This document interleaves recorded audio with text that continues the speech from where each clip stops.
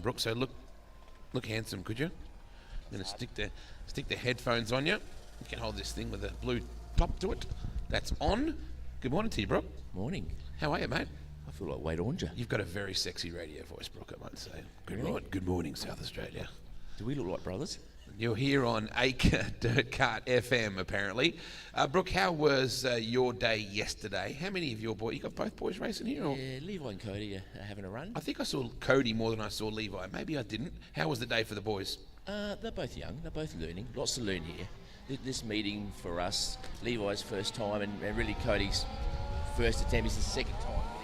But he's had attempted titles before, but we come to these meetings to learn, and you learn lots in this weekend. Oh, mate, these are brutal titles. Like, yourself, we saw that yesterday in that second round of competition. A few guys running hoodies early today as well. She's a little bit cool in the morning. This is a beautiful facility, Brooke. One of the best. How privileged are we to have this in South Australia? How cool was it, whether you vote Labor or Liberal, to have the Prem de la Prem here yesterday? Yeah, it was good, and to see even the government like supporting and coming up and opening, and that's a 3-hour drive for them just to come up and see us, and that's a good thing, and they're going to take interest in our future and in our juniors and the kids. It's not just football, I'm pretty sure he didn't drive. I'm pretty sure he was in that gorgeous Audi SUV or something that I saw that was parked outside the canteen yesterday. We're going to go with round 3, heat number 2 of the 100s, brought to you by Sunnyside Instant Lawn and MTP Mullins Trailer Parts, and it looks like a Tranter on the front row between Azza and Jake. They're running 10 karts between the boys. I wish they could get committed. And the cool part is their sisters were pretty good too, Brooke, back in the day. Oh, yeah. Tegan was a real gasser. Oh, yes. Watching number 70 here. 3 and 4 wide out of Kerry's. Oh, Decky Morrison in the 52, asking the question big time. So too was Nathan Mongy Chalmers. So your leader is Nicholas Tapley in the KRT over Aaron Tranter, Shannon Barry, Wade Beaton, then the Dreadlock Headlock. Brady Billing ahead of Braden Colwell, Matt Mahar, and then back to Harrison Gifford, Joe Chalmers, and Dominic Wardle. That's your top 10. Challenge coming on now. Shannon Barry really turning up the heat. So Tapley and Barry, a pair of devils. New leader. Nice move from Shannon. It was a good move. They hammer down. This is one of my favourite corners, this one here, Brooke. They're the best really seat in the side, mate. Yes.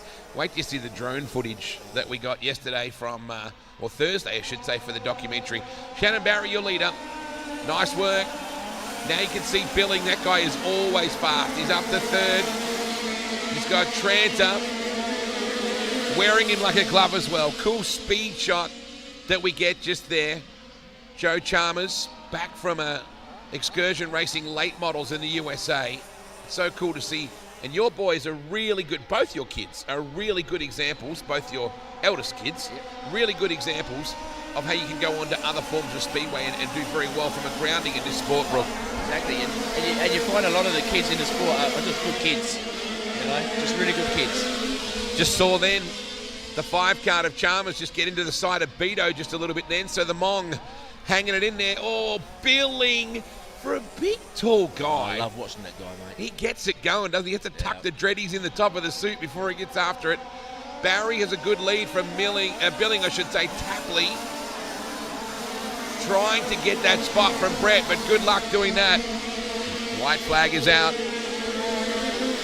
Billing still in that second spot. You can see Tapley trying to wear him down. Tranter, Chalmers, Mahar, or Mahars. Anyone can tell me how to say that correctly so I'm not screwing it up. You're more than welcome to. Mar? Matt Mar. Right, Biscuits for short. We'll go with that. Skidmar. I like it. Lisa Walker, Jordan Curvers, Nathan Chalmers and Decky Morrison. Declan Morrison has not made the impact that I thought he might have. Checkered flag is out. Good job for Shannon Barry. He wins heat number 2 in round 3. Brett Billing up to second. Tapley in third. Tranter, Chalmers, Marr, Walker, Curvers and Chalmers with Deck Morrison rounding out your 10. Mate, you've had 4 kids effectively go through this academy, as it were. Your 2 youngest are still in that process. Your son Ryan, and I say this with respect, one of the best in any form of motorsport in this country on the dirt. He's a phenomenal competitor. You must be so proud of what he's done in his sport. Proud of all my kids. Ryan's racing tonight at Murray Bridge in the wingless. You know, he's actually now being a dad himself. Has wound his racing back a bit, so he's just running a wingless now. Was running a Model Light as well. Run the Australian title with it a couple of years back with the Model Light. So we were pretty proud of that. There's nothing he hasn't driven. No, and he has a shot at everything. And the kid's clever with the car. And I had a crew chief talking to me one time about him and said, like, you know, if there's a problem with the car, he just drives around it. And then they come back and fix it. So I'll tell you something that I like about him more than anything. He's just a good person. Yeah. Phenomenal driver, but I know as a dad, you totally get this. And my eldest boy standing to your left, and he's my favourite announcer. Yes. You get so proud of watching your children living their dreams. You can live it with them, not through them. No. There's a big balance difference, right? Yep. Cool shot just there. We're getting set to go here very shortly, mate. It's always good to catch up with you, Brooke. Thank you for bringing my coffee over. I really appreciate that. You enjoy your day as well. Double shot, yeah. You need your caffeine, man. No wonder you bounced off the walls all day. We were talking about it before. I wonder if they could just hand out a green whistle as a door prize at the presentation dinner and not tell anybody who got it. And we just had to guess who it was. It'd be you. Hey, everyone would be guessing you, even if you didn't have it. You can go now. Thanks, mate. Thank you, Brooke. Bye. Good to see you, mate. We'll just switch him off. Brooke Alexander. Always good to catch up with him, the Acme Removals proprietor. That was round 3. Heat 2 of the 100s. I know that Brenton is lurking in the pits today to get some more cool banter. And he enjoys chatting with everybody in this industry, that's for sure.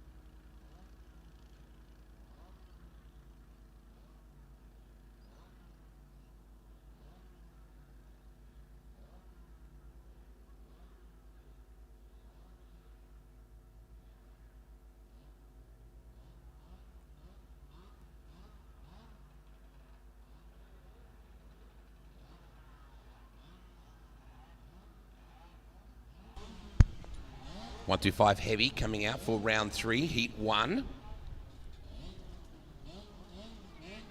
Overcast conditions, that's for sure.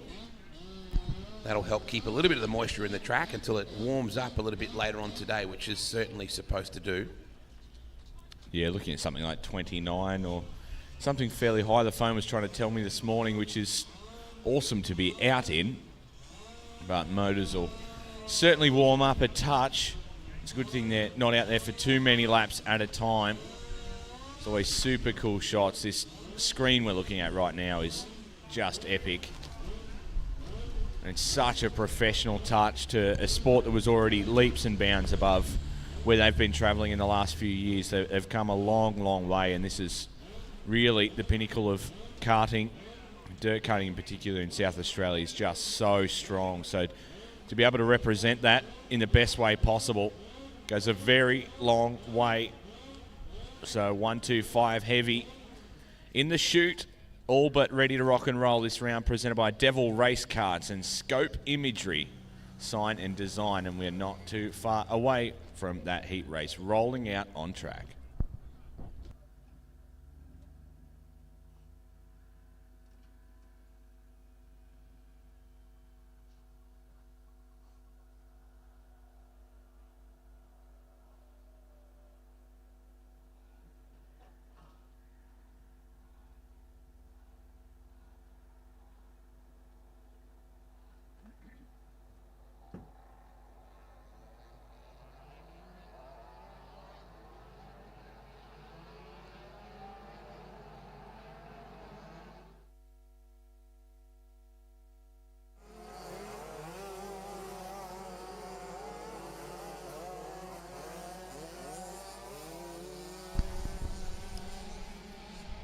Kart's on track and ready to rumble.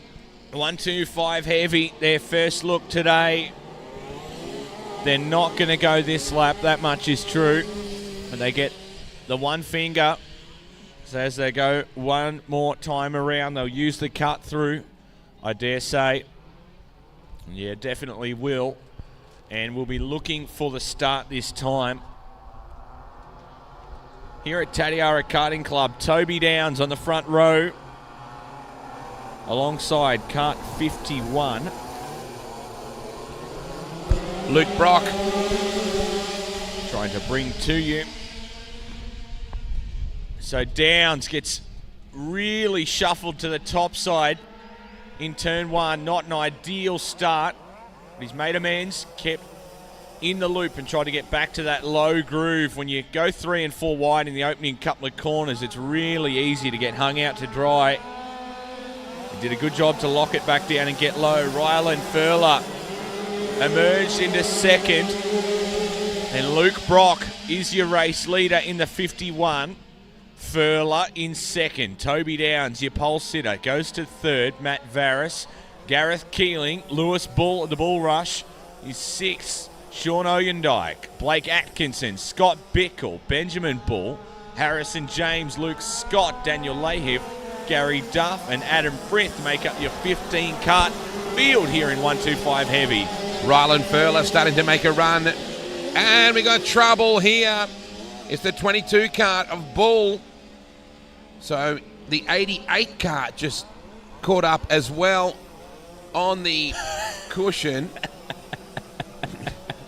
Did he wave? he waved on by. Just wanted to make sure he knew how many fingers he was holding up. Unfortunately, that leaves Daniel Lahiff stranded on the infielders. Bully drives away. Furler really putting it to Luke Brock now. Challenge to the outside. He'll try the switch back into Kerry's. Gives him a little bit of right side romance. He can't pull that off. And now watching as well as Toby Downs tries to run this lead duo down. I don't think he's going to do that. We're running out of laps, but Brock doing a good job under enormous pressure. Furler been in the sport a long time now. He's relatively young, but has been doing this since day one and absolutely knows his way around this place. So it's Omega versus Rival.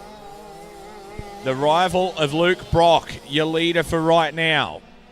And Furler, a long time user of the Omega chassis, and he's doing his best to try and run down Brock.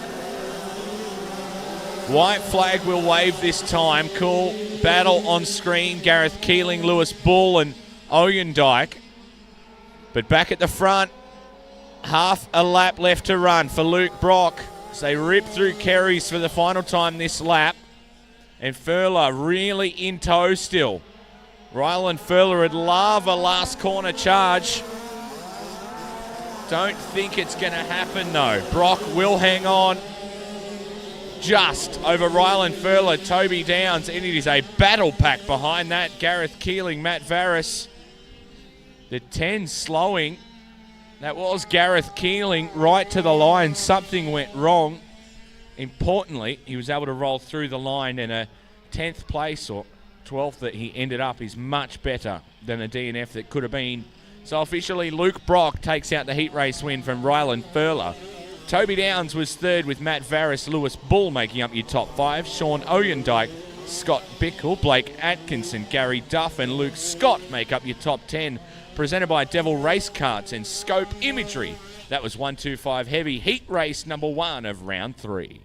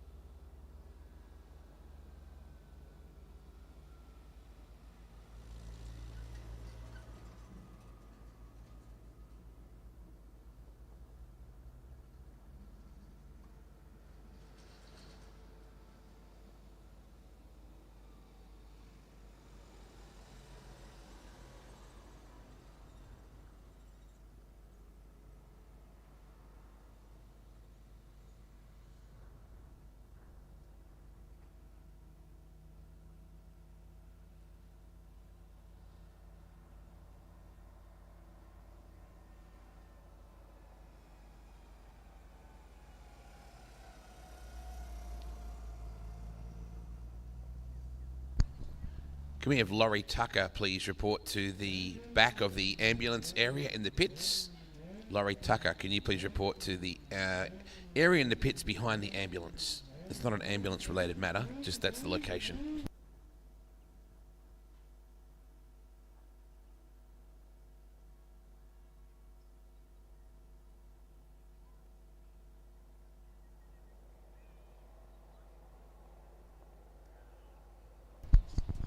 Heat number 2 for 125 heavy.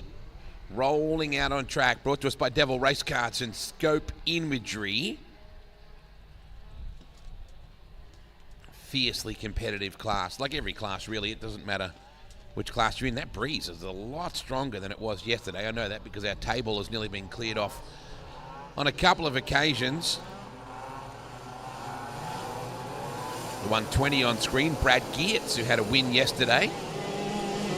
You also got the 67 of Luke Hughes. The number 67 is pretty iconic when it comes to the Hughes family. And so just the one roll around, cut through, saves a bit of time. We appreciate that. So there you have it. The 11 kart on your front row is Cameron Palmer. I think Cameron had a bit of a Molotov at some point yesterday. Hughes on that front row alongside him. Keep your eye on the 15 of Michael Baxter as well. No starts. I think I can see the Apache number 5 of Craig McIntyre as well, who we had a chat with yesterday. The Apache race karts and McIntyre race engine manufacturer. Boy, that breeze has really switched direction too. Swung around.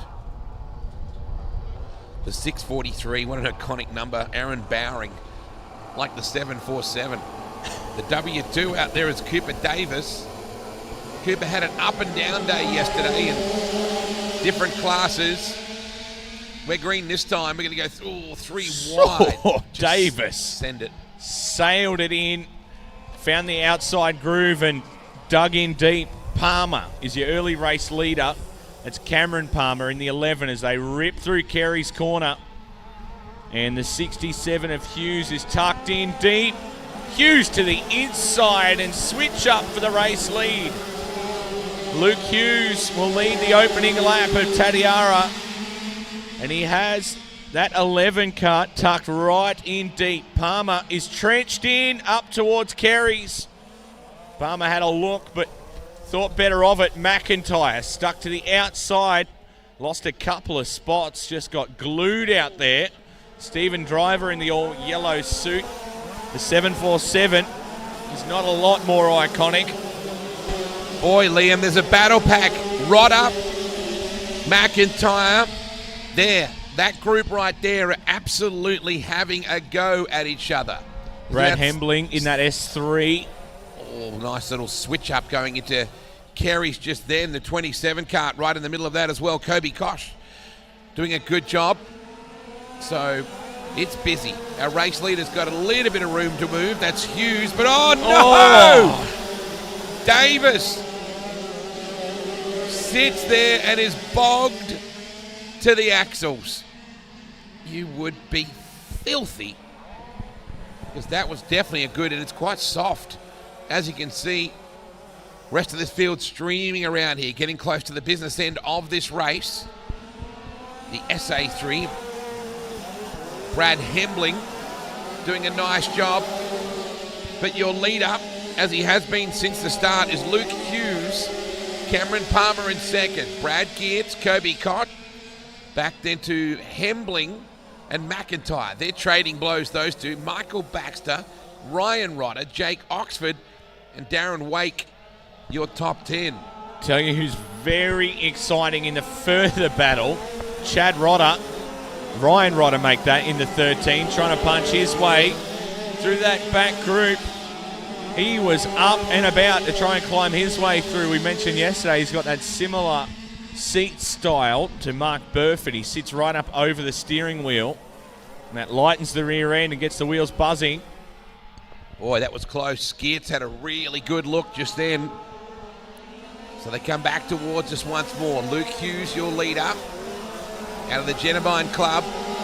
Palmer, Geertz, Cock, back to Hembling, McIntyre, Rodder, Baxter, Oxford, and Wake. That is your checker out on 125 heavy. Heat number 2, round 3. We have 2 rounds today. We get into our finals for tomorrow. So Hughes, Palmer, Geertz, Koch, back to Hembling, McIntyre, Rodder, Oxford, Baxter, Wake, Ross, Bowring, Driver, Hughes, Montebello. I've really got to work out how to say Lockie's last name. If anybody wants to come down and tell us, we're down near the sort of ambulance area on the final corner, just so we can not butcher it. Vugtas. I was going with Vooks yesterday, but I'm probably wrong, and there's 2 of them. So if anybody knows how we should not be saying that, which is probably the way that we are getting some very nice shots through the fence, aren't we, down there as we prepare for KT Medium. I love the fact that they don't know they're on camera, so we get those sort of really simple, far away shots where they're completely unaware. A lot of the teams are streaming the YouTube stuff in their pit area, so they're keeping an eye on the action from there as well as watching it live here at the track. Great to have your company wherever you might be watching us from. Send us a message if you like and let us know where you are watching from. The Adelaide Harley Davidson Bike Works Lightning Kart sponsored KT Medium coming up in just a moment. We do a bit of track work.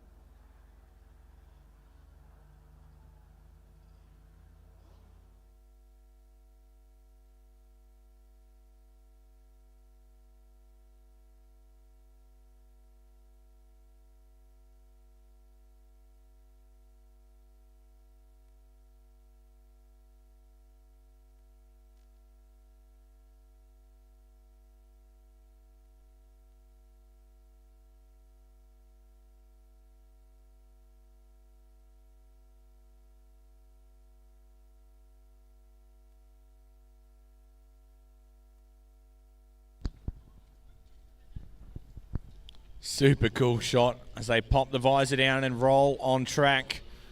KT Medium Heat Race number 1 of round 3, proudly presented by Adelaide Harley-Davidson Bike Works and Lightning Karts, championship winning karts and engines since 1991.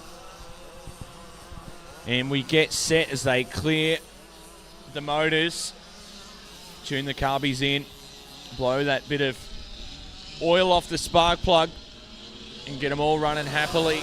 Your front row getting set, kart 87 and 90 respectively. Ethan Bailey in the 87 and Nate Greenslade in kart number 90 from the York Peninsula Kart Club. A pair of Lightnings, all front row. They go through the cutaway and then through this final left-hander before we get under green. Looks like a Squires in the middle of this. And Larity, I think, you got an L7 and a BRK behind two Lightnings. Pace picks up. KT medium underway. We're still 2 wide. We go 3 wide in that sweeping left-hander. And now you come down to almost a 180 situation right here. Really kick it into Kerry's. Oh, that was a very big move on the inside, and shaking his head is Billy Longbottom, who kind of got harpooned a bit and driven over the top of. A big move up the inside didn't quite come off cleanly, and unfortunately Longbottom came off the worst out of all that. Bailey from Greenslade. Oh, in fact, make that Squires. Luke Squires in the 17 kart up to second. Greenslade, Chalmers. Oh, man. There are some big don't argues coming on. The elbows are up. Yeah, deep in the field. Joe Chalmers, the Australian champion, up. Oh, my goodness me. Squires getting into the back of Bailey. There's about 10 of them in it, Liam, in this battle for the lead. They are fired up in the couple of last heat races. Squires goes to the lead, and here comes Smoke and Joe Chalmers as well. The current Australian number 1. He needs as many points as he can get. Hasn't timed in as nicely as he would have liked to this point, so needs every result to go towards that A1 defence. He's coming after Ethan Bailey now. He's got the 18 of Cody Palmer locked in deep as well. So Chalmers coming after Bailey, but Squires is your race leader. Cooper Williamson sitting in that top 6 position. Larity back then to Hackett, Brooks, and Luke Bowie from the Blanchetown Club. Boy, your race leader, Luke Squires, has driven away. Oh. Yeah, there's some really aggressive driving going on here early for your Saturday morning. That little battle pack right there, there's 4 of them in it. Cody Palmer, Ethan Bailey, Joe Chalmers, and now even Cooper Williamson. Cooper puts the move on Cody Palmer. Kerry's is basically a back-it-in corner. Yeah, there's no two ways about that. And through this final left-hander, there's plenty of black tar marks on side pods early in this one. Using each other up just a little. It's an Australian title. You're not going to give up positions easily. That's what happens. They are absolutely getting after it Saturday morning. Boy, Williamson, he's on a mission in that number 5 kart. The bloke could be unstoked with all of it. Be Ethan Bailey, you would predict. He was side-potted a few times, but regardless, Luke Squires gets the checkers here in KT Medium Heat Race number 1, Joe Chalmers. And your official top 10 presented by Adelaide Harley-Davidson Bike Works and Lightning Karts, Luke Squires from Blanchetown in the 17 from Joe Chalmers from the Great Southern Kart Club in the A1.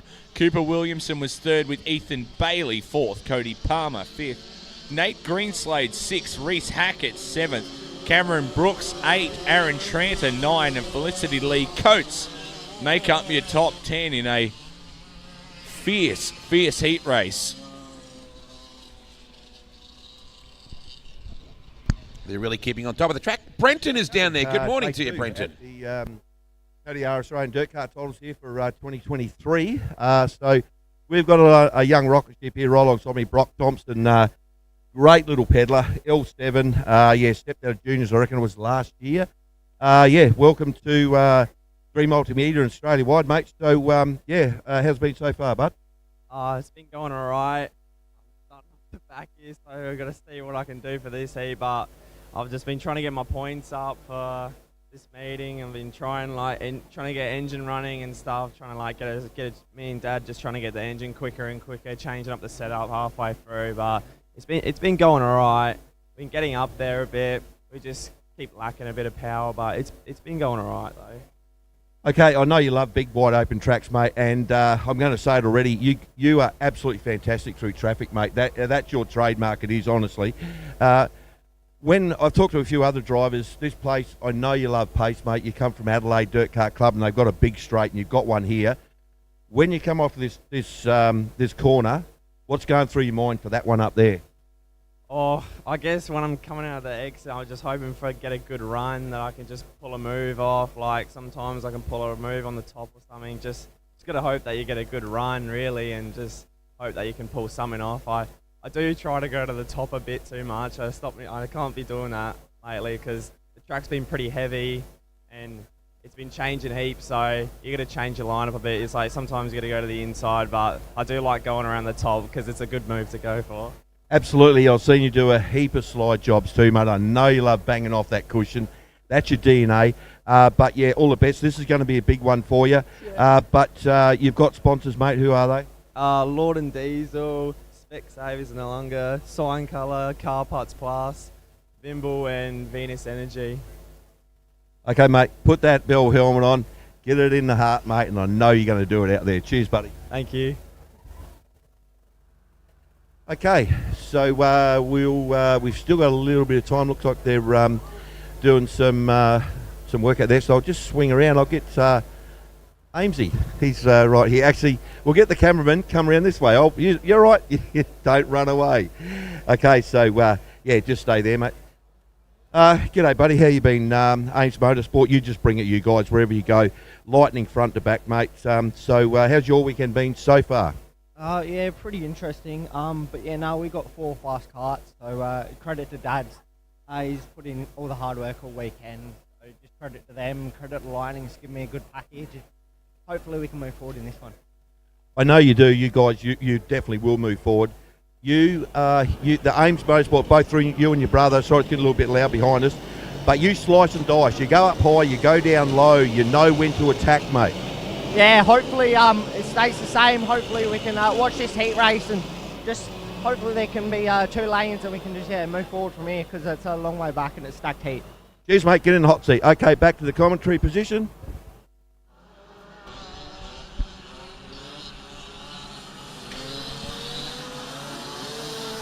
KT Medium Heat number 2, round 3. Adelaide Harley-Davidson and Lightning Karts. Daniel Wensky pumping the throttle a bit there in the 12. Now, Hilton Rowett, my mistake on that. I usually associate Daniel with that, but it is Hilton. Had a bit of a chat with Isla this morning about her communication skills in that incident yesterday. She came across loud and clear, if that counts for anything. It was a point There was no miss in broadcast. No, it was well made. 46 card up on that front. It was in the coffee line. We had a bit of a chat this morning. Jake Curvers. There's the number 129. I think it's Beaton, if I remember rightly. Very distinctive paint scheme. Wayne Beaton. No start. I want to say a big shout out to all the ladies in the canteen too who have been doing such a great job so far over the weekend. Extremely busy. They're up very, very early. They're the last ones to leave in a lot of cases as well. So well done to everybody who helps out in the canteen for the club. I'd love to know how many pies and pasties we go through this weekend. 33 card in there as well. Keep an eye on Madison Perry. We're green this time. Cool speed shot through the windrow. 3 wide and legit 3 wide getting in, not necessarily 3 wide getting out, but Hilton was on the outside of that. He really had not much geography to use, but that was kind of exceptional. Wow, there's still 3 wide in places. This is on like you know what. Your 46 card is currently your leader coming off that turn, Jake Curvers. And then Biscuits Maha Matty Maha in second. So he's chasing him through, following Curvers into one, and it is dense in behind them. Rowett in the 12. They're bouncing and banging around. There is plenty of grip in this place right now. Oh, there's 3 or 4 banked up. Brown is one of them. Luke Brown, I believe, was one of those tied up in that. We had the shot on screen there.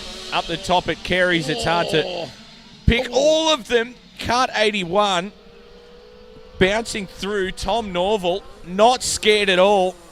Norval up a bunch of spots. Goes to second now. The 129 of Beaton. There was a problem just there out of Alice Springs. Big haul to be here. Battle is on now. We're handing out a few. That 12 card of Hilton Rowett, one of the local stars. And the Beaton family cheer on Wato regardless. They've got some dramas in that card. He got caught up in that incident, so he's going to try and charge back through. Fantastic club, the Alice Springs Karting Club. Boy, it is going on through the middle right now. Your leader, Curvers, is checked out, but this battle pack here is epic. Biscuits, Maha, back up the inside on Rowett. This 4-kart group, Maha is the leader of that right now. Malam in the 121, Rowett in the 12. They are packing them in deep, and Heinrich in the 16 nearly picks up the pair of them. How good is that? They are absolutely just dialing them in. Millam in that 121 in the middle of all this. Heinrich is 2. 1 lap to go. The interest is not on the lead, though. We'll see if we can get that timing grid up on the left. Sorry, Mitch. I know you're absolutely flat out.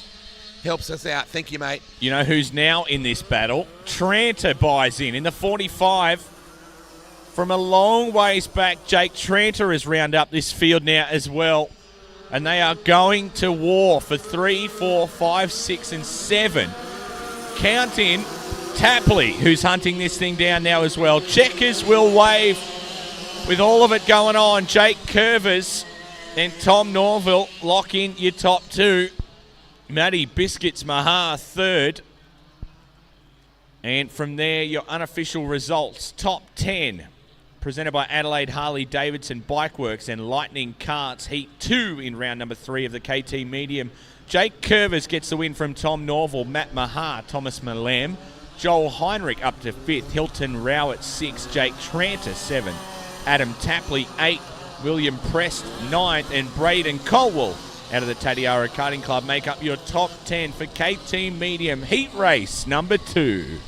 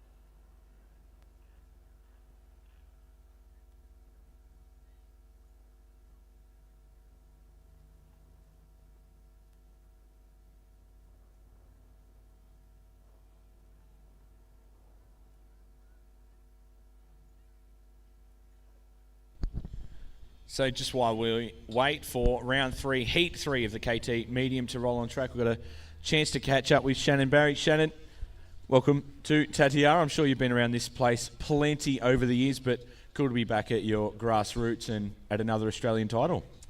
Yeah, absolutely. Thanks, Liam, for introducing me. It's definitely a nice day, nice cool day so far, and it's the Tatiara Club. They do a fantastic job. You just look at the facilities. The track at the moment is in mint condition. Walking through the pits, everyone's all fired up. Plenty of nerves going on, including myself, because it's you put a lot of effort into your dirt kart racing, and it is a passion for a lot of us and a lot of the kids coming up and through. Are very passionate about what they do here, so it's exciting to see. Definitely. I think you've probably got one of the more unique looks on the kart this year as well. I'm absolutely loving that Rainbow Devil kart that you're with. Obviously feeling pretty comfortable with that team. You've been pretty well on the hammer right the way through the weekend, and the kart and package seems to be performing pretty well for you. Yeah, so far, we've only probably been about 5 months into the new Devil deal, where we sort of moved camps from our Lightning kart team to the Devil, so we're still getting ourselves familiarised with everything. But look, it's going really well. The special paint scheme that we run on our karts, it basically goes back to Jeff Gordon's DuPont days. So it's sort of a throwback scheme to the NASCAR, and I know Dad used to love watching Jeff Gordon race around the NASCAR track, so we sort of, it's a nice colourful scheme, and it stands out as well. Yeah, well and truly, we look on at KT Medium Heat Race number 3. Here, obviously the couple of classes for you here this weekend. Yep. Thankfully, races are pretty spread out. For Australian title, you've got that grace that there's so many races going on, but what are we changing between heat races at the minute? There's so much to be trying to think about. Are you sitting back and watching all of these races? You're coming up to the fence and watching this track evolve a little. I know it hasn't changed greatly, and they're really onto their track prep here this weekend, but the track changes ever so slightly. Are you regularly up at the fence between your races trying to watch and see what's evolving? For me, it's basically just watching the track, watching where passes are being made and what's going on, because I've got a great crew chief back in the workshop there, who's doing all the stuff for me. He's making all the changes and everything that I need to go racing. So he basically tells me to go watch the racing, sit down, shut up, and I'll do the rest for you. Seems like the way to do it, no doubt about it. I'm sure another couple of solid heat races for you today before that all-important final one tomorrow. Absolutely. How are we sitting in the points so far? I think we're going to go red, definitely. A fairly sizable one over the back. So we'll go red on the action. I think they'll get the crews over there. Was not an overly nice one at all. So we're red here in KT Medium Heat Race number 3. I love the ability that you've got to sort of coex with me and then actually watch the racing at the same time. I can't do 2 things at once. I need 4 eyes and 4 ears. That would be the only real way to do it. But obviously, such a competitive class for all KTs and the 100 Opens. They're super well represented. It's just incredible to think of the number of karts that go into this, and chassis manufacturers now with the additions of Devil and Bullet and Rival and so many new chassis, whereas look back 10, 15 years ago, you're looking at BRK, Lightning, Omega, the few that have been around since day dot, but now there's really potentially 10 chassis that you could be in, and it does super big things for the sport. Yeah, absolutely, and it's good to see so many more manufacturers getting involved. It really ups the ante for everyone involved. Like you've got JFK, you've got, what else is there? You've got Lewis karts as well. There's so many different options out there for people, and sometimes you've just got to find the best option for you and what's suited to your driving style. Most karts, I still feel you can sort of get it to where you're comfortable, but sometimes you've got to maybe shop around a little bit or experience or test out a different kart here and there to see if it's going to be the best thing for you. Yes, certainly, and no one's doing things by halves either anymore. No one's just making a chassis in the backyard and selling it to their mates. They are doing it in the absolute full way, and that's full promotion. They're really good on their social media pages. Everything is really lifted above. You know full well from experience through sprint cars that's the only way to do things is to promote them fully and don't do things by halves. You've got to be in it or don't be in it at all, really. Yeah, you've got to put your full foot forwards, and you've got to make sure that you're I guess, leading the game or attempting to take the lead in the game of dirt karting or in any sport really. So to see that we're getting some live streaming going, we're getting a documentary done. It's just elevating the level of dirt kart racing here in Australia, and it's exciting to see what the future will hold. And I might not see in my racing career, but a lot of the kids coming up now, they're going to be able to see the developments and the work that's been put in behind the scenes to get it to where it is. Yeah, absolutely. And a lot of these kids will never know what it was like prior to any of this. Some of the midgets and rookies that are coming through now see mum and dad on the live stream, and then when they get up to the junior ranks and race at Australian titles and things like that, they see themselves on TV, and they know that the rest of the family and their mates from school and stuff back home can be watching all of this on TV, which is just ridiculous to think about. Going back 10, 15 years ago, that was never the case, certainly not. So it's done massive things to really, bring the calibre of things up. Everyone's expecting to just see races like Bathurst and all that sort of stuff being on TV. They can watch with their mates. Well, now they can watch themselves on TV, and that's ridiculous to think about. Like how cool is that? Like, you get these kids that are, say 5 up until sort of 14, they can actually see themselves on TV racing. Like that's awesome. Like I never would have thought that would be possible racing dirt karts. Racing the sprint car, you had a bit of coverage, but it's almost feeling like now, stepping back from the sprint car, we're starting to get more coverage on the dirt karts. So yeah, I would say they're very level these days, without the ability to watch sprint cars at any point through things like Clay Per View and all that sort of stuff. Now, ADKA Dirt Karting is absolutely setting the benchmark of karting. There's no doubt about it. We've been both tied up outside of dirt karting world and speedway karts and bitumen karts and all things like that. Well, these guys are setting a fairly high standard right now, and I think it's a really big lift for all of karting, really. Yeah, which again is exciting to see. Like it's going to lift the profile of grassroots racing, which is the most important thing, because it's all this is the feeder. This is where we start, and we feed into wherever the kids want to go from here, whether it be V8 supercars that we've seen like Todd Hazel will go into, or we go into sprint cars like Lisa and James Inglis and all that. So there's multiple opportunities, and you really get a grounding of your racecraft and learning how to drive out of here at ADKA, and going both directions as well. It confuses the hell out of me, but it's really good for your motor skills as well. Yeah, you can't get too good in one direction at all. I'm certain there's plenty of drivers that guarantee they'd rather go one direction than the other, and that shows at times where they'll dominate their first heat race heading in that anti-clockwise direction, then they throw a lot more right-handers in the mix, and it just seems to change everything. And particularly when that motor's on the left-hand side as well, or the right-hand side, and twins and things, the twins just want to drive in a straight line. There's no two ways about that. They absolutely have to be wrestled in, but the motor being on that side as well must play a big part in turning left and right, I'm sure. Yeah, absolutely. You feel like when you're going anti-clockwise, you feel like you can drive it a lot harder. For me personally, I've always sucked going clockwise. But funnily enough, I tend to win most of my races going clockwise. So I don't know if it's just in my head. It might not be. It's just the way it is. But look, when you've got those twins, one on each side, it feels like it balances it out a little bit better. But it's definitely, you've got to manhandle those things around. And then with the single engine classes as well, to me it feels easier going anti-clockwise, because you can really feel like you've got a little bit more weight on that right side. But it depends on where you balance your kart and your seating position as well. So some people can actually really balance them out, so the seats moved over to the left, so it sort of evens itself out in the long run. Yes, certainly. So we are looking at the resumption of the KT Medium Heat Race number 3. It was a pretty solid up and over, and it adds to the flip count for the weekend that's been running. Big thanks to Dream TV for keeping track of that all weekend long. It's not normally a statistic you love to see, but it's there. You might as well have it, right? Well, this is true. I'd be a good question to find out if actually my flip counted, because we never went red, so does that actually count or not? We need to go to the judges on that, I think. Definitely it would have to count, so they're not going to go this time. And they'll idle through that cutaway. And how hard is it, Shannon? Obviously, Australian titles in particular, you don't have as much time up your sleeve when you get caught in a corner incident to get off the track as soon as possible, particularly if you've been ran over a little bit or you're not feeling your very best to try and jump out of a car and get out of the way quickly. That's a fun thing to try and manage. Absolutely. You just got to take a couple of deep breaths and move out the way. Definitely.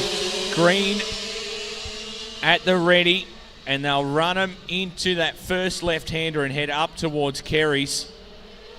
And kart 126, current race leader, Benjamin Leggett. Oscar Ames is tucked in deep. Mark Burford is into lightning. Number 90 always stands out leaning over that steering wheel. Loves to get over that steering wheel and drive it hard. Doesn't he? Doesn't matter what code he's in, whether he's in ADCA or Speedway Karting. He's done plenty of that over the years. It always frees up the rear end. He gets those wheels spinning, and it's certainly tough to manage. You try and even just tuck behind a steering wheel on some of those long straightaways, and it is hard on the core, but Burford does it week in, week out. He's pulled right up over that wheel and lightens the rear end, gets the wheels turning, and always manages to kick it in a little bit easier. So Benjamin Leggett, Alexander Magro, he's relatively new to the senior ranks as well. Mark Burford, third, and Magro coming after your race leader. He's really come into his own this weekend after the couple of state plates. Alexander Magro has come leaps and bounds. I always find him on that top side of the racetrack. He's happy to sit up through the middle and not really worry about the pole line where so many drivers are. He's happy to coast it in there and carry as much speed as possible. We saw Burford go to the second place spot now, and Leggett is next in sights. Burford, he wastes no time at all. Didn't get the pass done there, but it is absolutely looming up into Kerry's. Have a look at Alexander go back. It all goes on. And race leader Benjamin Leggett is left dry at the top of Kerry's corner. And that is one of the fiercest parts on this racetrack.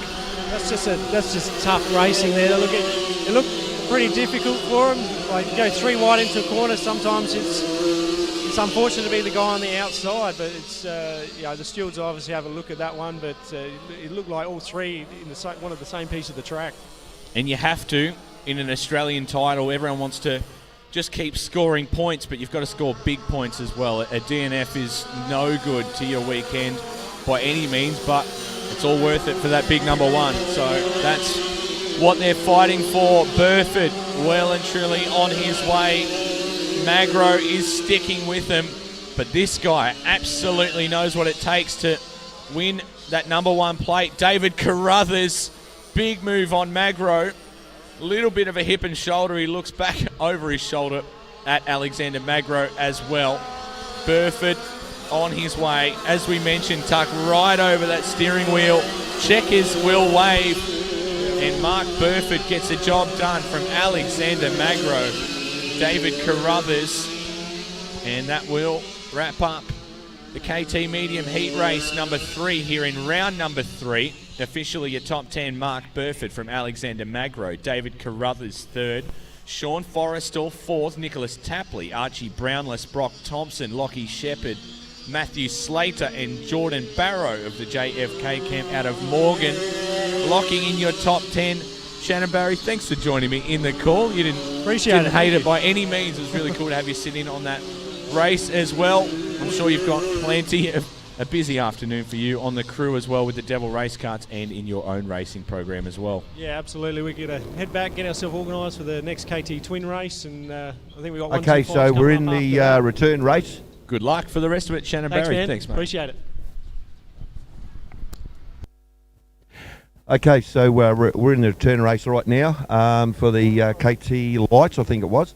Interviewed one of the drivers there before. So this is what happens when they come into the return area. You'll see, if we get the camera and we just go to where the gates are, where the stewards are, right there, I can see it online now. We keep them in in an area where all the public is actually kept out of, because they're still in stewards' hands. Obviously, the race is finished, so there's a lady going around giving out little bits of paper, and that's for the top 5. And what they'll be doing is they've all got to go to the scales, those top 5. There's one right there. And all the drivers are taking off all their safety equipment. Those drivers will be told to go to the scales. Alexander Magro's got one right now, so hopefully they're going to let him go. Alexander, quickly, fuel. Okay, just turn around quickly, mate. How'd that one go, buddy? Yeah, track. What's the track doing? It's pretty slippery. Hard to find grip, but you get that. You just got to work with it. Absolutely. It's a little bit overcast weather today, so the track will probably be pretty juicy and hooky upstairs. Yeah, there's a little bit upstairs, but the bottom's pretty dominant at the moment still.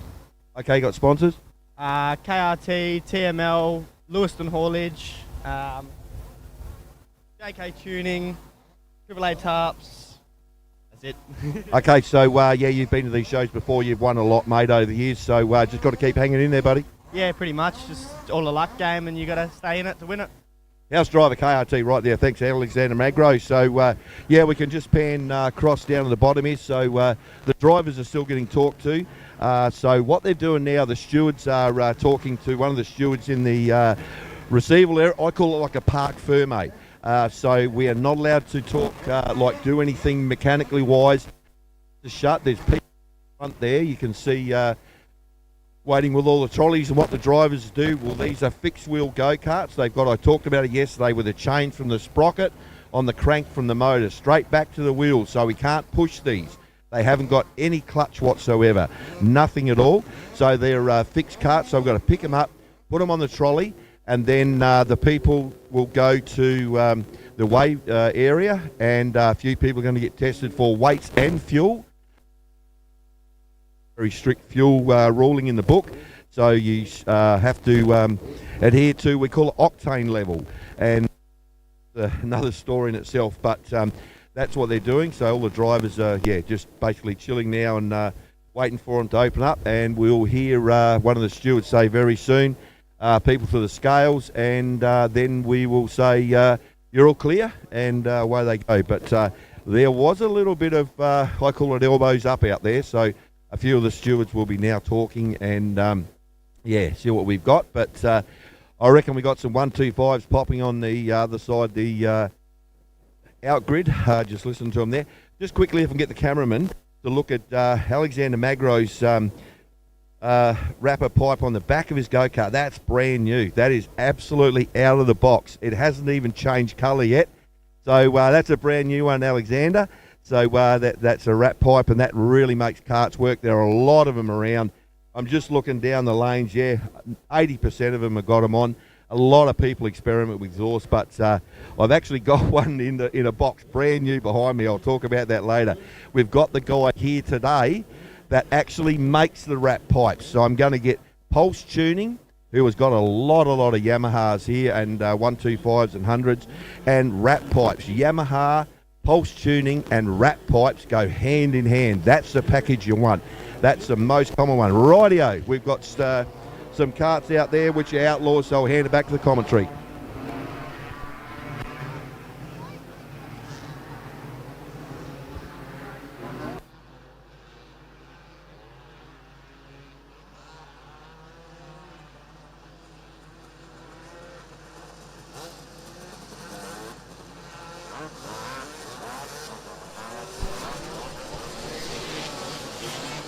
That all too familiar sound of the Outlaws, presented by Polylink Piping Systems and Charleston Tipper Hire. They are absolutely a class all of their own. The rear spoiler, the dirt bike engines, they are something else on your screen. If you're just tuned in for the first time and you're new to dirt karting, this is being broadcasted live across YouTube and the Dream TV and ADCA Facebook pages.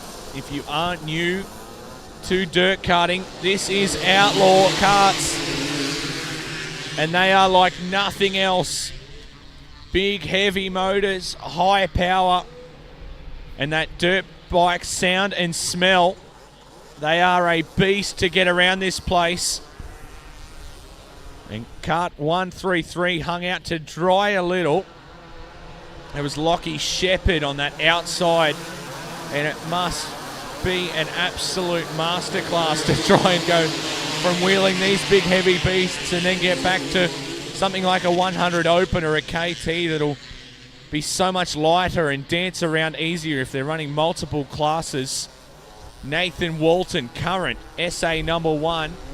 I know a proud dad watching at home of Nathan right now in that S1, the immaculate teal or turquoise blue, ripping the top side of this place.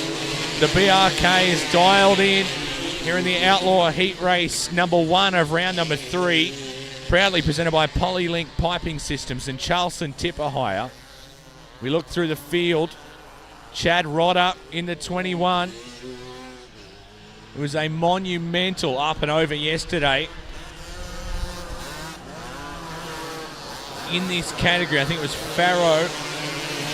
He had a big time up and over on the back straight, heading up to Kerry's corner, and got out of it really A-OK, which is a testament to the ability to roll, I suppose. He ploughed through the tyre wall with his own body and got up under his own steam and walked away. A big, tough operator.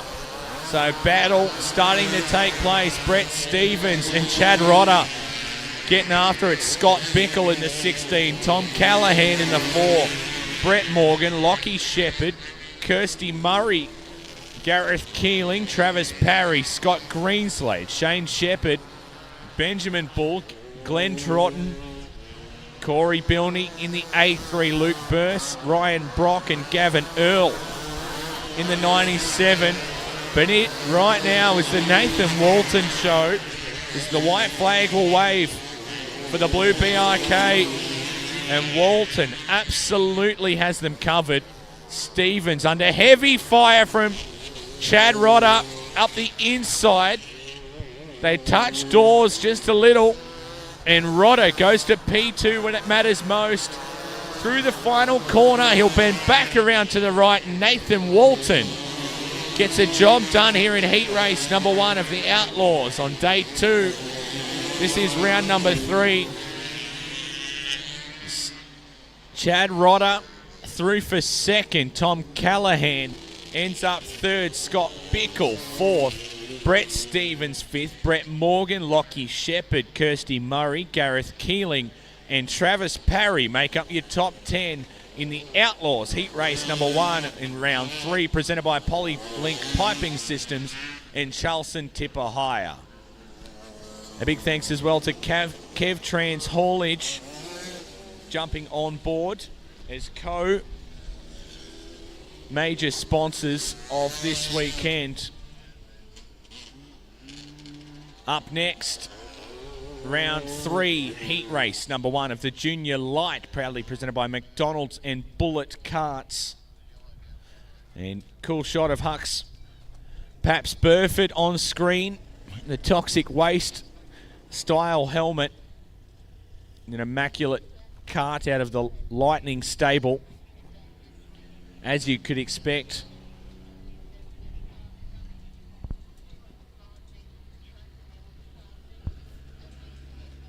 Not too far away. Some light track grooming. I don't think they're putting any water down this time around. It's holding moisture really well. This morning with that cloud cover, there's a fairly strong breeze getting around, but the cloud cover is certainly keeping the moisture down in that surface. It's not dusting up, it's not drying off, and it is prime condition for an Australian title here at the Tatiara Kart Club. For the rerun of the 2022 titles, of course they run these every 2 years, but there will be just the year gap as they head to Lucindale next year, October 4th to 7th, for the 2024 Australian Dirt Kart Titles, and that will be massive as well. It's so strongly represented in South Australia and through the Northern Territory, Western Australia, and Queensland. They do a great job and they pack the house here at Tatiara with over 500 karts. It's as big a weekend as they've had in the Tatiara Karting Club. Have just knocked this out of the park here on day number 2, heat race number 1 of Junior Light, not too far away.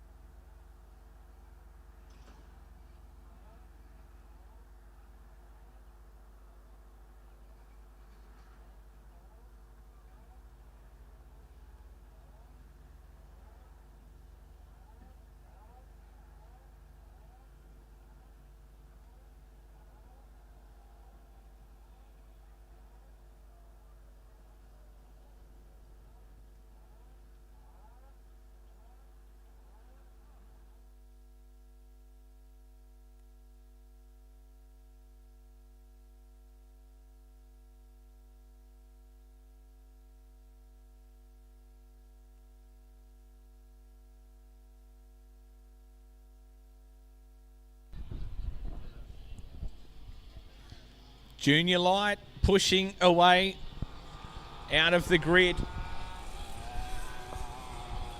Super unique to dirt karting. They're pushing them off that way. Without the clutch, it is a little exciting. There's been plenty of mums, dads, brothers and sisters get spat out the back of that pushing sequence and get collected by the cart behind. You can guarantee when it happens, it's going to be on camera this weekend. I myself have become a victim. There's no two ways about it. You never know when your day might come where you do get spat out the back of that push start.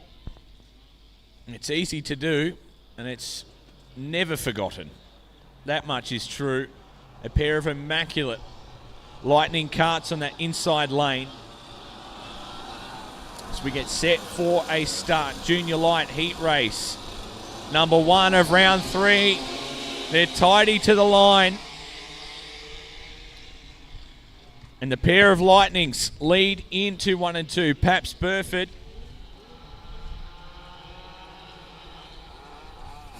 getting stuck straight into it. Huxley and Archer, your top 2. So Huxley in the 9 and Archer in the 6. They've got company from Max Cook in the 91. Someone's got it unstuck. That's the 13. There's a pair of them that have bowed out in the final corner.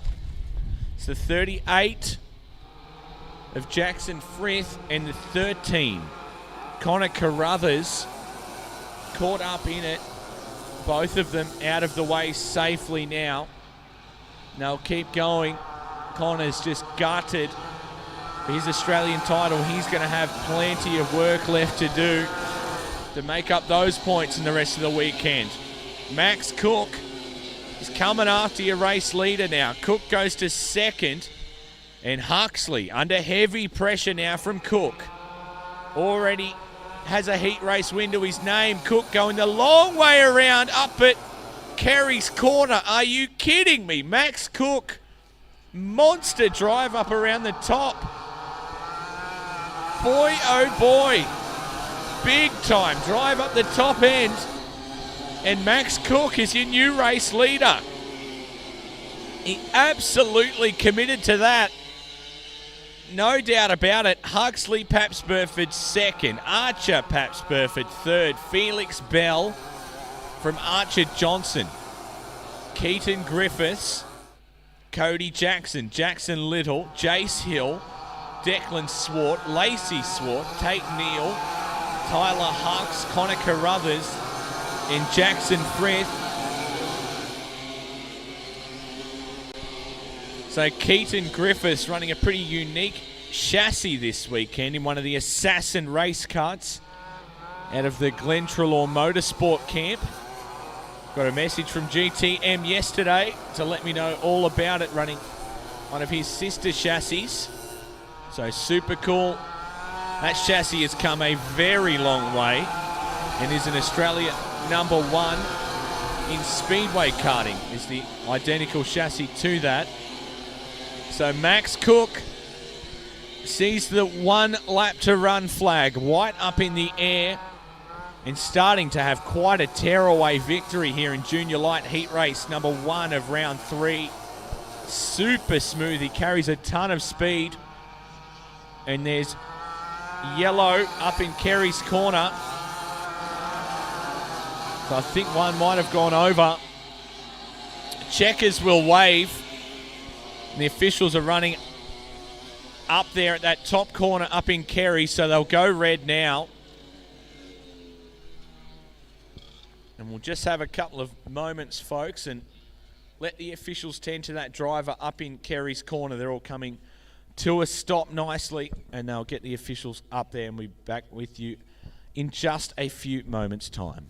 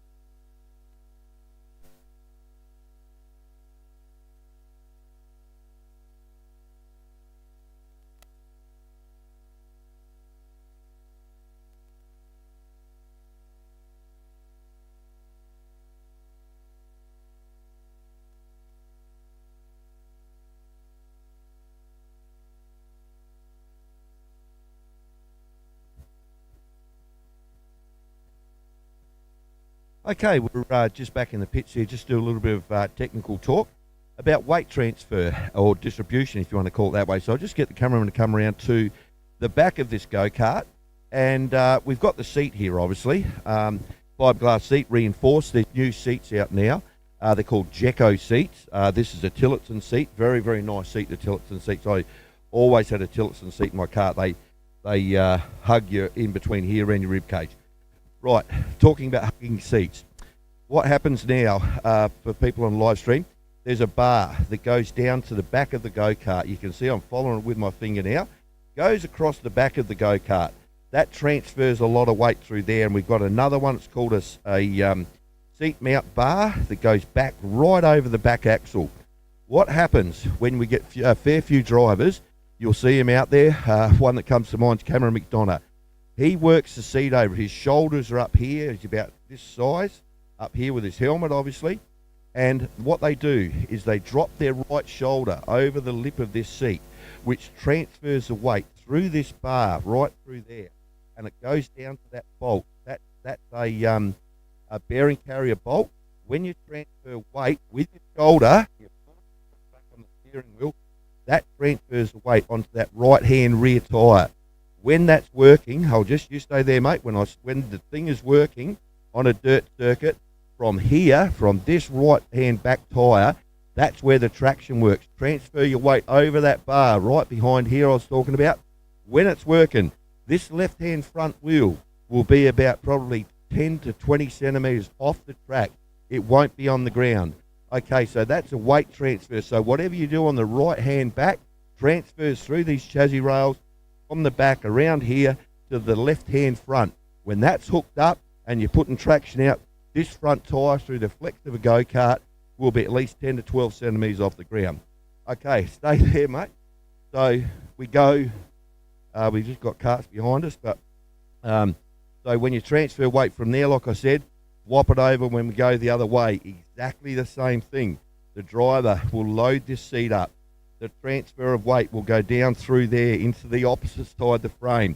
This bar is like a big S, so the flex point is right there. That's where it flexes, transfers the weight through these bars into the chassis, and then weight coming down on top of it, weight transfer to that bolt and nut through this bar, loads the back left up, transfers the weight from there to the right, and it just transfers everything across from the left-hand back to the right-hand front. So that's how it works. And obviously when you turn the steering wheel like that, it transfers a lot of weight. So I reckon we're going to have we've got some Ingrid behind us, some juniors. So that's just a little bit of transfer weight from this bar across, like I said, both sides, right and left. Look for the front wheels. When the cart is doing this, with my hand, it's doing that. That's the work point right there, and over here where it's welded underneath the brake. The two chassis rails go down the front and they flex and torque. That's how a dirt go-kart frame works, and transfer is really, really important over the seat. You'll see a good example with the seniors. The juniors are picking it up now. Talking about the juniors, swing the camera around and we got them right now.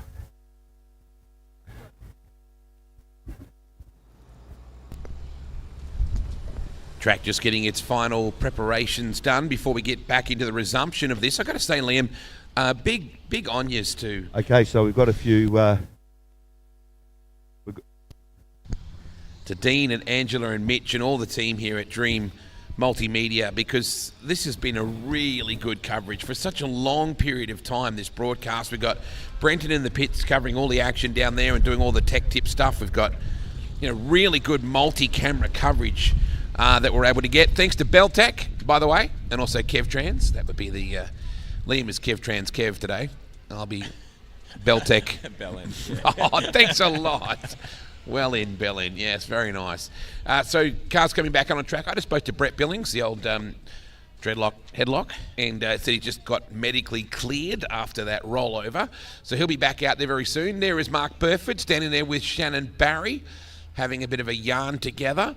Shannon, pretty handy in sprint cars as well, Liam, and these days his focus is very much his personal fitness, phenomenal personal fitness instructor. We actually did a Facebook Live with he and Mark Burford and Ben Brown and also Damien Lewis and Andrew Rowett just recently. And literally Shannon had to stop the workout in this park in Adelaide somewhere and do the Zoom with us live off his phone or his computer in the playground. So he's awfully committed to it. His dad, Terry, of course, is a very good steward in a lot of forms of different speedway racing and stuff like that. And now Shannon's kids are also racing as well. And that's a good example. Let's look at Mark Burford. His dad is 77, the legendary Dennis Burford.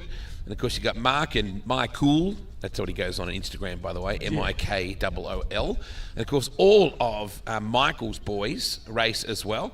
And soon Rowdy, I'm pretty sure, will be tuning up as well. So there's an example of 3 generations, and you see that so much in this sport. Yeah, it's super regular. It's very, very rare these days that anyone's coming into the sport out of nowhere. Everyone seems to be fathered in or sistered in or grandfathered in. That is very much so. So karts pushing away. Heat race number 2 of the junior light. Spoke earlier about how that push start can go all wrong, and it's never been a better coverage to have a spill right on camera to the rest of the country. Yeah, I was just thinking exactly the same thing. It's a shame that there's no way around it because we don't want starters, right? But pushes are so important.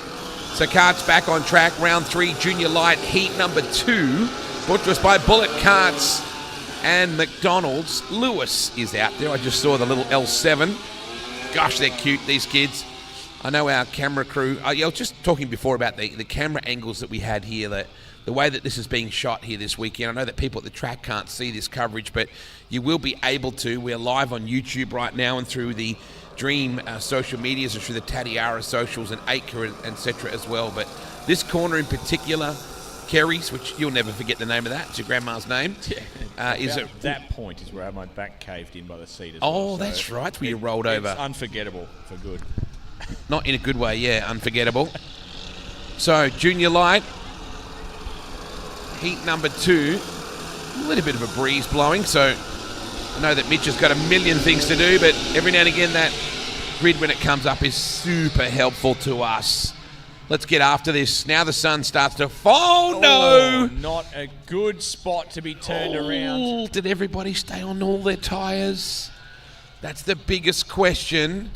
I think they have, at least from our pan. It's perfectly behind the control tower. Are we still staying green? I think we look good. Looks like we are. Your Devo, if you're caught up in all that, but your race leader is the 47 card of Lachlan Virgin. Lockie's got the Marcus Dumsney war paint on. Big Marky Dumsney fan. The Virgin family, of course, along with the Jenkins. Very much local flavour here in this region. Boy, the kids really kick it in to Kerry's. Just looking on screen, Kieran Moore. You've got Easton Paps Burford, speaking of the Burfords. The Cooks as well, really great racing family between Zoe and Max. You've got Spencer Moore, Thomas Little, Henry Shepherd, Dylan Bowering, Matty Lewis in the 7, Braden Jansen from the Dirt Trackers. Hello to all the Jansen family that are here from the Dirt Trackers here this weekend. Cody Alexander, we spoke to proud dad earlier on, Shannon. Danielle Thompson, the Thompson family, a.k.a. the Ditchfields from the Dirt Trackers. Wonderful to have them here. And Tyson Caruso, the SA1. I was talking to Dad Mark a little bit earlier on. Of course, I'm not sure if Caruso is still out there because we dropped a stack of them, and I don't think he is. So he was caught up in that battle. I think our last kart still running is the 17 at this point, just going past us. Spencer Moore. And you got Matty Lewis as well. But this is Lachlan Virgin. It's Virgin Airlines out in front on his own right now. Marcus would be proud. On his way to a second heat race win in this category for Lachlan Virgin. He is doing everything right to head towards that big national title plate. That's what they're all fighting for. I think it's Kyron Moore as well. My apologies if that's incorrect, but we're right near the ambulance outgate if you'd like to let us know. It is Woods, by the way, before I was checking on the pronunciation, so I think there's 3 of them here racing this weekend. So if we're getting any of these pronunciations wrong, please don't let us drive you nuts all weekend. Come and see us, Wade and Liam. We're down near the ambulance out area off that final corner in this direction. Not long till we wrap this one up. Good little battle going on right then between Easton Paps Burford, Zoe Cook and Thomas Little. The Little family out of Alice Springs, just like the Beatons, have made the trip down from the Red Centre. Cool to have them here.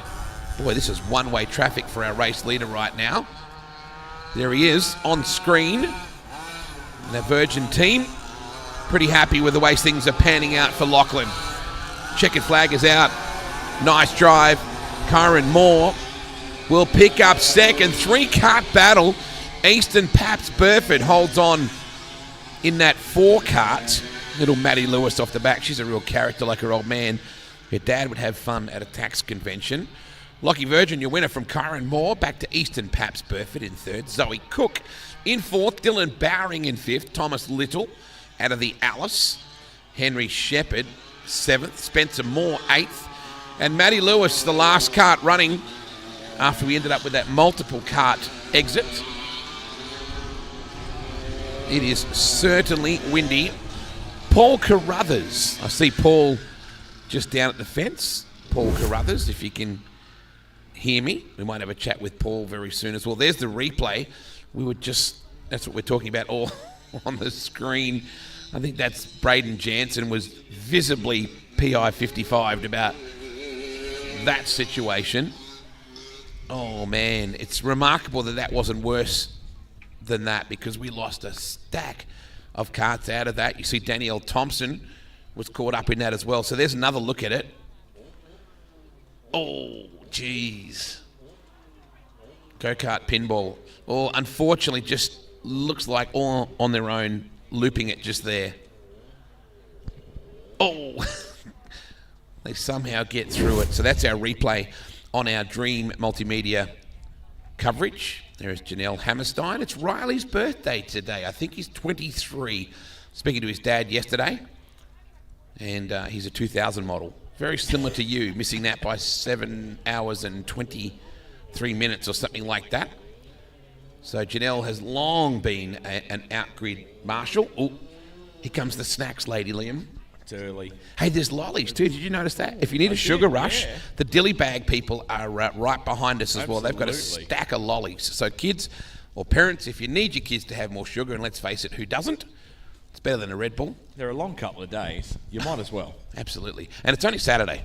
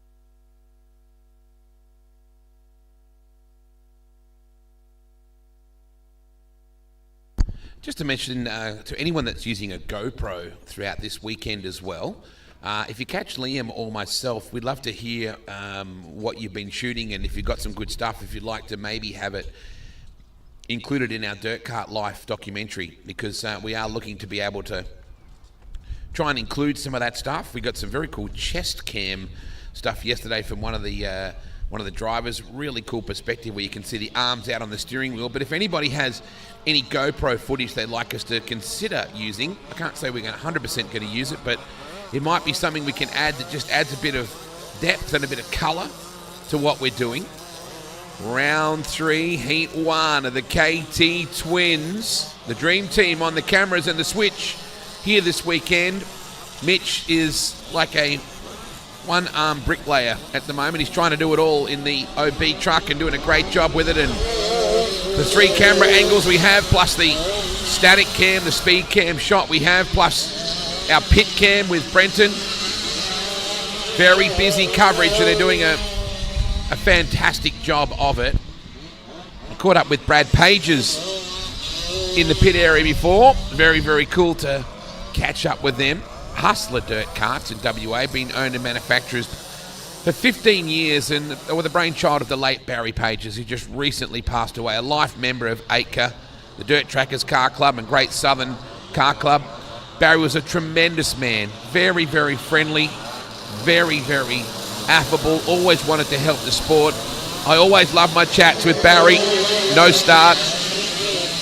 He's sadly missed. I know he's an important part of the West Australian Speedway fraternity as well as the dirt karts, but I certainly recall him with his time with the Watson family as well. And yeah, Brad's kids are also here racing this weekend.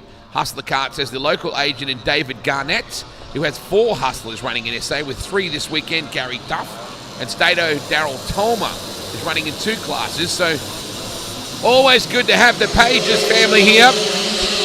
This time we are green. We roll down into, I shouldn't say roll, we rock down. Oh, did you see him re-enter the track just then? Turn it back on. That's the beauty of KT Twins, Liam. As you well know, these things are rocket ships. I was going to say bullets. That's only appropriate sometimes. So, Mongo, Nathan Chalmers from the Great Southern Car Club, race leader from Lisa Walker, Ashley Eakins, Adam Sterling, Josh Bull up to 4th now in the 16, Terry Pitt, Brett Billing, Shannon Barry up to 7, Jordan Curvers, Mark Burford, Jordan Curvers, Cooper Davis, Tom Callahan, Luke Hughes in the W1. But they're all trying to track down Mongo right now. Lisa Walker well and truly in touch with Chalmers.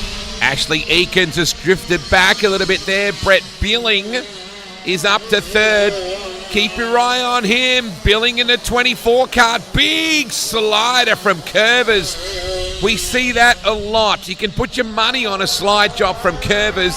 All 3 of the Curvos get after it. The boy's a little bit more aggressive than Jenna in that respect. Ashley Eakins back to 6th. Shannon Barry to 7th. Terry Pitts out there in that 7th spot. Oh, we got trouble here on the main stretch. Couple of carts into the tyre bundle and we are red. So an incident here on the main stretch right near the finish line. And we are red here at the Tatiara Kart Club. Just got to say this club, Liam, I can't say enough about this committee and this hard-working group of volunteers that do such a good job here at Tatiara. The venue is specky. The ladies in the canteen do a phenomenal job. The track team have done a great job, and there's been so much work has gone into this since it was announced it would be finally conducted after being rained out last year. Just a ripper little place. Yeah, every single volunteer absolutely treats it as if it's their own. Yeah, true. They absolutely care about it like it's their baby, and it shows very much from the minute you enter the venue, from the sign-in to the canteen to the pit officials, all of the ADCA officials. Everyone is really proud of the product they've put out here this weekend, and that shows in every aspect of the running, and particularly in the amount of numbers that have showed up to be a part of it all. That definitely shows. Unfortunately, the four-wheeler with the trailer gets used a fair bit. Former president of Aiken, Neil Morrell, just caught up with him. Haven't seen Neil for a while. The Morrell family. Here's a replay of what happened here. Oh my goodness me. Wow. And I apologise for those people that can't see the coverage right now or aren't looking at a screen, but that just started ugly and it got worse. Going. The rib ride, I reckon. There's nothing pretty about that. Oh, here's the speed shot as well. This is going to be shorter on the right-hand side now. This sucks. Oh, what an angle the speed camera just got. It'll go on the flip count, though. That's exciting. Oh, my goodness me. The speed camera angle of this is... Yuck. Just about landed right on the camera. The pretzel folding doesn't look as bad from this angle, though. The other one was much worse. Moving right along to our major sponsors, Kev Trans Haulage and Beltec. And wow, just a small tornado just ripping through the commentary box, aka the marquee, which has literally got torn off. We've got a sunroof now. Quick, Mitch, get a shot of this now. It's just a mini tornado has ripped through this pavilion. We've got the medical team quickly on the scene, which is the good news, and Neil Morrell, and I'm not sure what Dean Devlin can do, but he can tell a bad joke if we need that. This is on the spot. Watch this. Dino, give me a second. Come on. I need a joke. Quick, come on. Now's not the appropriate time. Oh, there's always an appropriate time for your bad jokes. Come on. Give me something, Dean. Tell me about the budgie with the one leg.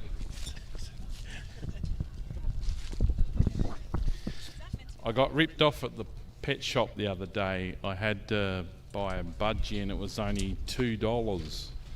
So I took it home, and the reason it was only $2 because it had one leg.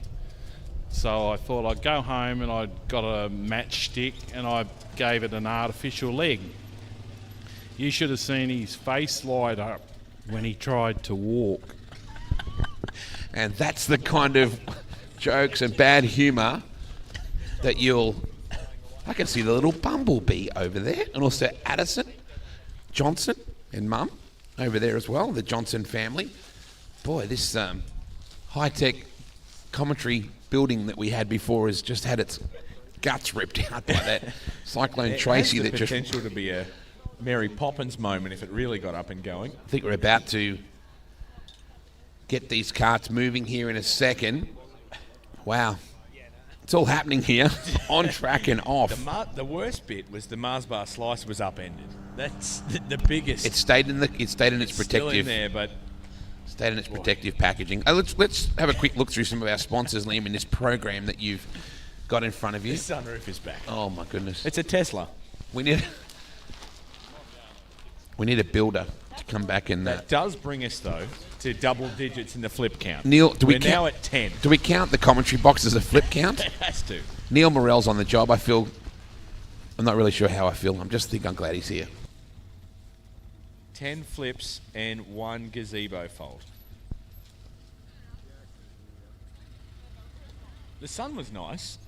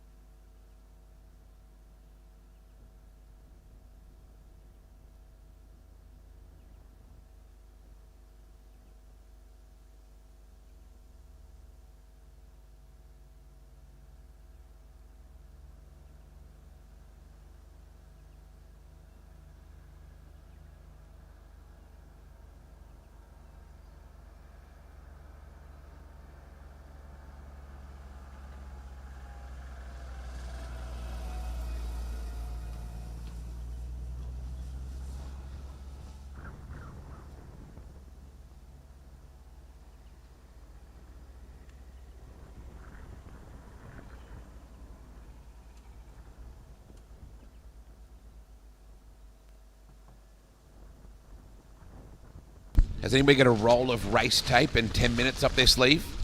Kate Pitt's got spare tear-offs. That's probably not going to help us. Can you hear the commentary box? That is the wind rifling through. The booth is... how race good tape. was that? Oh, and we got Neil on the tools. Oh, it does make a difference. It's just us being able to see the screen more than it is us being precious about the fact that we're in the... Oh, look at this. There's extra... oh, my goodness. There's tie-downs arriving. Ladies from the canteen have come running. There's even a tea towel if we need it.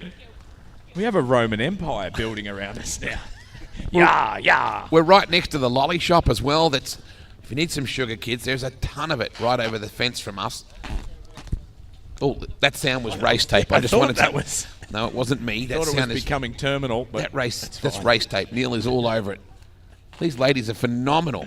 We got Maggie's Pizza here. Now, I've got to say the pizza was phenomenal yesterday. How often do you get wood-fired pizza and it at wasn't the racetrack? And I know that it wasn't commercial pizza. It was like homemade. It was real. Tons of cheese, tons of meat.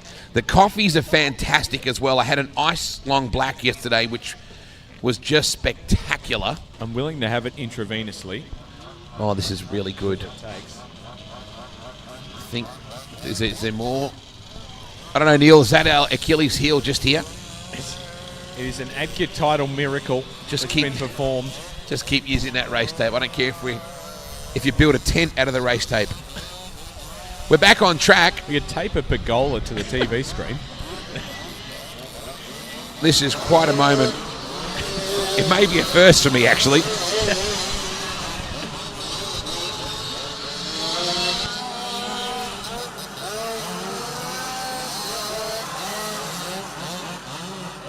And the beautiful part is we got Dean Devlin to tell his one-legged budgie Neil. I know there's a lot of people that want that to happen. He's even left the race tape on it. Now, Kate is actually filming Terry. Otherwise, I would have her in commentary with us right now. They've got two kids, Kate and Terry Pitt. Of course, they're both second-generation racers, the Pitties. Kate's dad was a gasser back in the day in speed cars. And there's a decent style of sort of corrugation coming off that final corner now. There's a real character building. Wheel stand. Character building indentation there. This would be the class to do it. Ace Scoots will be getting some amazing pictures in that spot. Thank you to the first aid team and to the ladies and everybody else that just came and rebuilt the commentary tower for us. You can probably rehab your race tape. The team won't function without it. I'm certain whoever it was that brought us that race tape was muchly appreciated. It is all yours until the next time this cart's away. We go green again. Following on with Mongo, Nathan Chalmers and Lisa Walker in front. But here comes the dreadlocks. Brett Billing. Oh, I love that corner. Right up in this thing. Dude can operate. Chalmers from Walker, from Billing, from Bull, Josh Bull, Jordan Curvers, the king of the slide job, Ashley Eakin, Shannon Barry, Terry Pitt, Luke Hughes, and Thomas Francis. Boy, that is really getting some work out. That exit to the final corner, the carts get all kinds of attitude. Here comes the Dreddy. Slips it in there, very nice move. It's kind of like a big Nick Natanui in a blue race suit is Billo. Curvers always on it. Meanwhile, Chalmers, your leader from Lisa Walker, running 4 classes. Lisa went upside down yesterday, but she's A-OK. She's a waste. Tuck and roll. She rolled out of it nicely, thankfully. Oh, gee, she's got some pressure here, and Billing went over Curvers, and as a result, Nick Nat's in all sorts of trouble. He lost a lot of momentum. There's some similarities, just not the complexion. Chalmers dominant right now. The battle behind him has certainly helped him step away with that lead. He's done him plenty of favours. Walker has to get back on the hunt again, but certainly Chalmers with track position. He's got a fair distance back to second place. Curvers is third from Billing, from Bull, from Shannon Barry. Billing is way upstairs, trying to get around Bull. Billing was up to third, and will have to settle in position number 6 as the checkers will wave on KT Twin Heat Race number 1 here in round 3, presented by L7 Racing and Hamos Concreting. Nathan Chalmers gets the W with Lisa Walker in second, Jordan Curvers third, Shannon Barry in fourth, Joshua Bull fifth, Brett Billings sixth, Luke Hughes 7, Tyler McQuilkin 8, Terry Pitt 9, and Thomas Francis make up your top 10 for KT Twin Heat Race number 1 here in day 2 of the 2022 ADCA Dirt Kart Australian title at Tatiara Karting Club. And we'll be set for the second heat of KT Twins, again presented by L7 Racing and Hamos Concreting, in a few moments' time.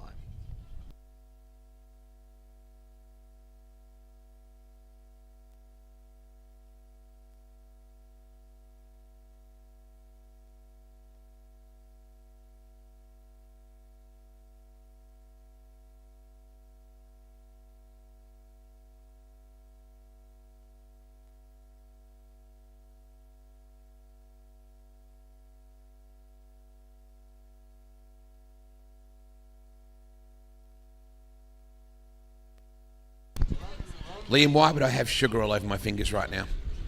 Visually take us there. There's a brown bag. A brown bag. Oh, careful the way we point that. Because what is in the brown bag? Why do I have sugar all over my fingers? Cinnamon donuts. Very, very, very nice. Fresh, hot. Thank you. So that was Mitch's race tape. Oh, I thought it was a race team. The Bordertown Girl Guides are here with the lollies and the donuts. So there's no better way to come over and literally OD on sugar than to come over and grab yourself some piping They're hot. long days. I don't know why they say piping what hot. What else are you going to do? Donuts, they look so good. I just dropped one, but it's a 5-second rule. I'd be willing for it to be a 5-minute rule for them. So the donuts look amazing, by the way, and there's plenty of lollies as well. So there's Phil Morrison in the background, the KRT shirt, just walking through. Oh, God, the wind's picking up. PTSD. I'm really nervous. Suddenly the wind has picked up. We are going to so own those people's marquee in a minute. Not because they give it to us, because it's going to land on us. Round 3, Heat 2 of the KT Twins, thanks to Hamos Concreting and L7 Racing. Coming up in just a moment. Oh, good work, Matchy. She's going to hang on to the thing so it doesn't... I mentioned Mary Poppins. It's a very real possibility. I did see a bit of a mini storm go through the pits before in the background as well. Yeah, that's a cool shot of the outgrid. That is Phil Morrison just standing there with that KRT, which tells me that Declan is about to come out, who always puts on a show, in that number 52. So conditions changed a little bit since this morning. It was reasonably still and very overcast, and I think we're going to be careful of being wind burnt today. So slip, slop and slap, because you are going to get wind burnt when you got a combination of this driving wind and warm sunshine. It's definitely going to be an issue. So Bordertown Girl Guides, they have donuts, and there's a stack of lollies there as well, with all sorts of lollipops and sours, because let's face it, lollies are very rarely sweet anymore. So you can visit them. They're opposite the pizza. So here's a good balanced meal plan for you. Go get the pizza, go across to get the donuts Pizza, for dessert, lolly, taco, and the lollies, and get a coffee from the coffee caravan from Linda's. What's that YouTube clip about Linda? I'll Google that in a minute and I'll come back to you. Listen, Linda. There you go. I knew it would come to me eventually. Quickly save us from ourselves.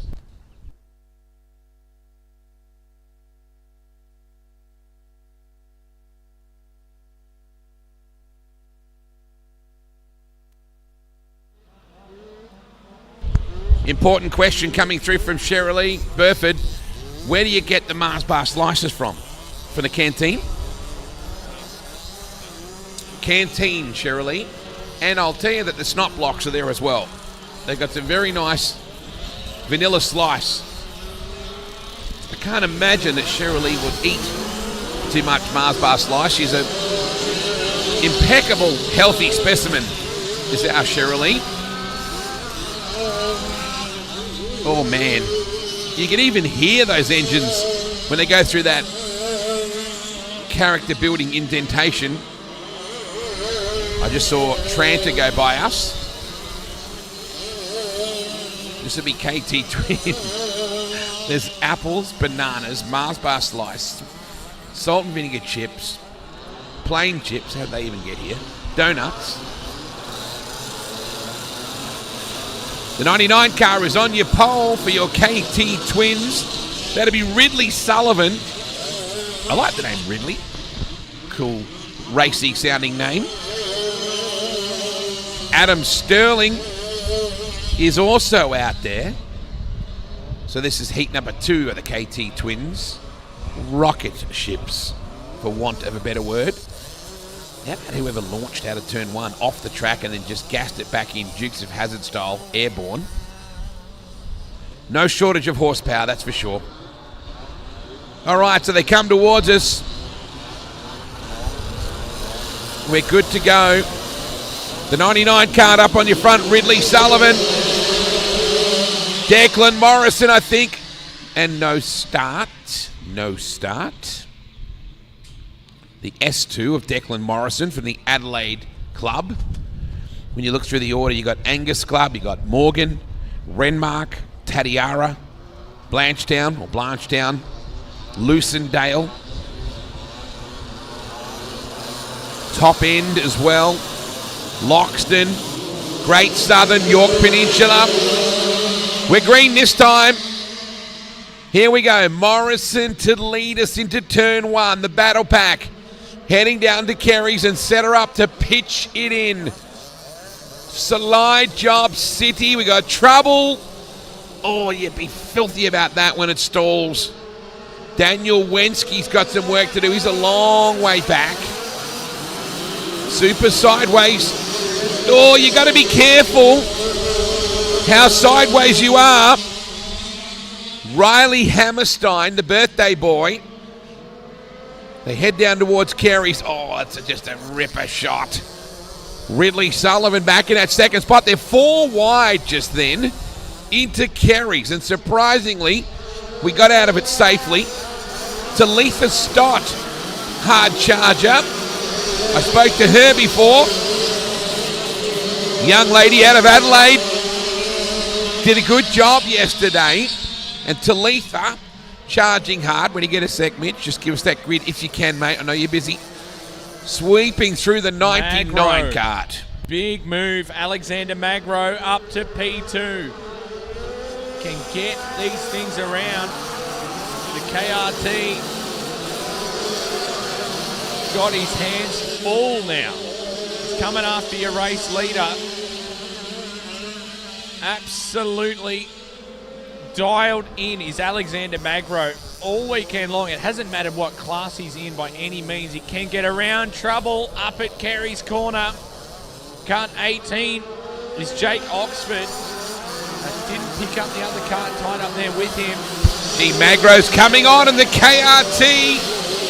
So it's a KRT 1 and 2 right. Oh, Morrison! What happened then?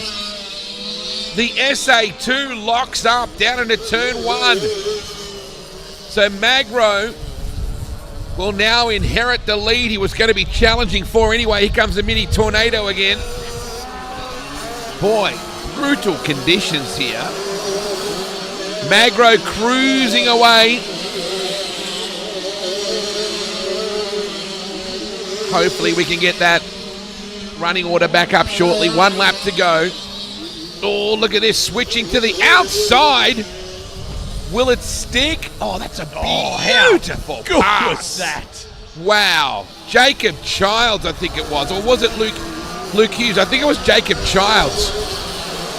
Boy, that was a sweet pass. The SA1.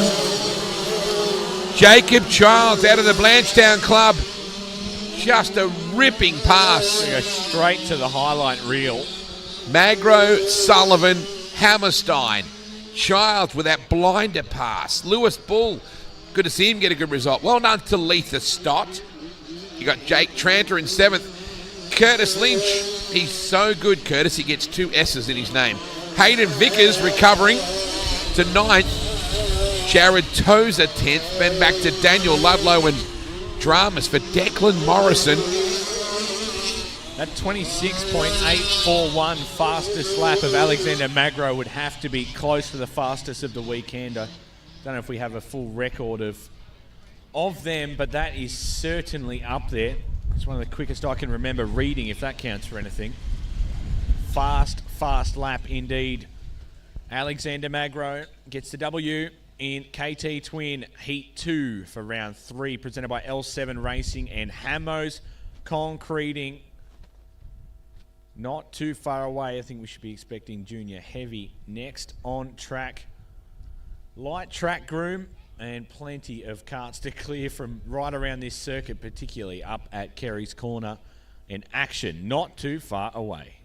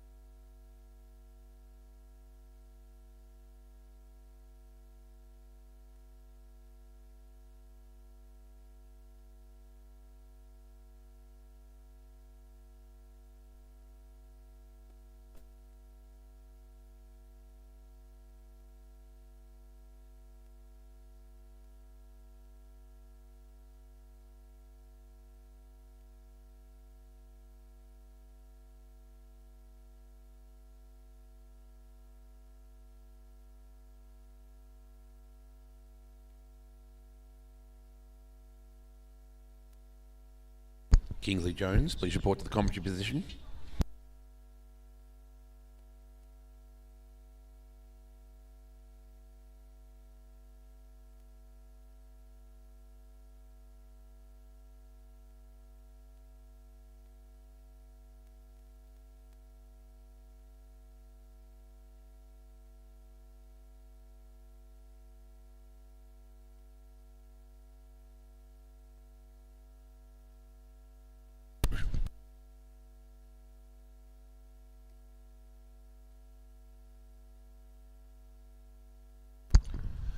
And then you can turn that little switch on there. We're about to push off with round 3, heat 1 of Junior Heavy, brought to us by BRK Karts and Phantom Powder Coaters. Back in the day, you weren't Zach's dad, you were just Kingsley Jones. Remember that? That was a long time ago, Wade. It was. How long ago was it you raced Speedway, Kingsley? Finished in 2000 at Claremont. Wow. So yeah, the last year at Claremont there, and So super sedans fundamentally. yep, Super Sedan started in juniors back in the Mini, back in the day. And then At worked Ellenbrook? At Ellenbrook and all the country. Did you tracks. race Bibra Lake as well? No, never raced at Bibra Lake. Okay. But yeah, Mora. And you got really into racing through Dad Bruce, yeah? Like that was sort of your in point because of that? Yeah, 100%. Yeah, Dad used to race Super Sedans back in the day and modifieds and sprint cars and everything else. Why is the number 80 stuck in my head? It's a good question. There's a bit of a story there. Dad went to get me a number when I was a junior. Yep. And I said, I want all of these different numbers. And he came back with none of them. And he came back with number 80. And that's how it started. Said you'll get what you're given. Yep. Isn't it crazy? I can't remember some of my favourite people in the world's birthdays, but I can remember your racing number. And that was like 25 years ago. Frightening. And it's still my favourite number today. Is that right? Yeah, use it in everything that I do. Isn't that crazy how that happens? Mine was the same with number 12. Was my dad's AFL football number on his Guernsey. So that was always my favourite number as well for that reason. Kingsley, of course, here is a proud dad with his lovely wife who only comes to the big shows. Apparently, according to Zach. Yep. Oh, she shot me the look then. We got told that by Zach, right? It wasn't something that we came up with. No, it's out of Zach's mouth, so he has to live with that. He's only young. He'll learn soon that it's better not to say anything at all. Sometimes, yes, especially when it comes to mum. Mum's word is the law, so that's what has to happen. Tell me about this track. As a facility, this is one of the best facilities in Australia, Kingsley, isn't it? Oh, we got told a lot about this track before we came here, and we had to come and see it for ourselves. It was just unbelievable. The track, the facilities, the crew, unbelievable. I think it's safe to say, Kingsley, that Western Australia and South Australia have the bulk of dirt kart racing, but Northern Territory is extremely passionate about it now with Desert Dirt, Top End, Alice Springs. We're going to go one more time around. The Alice Springs Club in particular over the years had the Aussie title, they had the NT title. It's a tremendous circuit. The Territory has a lot of great tracks. This one certainly is one of the most beautiful circuits I've seen anywhere in Australia. Oh, 100%. Yeah, they must have a lot of support through the community, and it's a credit to them for sure. So Josh Rusby in junior heavy in that 47. Ashley Rusby, proud dad, here this weekend. We're going this time. Jack Will in that 5 kart as we head down very fast part of the racetrack. Though it's faster coming the other way. This corner here, coming towards our camera position. Kerry, that has really been sorting people out. Either the wheat for the chaff. We've had a few go off the track in that point as well. As they come back towards us. 5 kart, I think, of Jack Will, and that track is really starting to corrugate. Lucas Cheetle in the N1, sitting in that second spot. You've now got the S2 of Ella Colwill, one of the local racers here. Ella from the Tatiara Club in the SA2 entry. Jack Will, Lucas Cheetle, Ella Colwill, Alex Crofts out of Great Southern, Josh Rusby, back then to Lucas Knight, Zach Stint, then Nate Bellis, Jai Curtis. Then you go back to, I think it's Caden, the next one through with Magro. Fast track, Kingsley. These kids do a ripper job around here. Oh, they're some of the best racing to watch. Ooh. They're so close. It's great. Somebody just got really loose coming off that turn just then and about to send it into Kerry's. That's really the place where you can make up the ground, and some of them really bomb it in there. Top 4 have moved away just a little bit. In fact, Wills has got a bit of ground up his sleeve. Then you got the N1, the W1, the S2. So those state ranked, we've lost the 13 kart from the mix. Bodie Walton, Dad's a bit of a character. The whole family's character, but they're good people. I'm pretty sure that Pop is watching as we see Phil Crofts running over to help move Bodie's kart out of the way. They hate a good time, the Waltons. Hate it. Will starting to be run down a bit by Cheadle now as Croftsy just pulls the kart out of the way. Boy, they're really bunching up in this battle for the lead up the inside. Crofts. Those kids can race, those boys. Both boys are very impressive, and Alex is very good. Just got, however, relieved of second place just as quickly as he got it. Lucas Cheadle said, I'll take that back, thanks very much. White flag, the pillowcase about to come out on Jack Will. Top three are really bunching up again though. Head down over the steering wheel.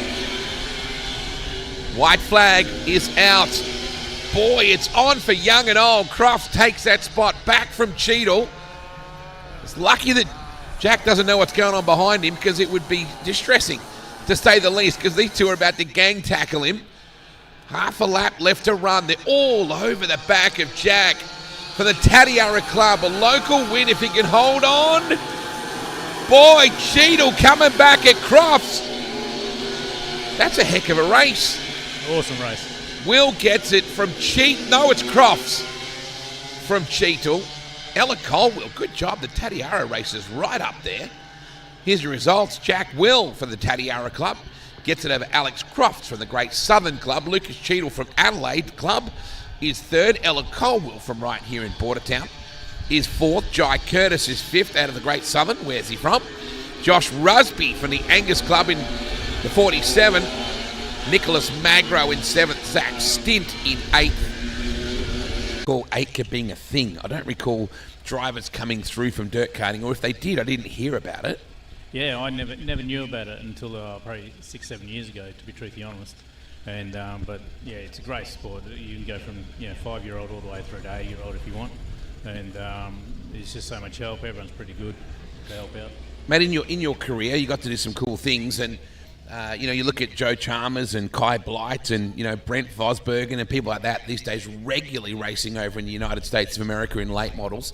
You actually got to race late models before you even really knew how to drive a late model. You and Kevin Bell, you got to come over to a little place called Findlay in Ohio and race at Flag City Motorsport Park in 1996. Long time ago. Hey? Long time ago. Great times, eh? Great times. That was even before late models were in Australia. Yeah, 27 years ago, Yep. or thereabouts. And I remember we flew the boxing kangaroo flag up in the grandstand for you, and you and Belly got to race against the Americans. What was that experience like? Oh, just completely different. Obviously, we have right-hand cars. That was left-handed drive car. A lot more horsepower. They had 400 plus cubes. We only had 366. But yeah, great time, great experience, and learned a lot. I don't even recall how it was that you came to drive over there with me. Like, why did we talk about that opportunity? Was it just a random discussion amongst a couple of mates? Hey, you should come over and race at this track that I'm helping with?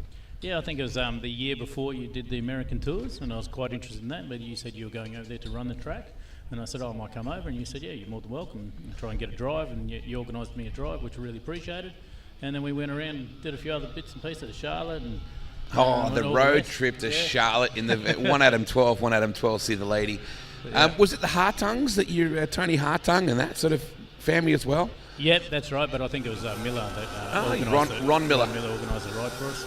He's become very, very good friends with a lot of West Aussies over the years. The Professor, yep, out of Toledo, seems like a lifetime ago, but... And the Shrouders. Yes, that's right. So, yep. Yeah. And we went and did NASCAR, and we did Indianapolis, and it was great. It was awesome. Yeah, wow. Feels like another lifetime ago. When is that the day for Zach Nez? Got one more race to come? He's got two more, so he's in the 125 lights and the KT lights later on. Okay. So we'll go and race those ones, and then we'll obviously got the last round, and we'll see where we end up. It's going to be a busy day no matter what. And, of course, tomorrow with the finals. When do you head back to Perth? We drop Sam and the kids on Monday at the airport, and then we make the 3,100 kilometre trip home. But it's good. Put some good tunes on, mate. You'll be fine. Yeah, no problem. So, underway. Yes, we are. We're green. That's the good news. Let's hope we can maintain this getting in. Brownie, anytime you like. Down into Kerry's, we run for the first time. Oh, that got agricultural in a hurry. Not actually sure who that was just then. 16 cut of Kai Williamson. Out in front just at the moment. You got Josh Thompson in the 17. What a character Josh is. Ooh, big move going into turn one just then. When you can, Mitch, we just throw up our crawl if you get access to it. There we go. Thank you, mate. Braden Furler in that number 20 card in that third spot. Jack Lambert in fourth. That Mini Tornado kicking up again. Shiley Mason, Charlie Shepherd, Kai Adams, Cooper Foal, Ryder Blight, Callum Jansen, Lachlan Kropp, Sienna Reichstein, Jake Eastley, William Cunning is awfully breezy, Summer Ferguson, Brooklyn Cross, Thomas Hill, Erin Forrestal. So Kai Williamson continuing to do the job, and actually a substantial lead right now over Josh Thompson in that second spot for the Dirt Trackers. Furler, Braden Furler, a very distinctive, always recognisable number 20 that the Furler family raced with for so many years. The late Larry Furler was a great competitor and a fantastic character for this sport. Just watching Shiley Mason starting to get something running as well. Was there trouble then? There is. It's the WA3 parked up. Callan Jansen. Don't the Jansen family love their racing, Kingsley? Proud West Aussies. Yeah, very proud, and they go to every race. Support every club. Big, tall people who love their racing. Pop is always, I think the grandparents are always around the racing program as well. It's a really great community. I think that's what I love the most about this sport, Kingsley. Oh, the 7 cart. Shiley Mason on a big run right now. Shiley just got by Furler. The pillowcase about to come out, 1 to go. It's all Kai Williamson, a lonely ride for Josh Thompson. Jack Lambert too, but the battle between Shiley and Braden. You go back to Charlie Shepherd, Ryder Blight, Kai Adams, Cooper Foal, Sienna Reichstein. That's your top 10. And the checkered flag not too far away. I appreciate you holding the monitor, Kingsley. I've got to be good for something, mate. Oh, mate, you've done lots of good things in your life. This is just one of them. Checkered flag about to come out. Nice job for Kai Williamson. Josh Thompson will get second. What a family the Tomos are. Lambert, Mason, and Furler. I think Tomo's the quietest of that whole family, you know. I think he is, because the other three are pretty loud. And not Lorette's quiet. Oh, yeah. Lorette's lovely. She's very quiet. It's Kenny that got that ferocious temper. Yeah, Ken's a bit out of control sometimes. You know, one of my very, very fondest memories of working at Claremont Speedway and the time that I did was having Kenny Ditchfield Sr. around at the time when I was first started working at Claremont, and then of course when Kenny Jr. became to do the track as well, and there was David Jackson, the seeing eye dog with his old Terry Toweling hat. But the Ken and Cess is an amazing event every year, and I think everyone's looking forward to that being back next year, Kingsley. Yeah, well, we actually haven't run it because we weren't racing at that time, but everyone talks about it, so we're really looking forward to that. Dirt Trackers is back up and going, so it's great to have another track in WA and one that's close to the city. They do a good job with the track work. Look at this, they got the water truck rolls onto the water spills onto the rollers, which then rolls it in, and they got this magnificent John Deere behind it with the big packer there, and look at this. This is an impressive little track team, isn't it? Oh, mate, I think every track would like to have all this gear. This is unbelievable how they do it. I think you're right. Kingsley, always good to talk with you and your lovely wife who comes to the big shows. And good luck to Zach for the rest of the day. Thanks, Wade, and thanks for all the good work. Good to see you, mate. You can just switch that off right there. Thank you, Kingsley Jones, for filling in a bit of time for me. Round 3, Heat 1 of the 200 Opens. The double tonners coming up very soon. Now, the water truck is making its way around the grounds at the moment. So if you want more water in your caravans, please flag down the water truck before he leaves. He's currently in the camping area. Gee, they're doing a good job here at the Tatiara Kart Club. Double tonners are up next.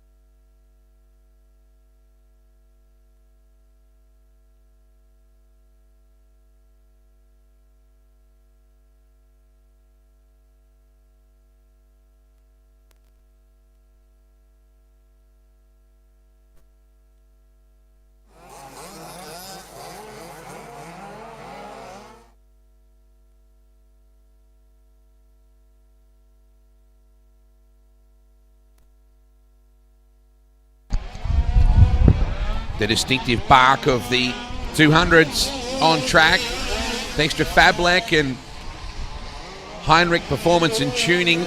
Oh, what is going on here? Already problems.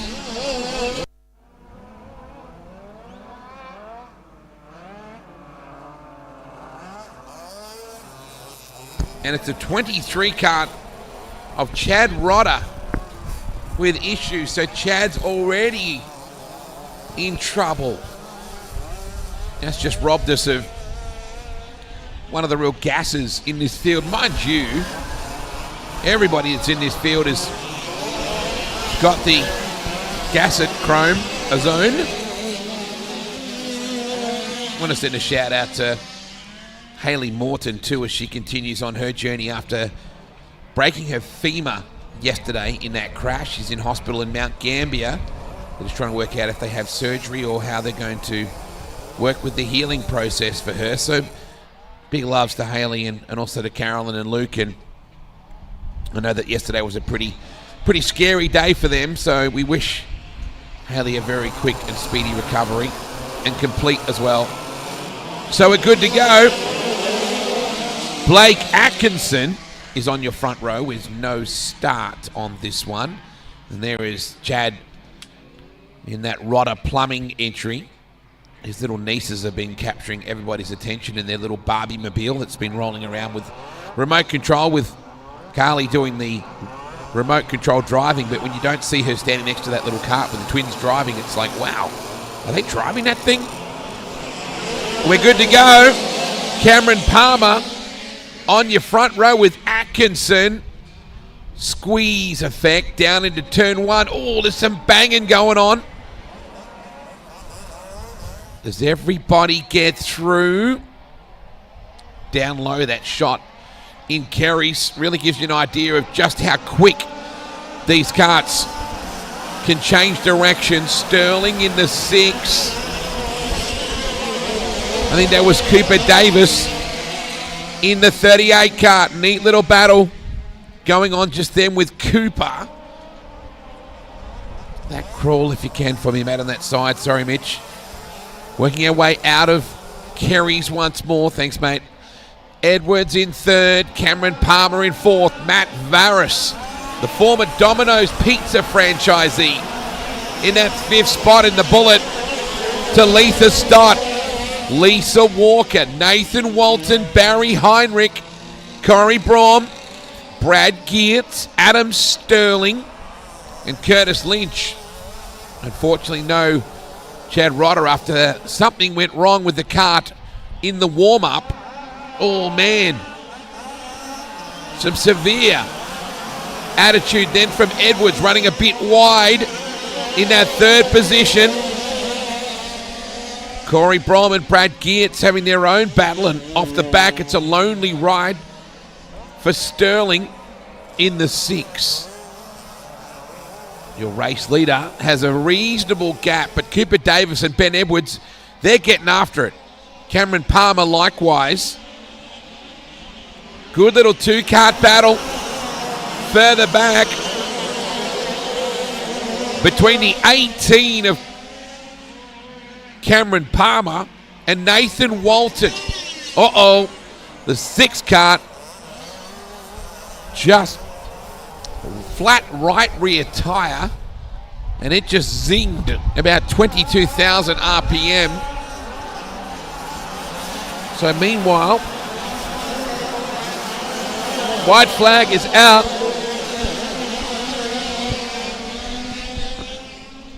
And we have one lap left to travel.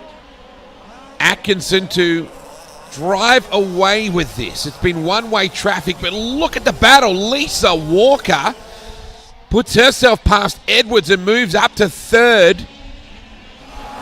So Blake Atkinson drives away with this.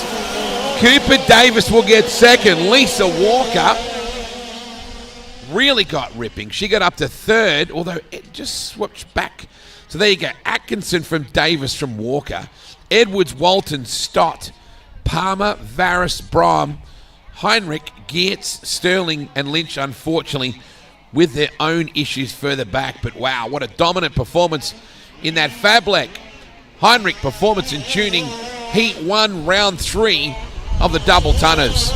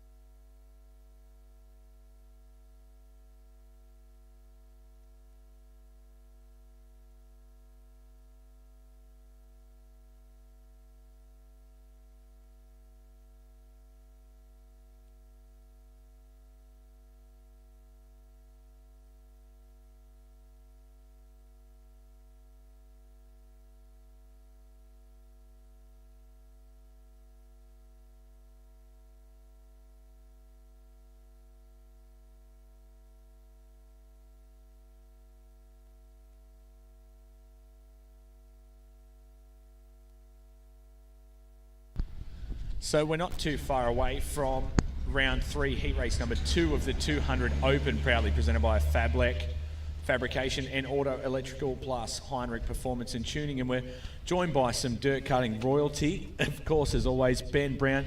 Benny, awesome to have you in the house, mate. Another remarkable Australian Dirt Kart title here at Tatiara Karting Club, and you've been involved for so many years, but it's so cool to see this event so huge with over 500 entries. It's another massive year for dirt karting.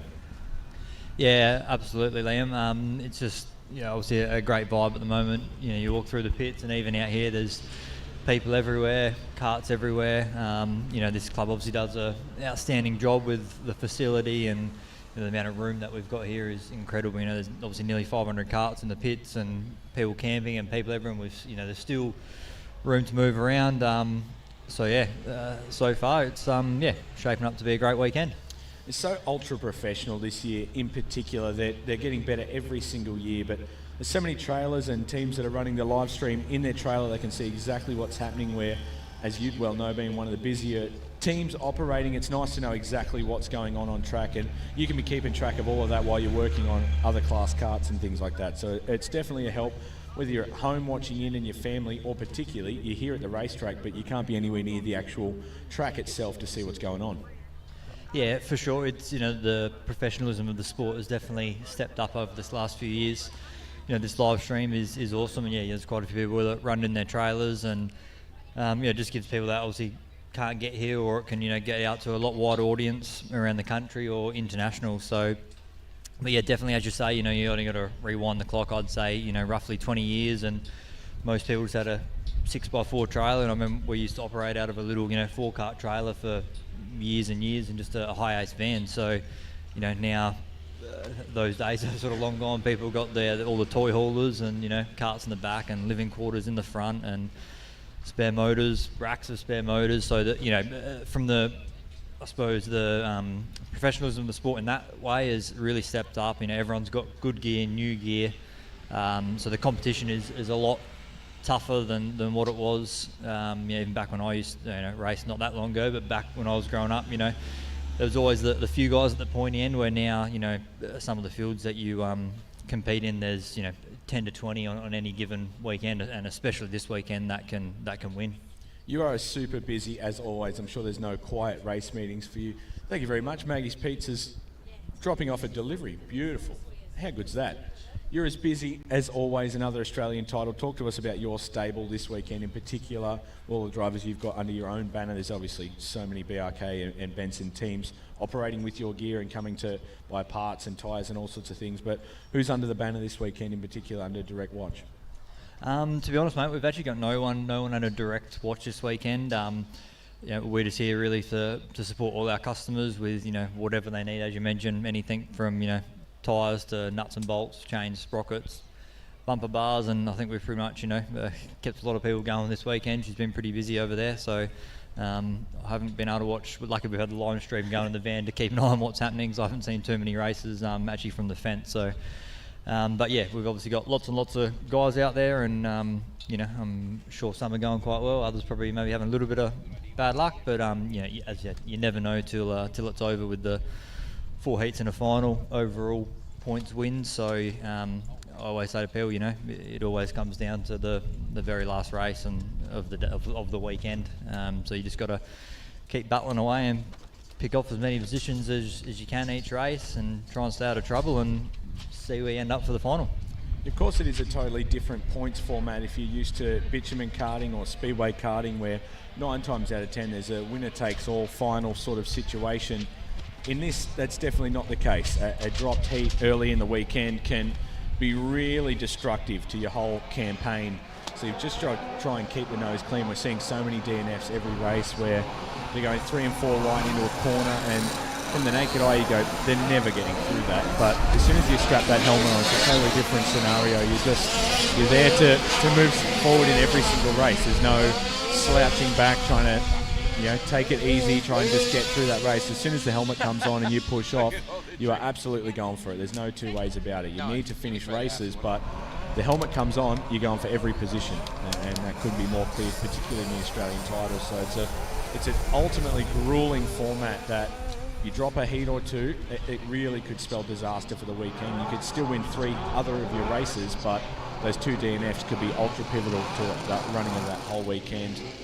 200 open, set for the start. They're going to go one more time around. The green flag not up in the air, and they'll use this cut through.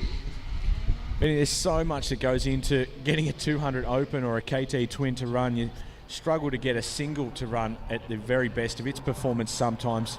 How much more goes into the twin? You're trying to line up both motors top dead center and get 2 motors working perfectly in sync. It is so much harder than anyone might imagine. Yeah, it absolutely is. And so we'll go green. This time I think they're happy with the start. Josh Ryan in the S3. Joe Chalmers in the A2, tucked right in behind him. Smoking Joe, Scott Bickle, Sammy Mays, Ryan Rodder, Lewis Ball, Gary Duff, Benjamin Ball. It is thick through the middle of this racetrack right now. Into the final corner for lap number 1, and Ryan leads your opening lap, but it is thick with traffic right the way through. We ride alongside with Rodder, Ryan Rodder. He's been up on the wheel all weekend long. Always exciting to watch as he has heavy company from Joel Heinrich in the Australia number 3 now. Heinrich ripping his way through. He was in 9th the prior lap. He's up to the top 5. The A3 is on a move. Josh Ryan in the S3. Joe Chalmers in the Australian number 2. Scott Bickle in the 14. Lewis Bull in the 17. In the Australian number 3 of Joel Heinrich. Big move up the inside. Heinrich, massive slide job. Heinrich up the inside. Rodder coming through. Ryan from Chalmers. Bickle, Lewis Bull, and Joel Heinrich. Race lead starting to heap up now, Ben Brown. They are absolutely slinging spaces. Ryan and Chalmers on screen. Smoking Joe trying to reel in current race leader Josh Ryan. JFK leading the charge for now. Ryan tips it back in.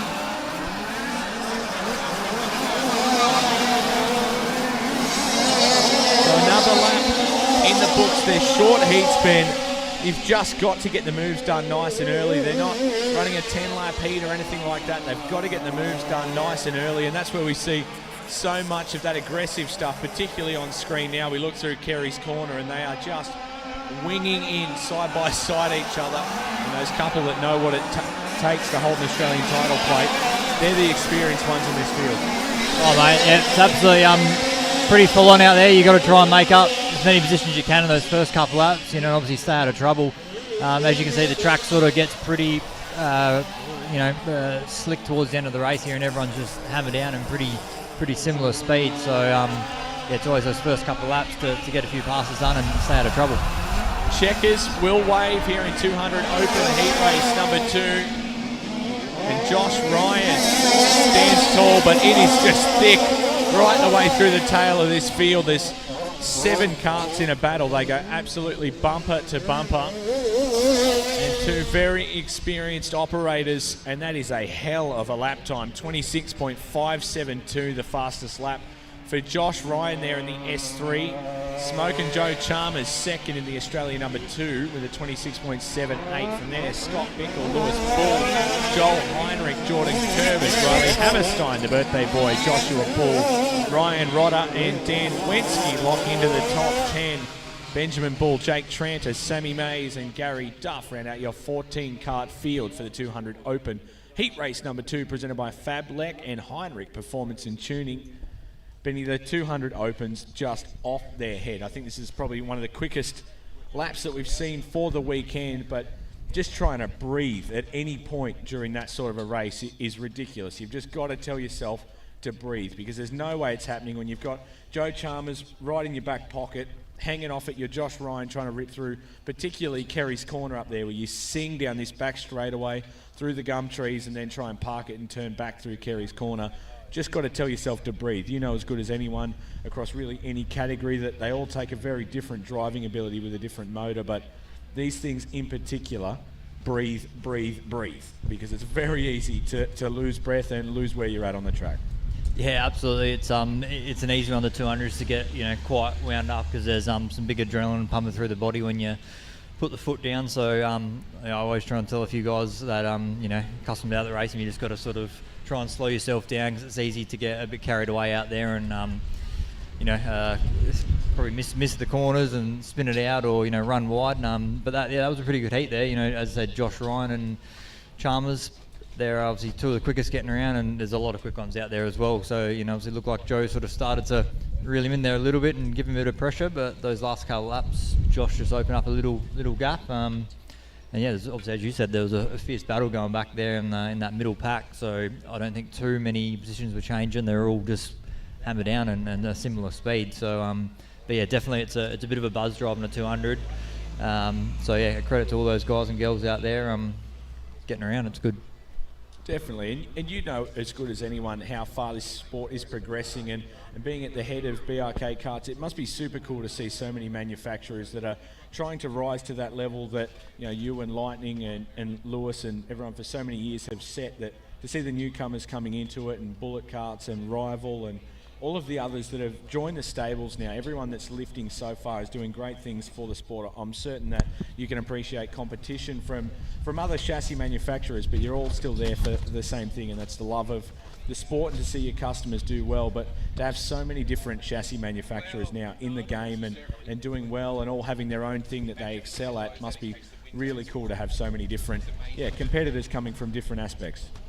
Yeah, it is, mate. We've obviously, got more competition and more manufacturers than we've obviously ever had before by a long way this last few years. So, but obviously in saying that, the sport's obviously growing with it. So we're still selling more karts than we sort of ever have 10 years ago when there was probably only 3 or 4 manufacturers. So I think that's just a testament to the sport, how many more numbers there are overall, how many more people involved in the sport and upgrading their karts, and have all got new gear. But no, as you say, it's absolutely healthy for the sport, and we obviously, being a racer yourself and all that, you thrive on the competition. So we love it, and it keeps pushing us to go better and better.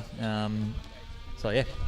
What will be super exciting, particularly for Victoria coming up, is the look at Mildura getting into ADCA as well. So a first for Victoria in ADCA that will go into the build pretty soon. I think they're working on the last bits of the permits and the overall track layout and things, but it looks super exciting for Victoria. That's very much speedway kart based. They came, and we have SA titles here in particular at Bordertown. That was a statement of SA Speedway karting for so long, was competing at Tolma Speedway, and then a lot of the Speedway guys, their only real taste of ADCA each year would be they hung around the next day after the state title and raced this Sunday morning here at Tatiara. It's going to be super exciting for someone that has so much customer base in Victoria already throughout the Speedway karting world to be able to have some ADCA roots now as well in their home state. Really exciting to be able to branch out and join another state in the ADCA. Yeah, for sure. Obviously it's been a sort of, I suppose, something on the radar for the last few years, is try and expand into Victoria and New South Wales where ADCA doesn't exist, and it's obviously just dominated by speedway karts. So Mildura is definitely the first step over the border into Victoria, and hopefully it can only go from there. I have no doubt about that. Statesman joining us, Ben Brown. Thank you very much for joining in. Thanks, Liam. On the call. You've got a very busy day ahead of you and into tomorrow as well. Statesman on track, proudly presented by XL Racing Karts and Johnson Heavy Diesel. They'll rip into turn 1. It's not an overly flash start for a couple. And someone's collected the tyre bundle as well just off the back of turn 1. They're going to stay green and they'll get after it. It normally takes something substantial for them to pull back the race start. So Statesman well and truly underway. Another one bowed out, cut 87 out of the final corner. So there is action aplenty from the top to the bottom. This was really a grueling category yesterday. The Statesmen were absolutely going for it as the A1 of Tolma starting to rip his way through the field. In the one, the Lightning Kart entry. And on screen, we ride along. Oh, just ruling this class. It really has been all weekend long. The Statesmen, they absolutely are going for it. The sheep stations at play. And they are starting to really spread out across this racetrack right now. Thanks to Tatiara Truck and Trailers. And the Immaculate Bullet. The 6. So this event proudly presented by XL Racing Karts and Johnson Heavy Diesel. Long bottom on screen in the 6. He's joined the Upside Down Club this weekend. And currently your race leader, Ashley Nitschke, is about to have pressure from the Australian number 1. Daryl Tolma in the pulse tuned. The Lightning is reeling in Nitschke right now. On for a battle for the race lead. David Carruthers coming now. So the BRK is starting to get primed up. They go 3 wide. Tolma and Nitschke into the side of each other. Boy, they almost hit the cart that was already out there waiting to stay off the racetrack. Grueling and Carruthers now, you have to imagine, will rip away with this thing. Very rare does anything go on with this operation. Yeah, David's a heck of a racer, Liam. You're exactly right. Very smooth. 1 lap to go. Don't know whether Bill Longbottom is going to be able to drag him in. Michael Baxter. We've got 1 lap to go. And it is all the 41 card of David Carruthers. It's a lonely old ride for first and second. They're spread right out. Longbottom back in that second spot. Good battle for third, though. It's Tolma. Oh, Last minute charge. It's going on. Tolma just. Kovaric puts a big spot up as well. Tim Kovaric goes by Jason Curtis. So, presented by XL Racing Karts and Johnson Heavy Diesel, that was Statesman. Heat number 1, round 3 here on day 2. David Carruthers gets the job done in kart 41 from Bill Longbottom. In kart number 6, the Australian number 1 of Daryl Tolmer comes in third with Tim Kovaric, Jason Curtis, Ashley Nitschke, Michael Baxter, Sean Hill, Chad Reichstein, and Scott Feeder make your top 10. Thanks to Polylink Piping Systems Proprietary Limited, and of course our executive sponsors Beltec Engineering and Kev Trans Haulage, bringing you round 3, heat 1 of the Statesman.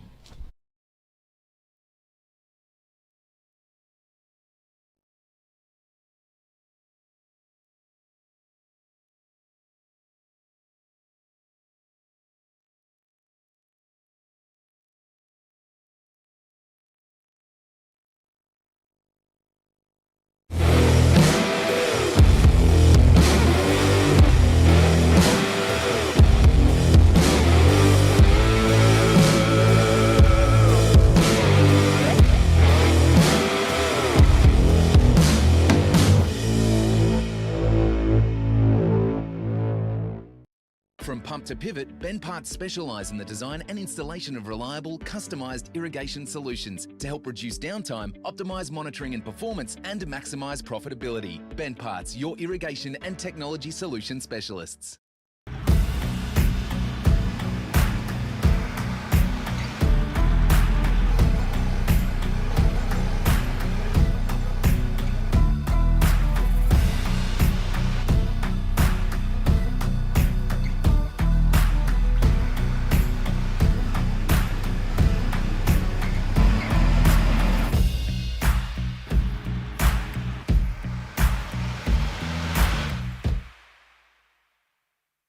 Yeah, it's really good. And I think is it Linton McKenzie that I caught up with, one of the council members? Did I get that? Linton McKenzie, yeah. Good friend of your dad's and obviously of your family. He was in the transport industry as well, I'm pretty sure. Yeah, and one of the first sponsors I had for when we went on Really? So, yeah. What was his company?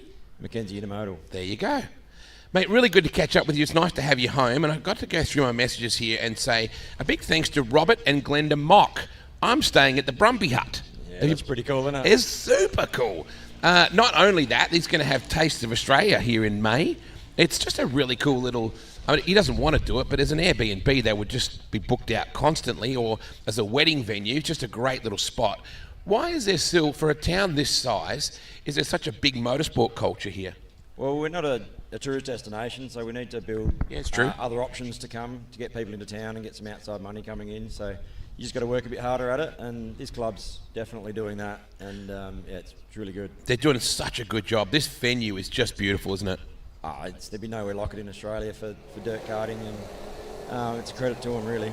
Nephews and niece situation, you're heavily involved in karting. Of course, your sister, her kids really love this kind of racing. Is your family going to head this way at any point?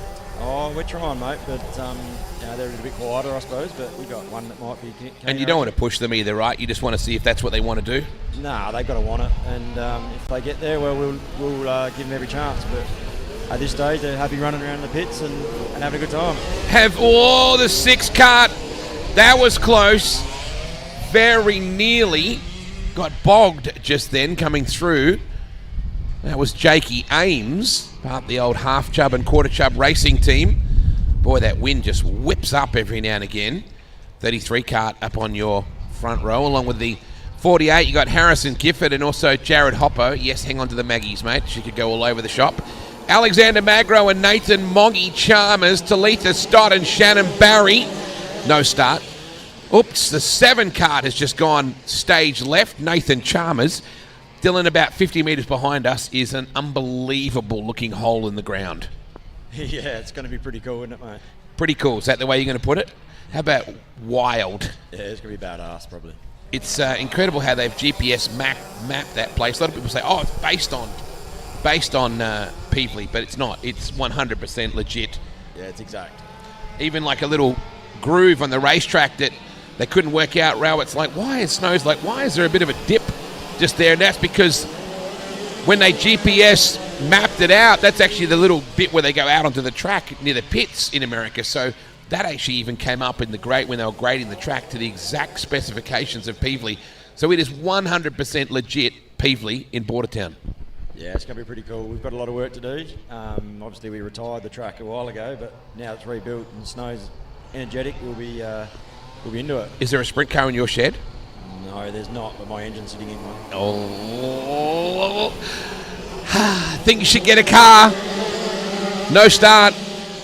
So you know where I'm leading with this. I know exactly where you're leading, Wade, but it'd be rude if we didn't have a go, wouldn't it? Yeah, I think you're right. I think you're exactly right.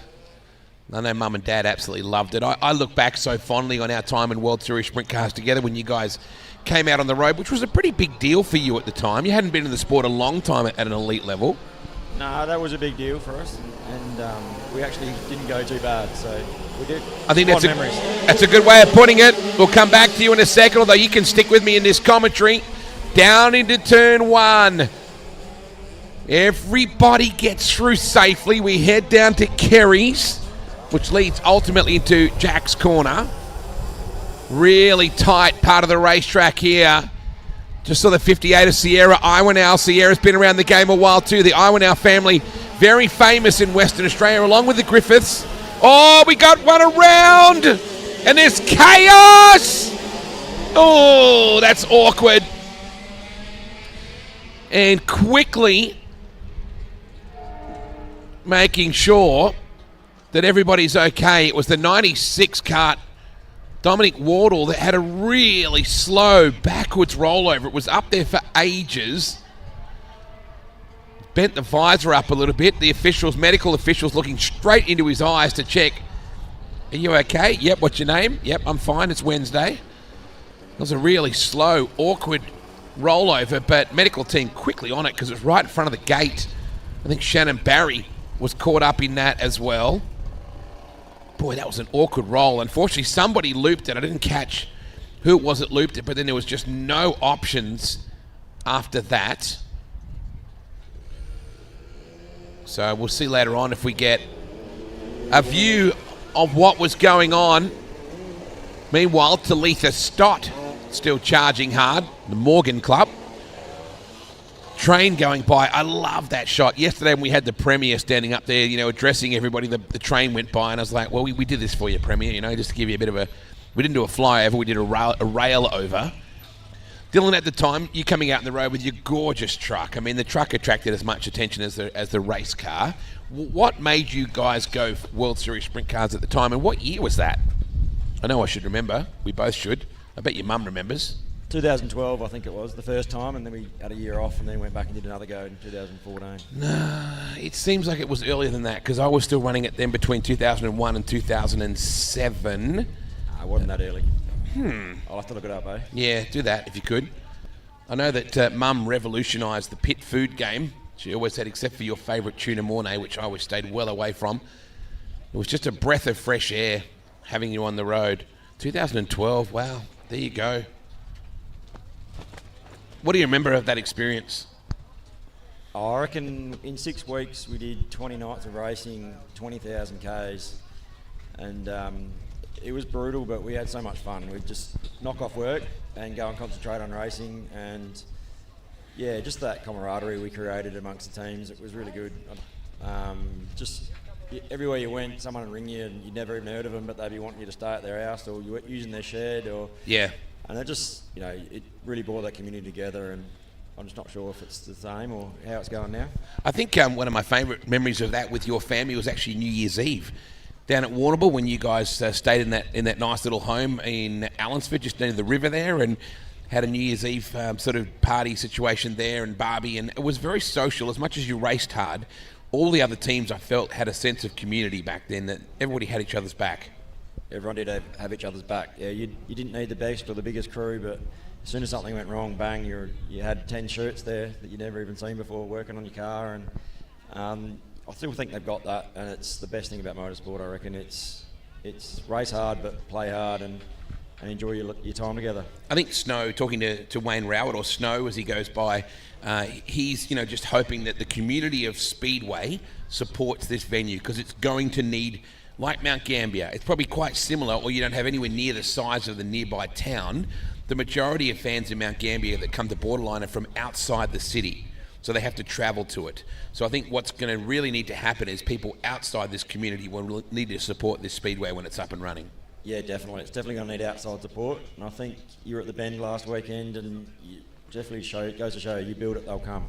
Yeah, look, absolutely. I mean, that $40 million helps as well, but I mean, you've still got to have the desire, don't you, to turn up to an event like that. How many times have you seen Top Fuel dragsters before?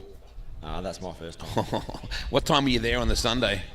I saw all of it, except for the last run, but that first run when they went right to the line under 4 seconds, mate, you don't beat that. It's amazing. Like, we're dirt guys, right? And that's the way it'll always be. But the wall of sound, like, it's not just a sound, it hits you in the chest, doesn't it, when they leave? Oh, mate, I reckon my chest is still bruised. Remarkable experience, no doubt about it. This gorgeous little club, I know that a lot of these people that work in Tatiara, in this karting club, are good friends of yours, and a lot of them probably in some way distant relatives. Why is this such a special little part of the world? I think everyone just gets in and makes it happen.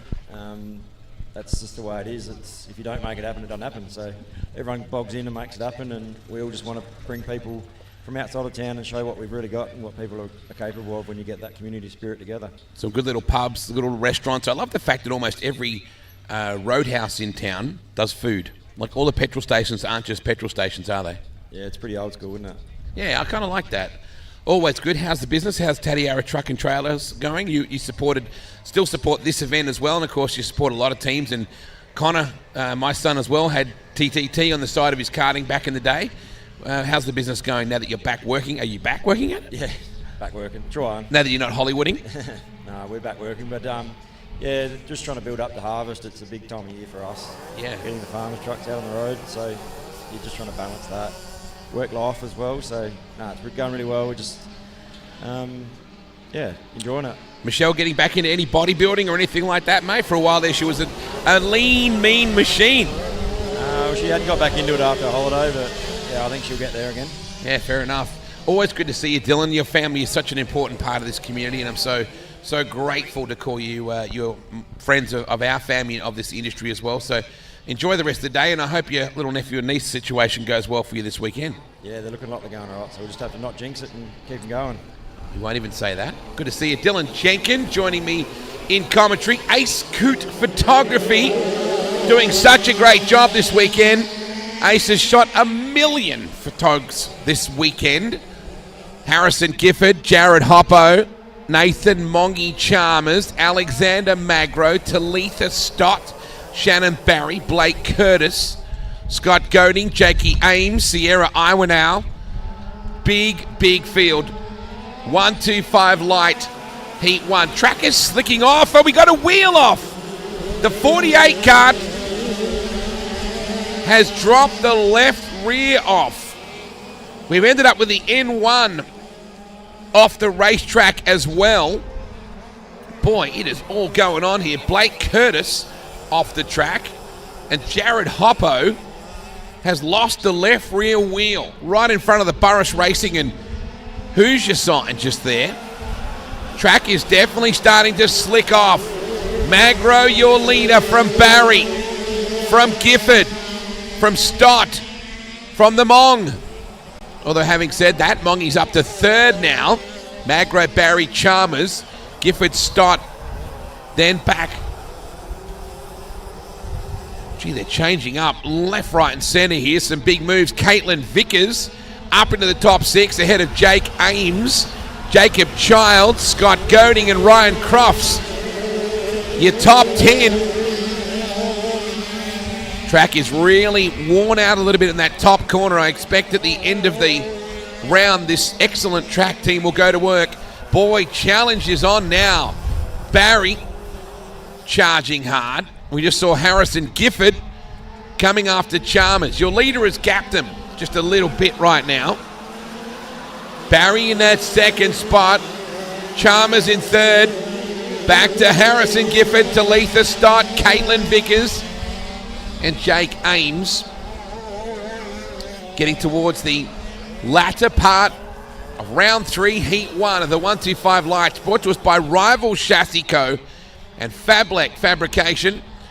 Also, of course, TBS Freight. That Rival Co.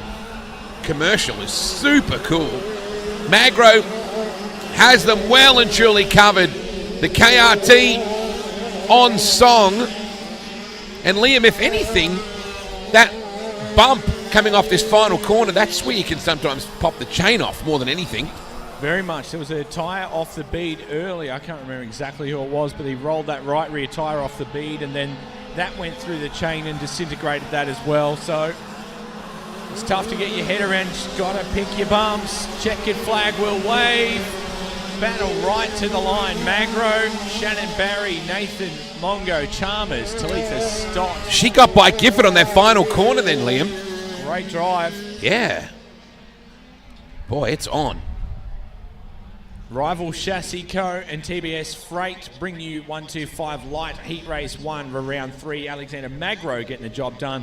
Remarkable recovery by Shannon Barry, who was involved in that rollover. In the first couple of laps, he storms home to second place. Third, Nathan Chalmers, Talitha Stott, Harrison Gifford, Jacob Childs, Caitlin Vickers, Jake Ames, Ryan Crofts, and Fletcher Moore make up your top 10 here in round number 3. Heat Race 2 coming up shortly. Cool replay on screen of the wheel coming off and 3 or 4 full rotations by that 48. Very exciting indeed. Cool shot to the viewers at home of the left rear exiting stage left.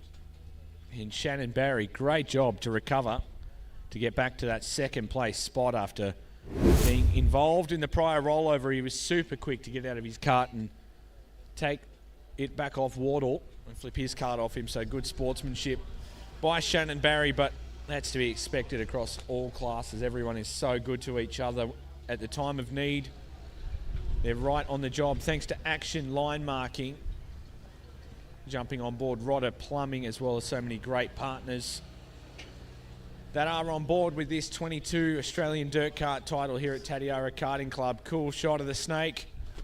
Jakey Tranter and the Thompson Graphics Bell lid getting set to roll out for 125 Light Heat Race number 2, presented by Rival Chassis Co. and TBS Freight in a few moments' time.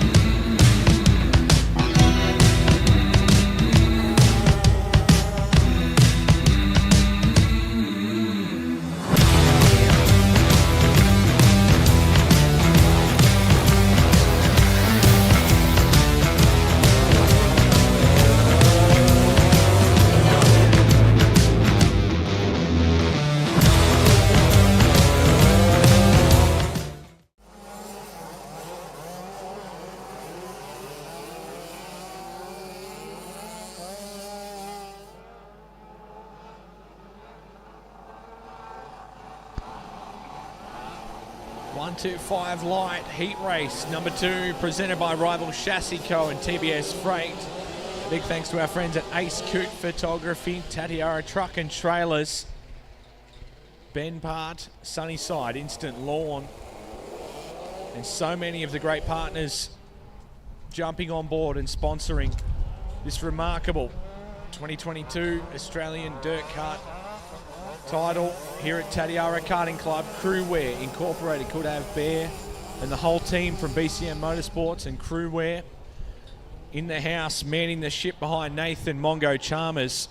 And Smokin' Joe is your front row of the 125 Light Heat Race number 2. Jake the Snake Tranter alongside kart 54 of Aaron Tranter. Cool front row. And they are going after it, the boys. Nice and early. Have a look at them, absolutely side by side. I think it's bragging rights for this. The Tranter boys, 1 and 2.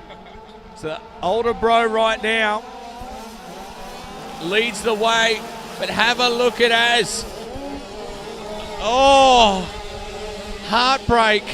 The chain ripped off, and it's a car park in the final corner. Bugger. Jake Tranter was leading, and now it's little bro Az who leads this place. Heartbreakingly, that exact bump we spoke about has flung the chain from the Snake 45, and now Aaron doing everything right. He leans so far over that outside corner of the cart, trying to transfer all of that weight to the right rear through this corner. And then when they send back through the right-handers, he leans right back over that left. He transfers his weight really well. Not that he's got a lot of it to shift, but he's moving all 50 kilos of him from left to right and making sure that outside part of the cart gets full drive. It's a physical affair. And Aaron Tranter, race leader from William Prest. Yeah, I'm kind of disappointed too. I wanted to see the brothers get after it. Definitely. That would have been a really good carve up. I tell you, the boys, they're starting to work out to run a bit wider in this top corner now as well, because it's so hard down there. It's taking a bit of rubber on the lower part of the racetrack. Now that it's really drying out, we're seeing a lot more slide jobs and less freight train when you're in the good groove. Wow, we just saw William Prest really step it in. When I say boys, Lisa Walker running top 3 right now. No surprises there. Brett Manuel in that 4th spot. Oscar Ames in 5th. Lockie Horton, Luke Bowie, Riley Hammerstein, the birthday boy, in 8th. Ethan Bailey and Jared Jackson. So getting to the deep end of the 125 Light Heat 2 round 3. Oh, Walker! What a battle that was! Did you see the way she just launched that thing through the hole? Gosh, she's good to watch. Oscar Ames and Walker. Oscar up the inside. Ames back to that spot. Walker goes back by. Boy, it's physical there. White, in fact, Checker about to come out. So an easy win, but Lisa Walker with Ames. Boy, it's physical. That rut coming out of that top corner, they really launch out of there. Tranter will get the win. Nice job for Az. William Prest, Lisa Walker, Oscar Ames, Lockie Horton, Luke Bowie, Ethan Bailey, Riley Hammerstein, back to Brett Manuel and Jared Jackson. That is the 10-kart finishing order. And you have to feel for Jake Tranter. I think he just ripped the chain when he hit that rut. You heard it, free rev. So easy to do if you don't get that corner right. 125 Light, that was heat 2. Heat 3 still to come. We're getting closer to wrapping up the round, and then there'll be, I would expect, a full track grade. Let's have a look at the replay for those watching on the stream here. Oh, they're just kind of bunched up.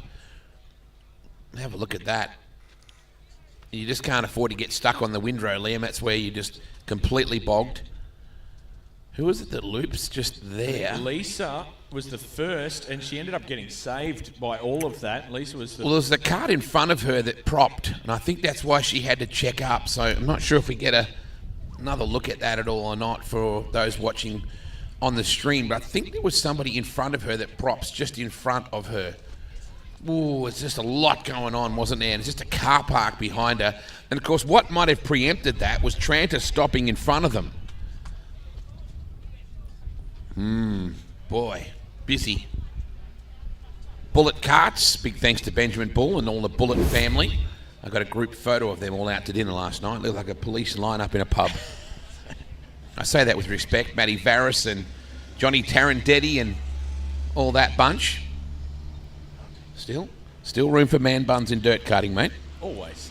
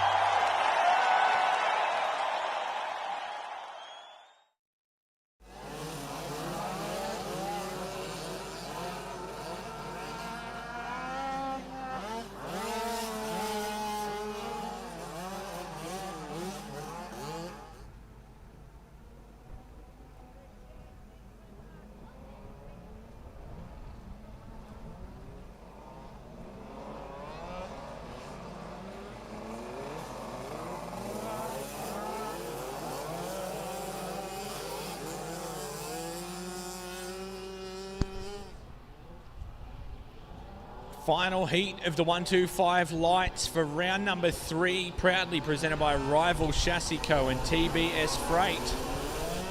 Coming up, the W1, Tyler McQuilkin on the front row. McQuilkin on the outside, he gets a little bit hung out to dry. And the race is on up to Kerry's. Zach Jones in the 11, McQuilkin. They all get through that A-OK. The 125 light have been fantastic to watch in all 3 heat races. They seem to go fairly trouble-free. And Jones is the leader from Heinrich. Joel Heinrich is up a number of positions. McQuilkin is 3rd. Michael Hart-Jones, Kenneth Putty, Sam Mays up to 6. Maisie's coming up the inside. He had some dramas yesterday, so it's good to see that Sam is starting to get some good runs here. Ripping shot through the middle. Zach Jones, the young West Aussie. We had his dad, Kingsley, talking before. The WA one of Tyler McQuilkin. So it's WA, SA, WA, WA, WA, and then SA. Jones, Heinrich, McQuilkin, Hart-Jones, Putty, Mays, Cameron McDonough, Jaden Dawson, Braden Colwill, Jordan Curvis, Sam Putland, Aaron Oyendike, Geordie Squires and Jack Lawrence, the 14 karts in this battle for the lead. Actually, where do you look? Because there's a battle for the lead and there's a battle for 5th, and it's just epic, both of them. Cranking it on, Jones, Heinrich, oh, they're into trouble. Couldn't see exactly who it was. They keep it going. This wind is mint. So good. Heinrich giving it to the leader. Heinrich, rather, is the leader. somewhere along the road. Zach Jones has gone back to third. He missed it off screen. McQuilkin second, Jones third, Dawson fourth. McDonough gets past Dawson that lap. Michael Hart-Jones, Sammy Mays in seventh. Oyendike, Squires, Sammy Putland, Lawrence, Caldwell, Putty and Curvers. Probably the battle for fourth is where it's at, Liam, right now, because it's been absolutely hectic. And that battle, just going past us right now, is the 35 of Cameron McDonough and Jaden Dawson. Those two really getting after it in that battle for fourth place. The wind has really picked up in the last hour or so. Big thanks to the Woolshed Inn in Bordertown. Lovely place to stay. So Heinrich in 5 classes this weekend. I wonder if he's getting any arm pump. Tyler McQuilkin, checkered flag is out, will pick up second. Zach Jones, who led early, is in third. Cameron McDonough in fourth, and Dawson. Boy, it's physical. That was a really, really tight heat race. Rival Chassis Co. and TPS Freight. Heinrich, your winner by, in the end, 1.3 seconds over Tyler McQuilkin. South Aussie, WA, and Zach Jones. Cameron McDonough, Jaden Dawson, Michael Hart-Jones. Sam Mays was 7th. Aaron Oyendike, 8th. Jordan Squires, she was 9th. And 10th was Jack Lawrence. Action line marking also on board this weekend, and big supporter also. Ooh. That's Stub axle. That's not good. Folded up.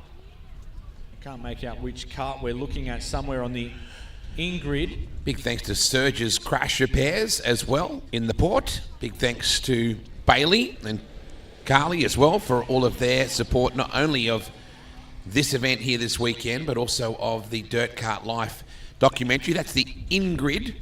So that's the Jordan Curvers 36, the XL Racing carts. Busted up the right front stub axle. It's Knowing not Geordie, a nice thing to have happen by any means. Knowing him, he would have wheeled it anyway. Geordie doesn't back out, that's for sure. And there is the 16 cart of Heinrich. Boy, busy much. Races Touring Car Masters and also Aussie Racing Cars. Has raced T3 as well. And actually got a message from Todd Hazelwood a couple of weeks ago too, offering any help he could offer for the Dirt Kart Life documentary that'll air on November 20. That is going to be our air date. It's going to come out on the Methanol Moonshine YouTube page and then be shareable from there. Look at Cameron McDonough doing the war stories there. Then I did this, and so a bit of a chat going on amongst the boys, a bit of track water going down, and we'll be back with the next part of this in a moment.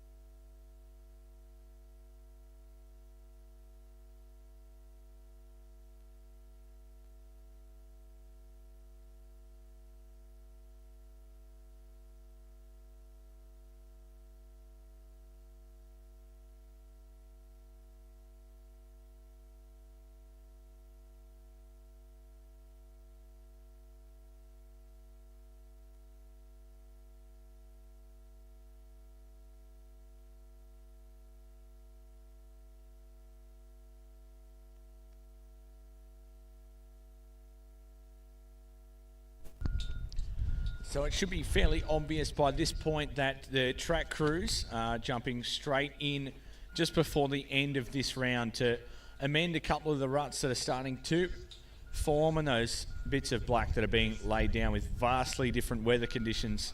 Today to yesterday, that breeze is just drying this place out much quicker than probably it did yesterday, and they'll amend the couple of bumps, the rhythm section that was starting to form in the final corner headed towards the flag stand that claimed a couple of chains. So track crews are going straight to work, so it's a perfect time to get up to the canteen or the pizza van, the coffee. They have awesome slices, all sorts of stuff. The barbecue is running. The Girl Guides have lollies and donuts and all sorts of stuff. So there's plenty of food and drink options right up here near the main food area. So be sure to jump up here, grab as much as you'd like to eat and drink. There's plenty, so support the local club and all of the local businesses that are out here this weekend for the 22 Australian Dirt Kart Titles. We will go through some track prep, play a few ads back home on the live stream, and be back in and out while this track prep goes to work. We'll be back shortly with all of the action yet to come from the final part of round number 3 of heat races here at Tatiara Karting Club. Our McCafe blend isn't just barista crafted across Australia. Our beans are also sourced from Kenya, Honduras, Ethiopia and Brazil, then roasted in Melbourne. Just another reason it's coffee fit for an Aussie. Phantom Screens present the Executive Motorised Screen. Innovative, stylish and attractive, a single executive screen can cover an opening as large as 8 metres wide and up to 5 metres high at the touch of a button. Add livability and sophistication to any design project. Proudly South Australian owned and made, Phantom Screens are one of the leading providers of retractable screening and shading solutions. Phantom Screens. Experience the moment.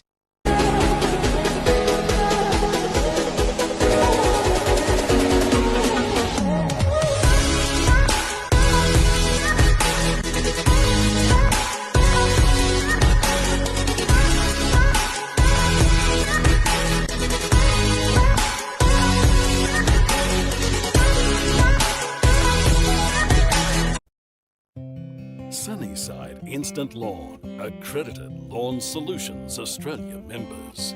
Growing premium turf varieties, including Australia's #1 Sir Walter DNA certified. Sunnyside Instant Lawn, setting new standards in turf. Guaranteed AusGAP certified turf. Lawn Solution Centres, advice and lawn care products. SunnysideInstantLawn.com.au. Tatiara Truck and Trailers Bordertown, your one-stop shop with number plate to number plate service. From an expert team providing a wide range of maintenance and repairs to a variety of vehicles, including trucks, trailers and stationary engines. New trailer sales are their latest offering, enhancing their industry expertise. Modern facilities with everything under one roof. The team at TTT go the extra mile to keep your wheels moving. Stocking a comprehensive range of tyres, genuine OEM and TRP aftermarket parts in-store and online to keep your downtime to a minimum. With 24/7 breakdown assistance and on-site repairs, all your needs are covered. Visit Tatiara Truck and Trailers Bordertown, tttbt.com.au.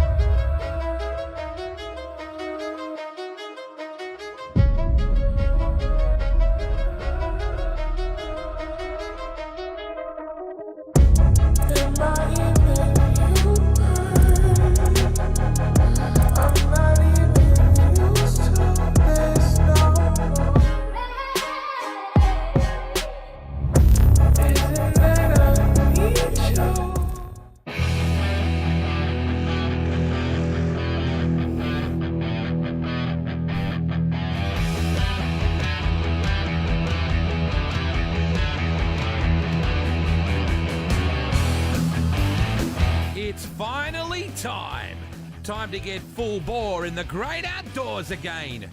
8K Dirt Kart Racing is back. From 5-year-olds to 70-year-olds, men, women and children, there's a class and a budget to suit you all. Come and see why 8K karting is so much fun, so family-friendly, so affordable and so fantastic.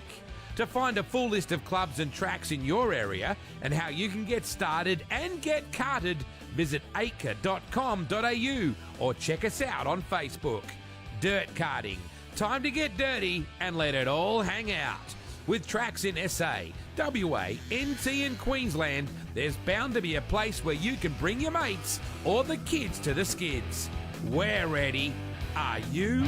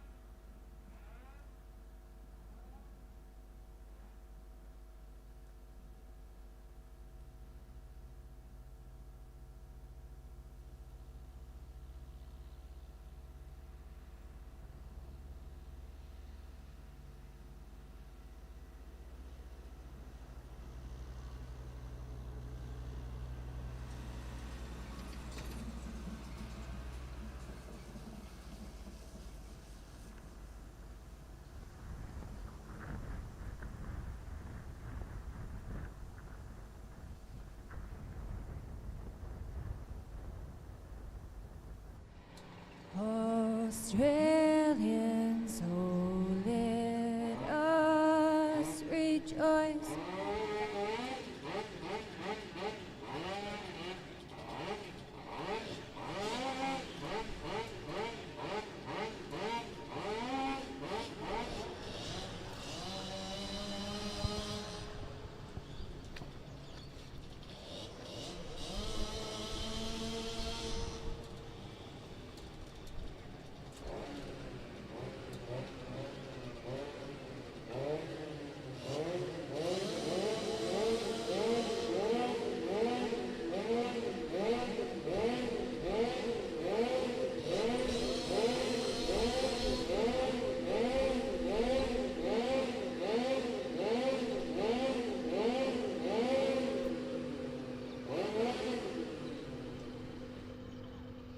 Can we have all teams and all crews to the main straightaway, please, on the track?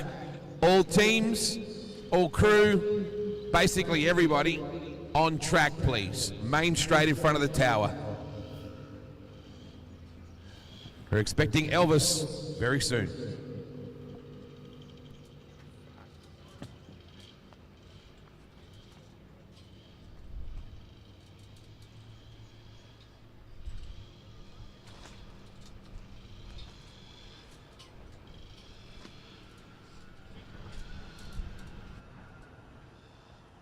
Want me to turn off for a bit or what?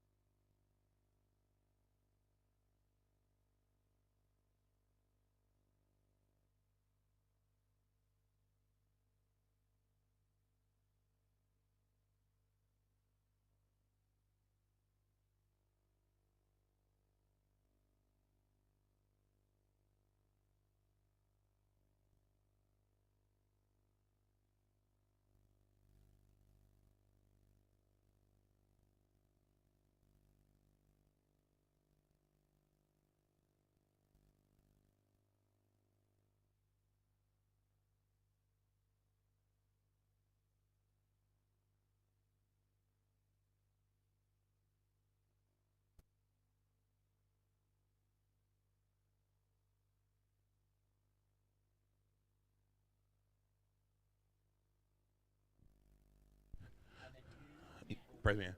212. So just so you know, we'll be doing everything right here. Okay, so you don't have to go all the way to the highway, but it'll be in this area right here in front of us.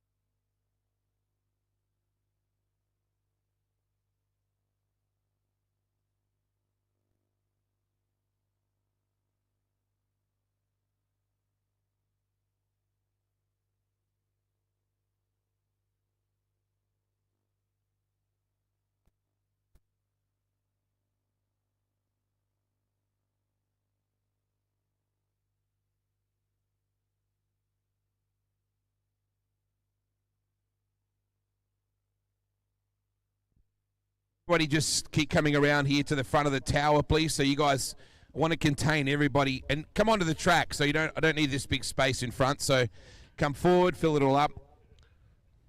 So the Premier of South Australia is going to be here very soon, which is a really big deal for this town and also for this sport. And Peter Malinauskas, me and Pete, I go way back. I met him last weekend. He's a really cool cat. So he's one of us. So when I introduce him, I want you to really give him a rock star applause because it's super cool to have the Premier of South Australia here. He's the guy that basically lobbied to get the Adelaide 500 back on stream. He was at Tail and Bend for Top Fuel last weekend, and now he's here with us. So when I introduce him, I want you to give him a really good round of applause, okay? It's a big deal. Keep coming over this way. I want to fill this whole area up. Dan's going to speak to you in a minute as your Chief Steward. And we'll have the national anthem and all that sort of groovy stuff. So you've got lots of space down here. Don't think you have to be all the way down the back. I got nothing for you, mate. I got nothing for you. Lisa, stand up on that tyre if you like you did like yesterday. I like how you stood up on something. All right, so I'm going to hand you over to Dan. He's going to be doing our Chief Steward's address before our formalities. Thanks, Wade. Welcome, everyone, to which is really the first day of racing. It's great to see so many faces. Well done yesterday. Everyone was ready on time. Things moved through quite quickly. A couple of little housekeeping things to follow up on. Just use of push bikes in the pits. If we can just keep that to a minimum. Down in the camping area is fine, but in the actual pit area, just kids on push bikes. Let's just keep that to a minimum. Reminder on the outgrid. If you're not ready on the white flag when Janelle calls you up to your spot, you'll lose your spot and have to start to the rear. So just make sure that you're prepared, ready. If you're not ready by the white flag of the previous race, Janelle will be dealing with you from there. On the in-grid, please, when you come into the in-grid, just come in at slow pace. Come all the way up to the grid if you can, because the gates close outwards or inwards, so we lose a little bit of space on the end. Stay with your carts, so if you need to be found by a driver's rep, that we know where you are, and no other pit crew or parents to enter the grids until they've been all cleared by Leanne from the grids. Just one thing to finish from me. How cool is this? Awesome track, awesome town, awesome facility, great bunch of people. I really enjoy this sort of stuff and being involved.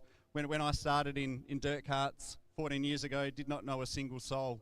Now I look around and yeah, great bunch of people, great bunch of friends, and I hope everyone has a great weekend. So just one bit of advice, I guess, for everyone across the board is just enjoy the weekend for what it is.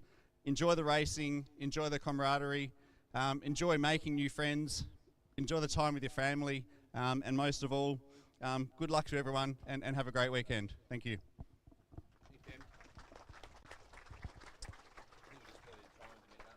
Yeah. Good morning, everyone. My name's Vaughan Cole. I'm the president of Tatiara Karting Club. Welcome, everyone, to the Tatiara Karting Club for the 22 National Dirt Kart Titles. Is it 22 or 23? 22. Well, what a day we started off with yesterday. The track was awesome.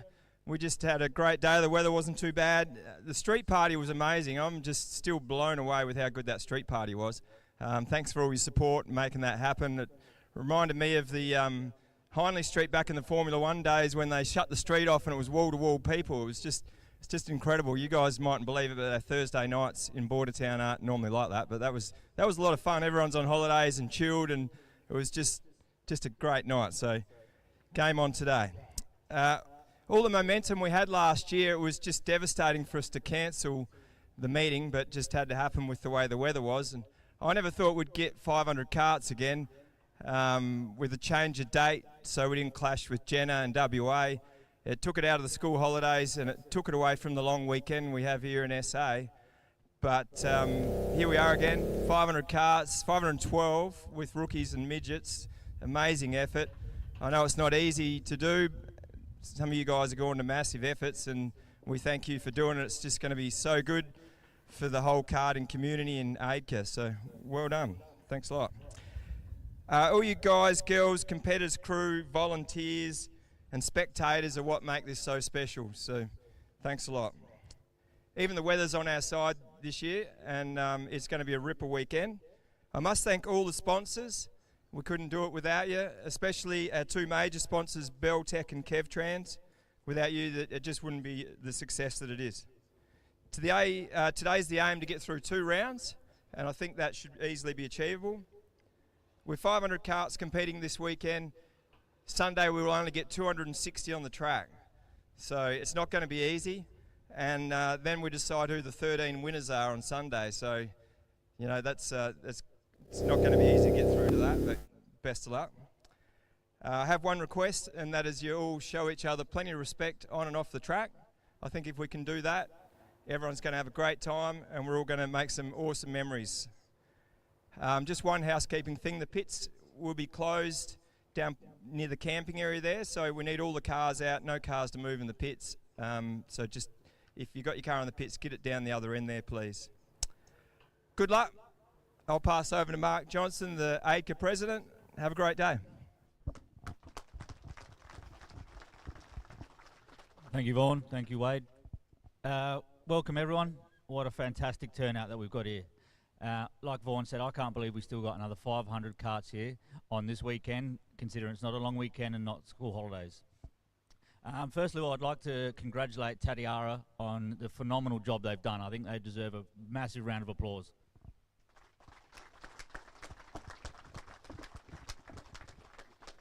Well done to all the officials. Thank you to all the AIDCA executive and AIDCA volunteers who are here today. Without you guys, this would never be possible. So congratulations and thank you.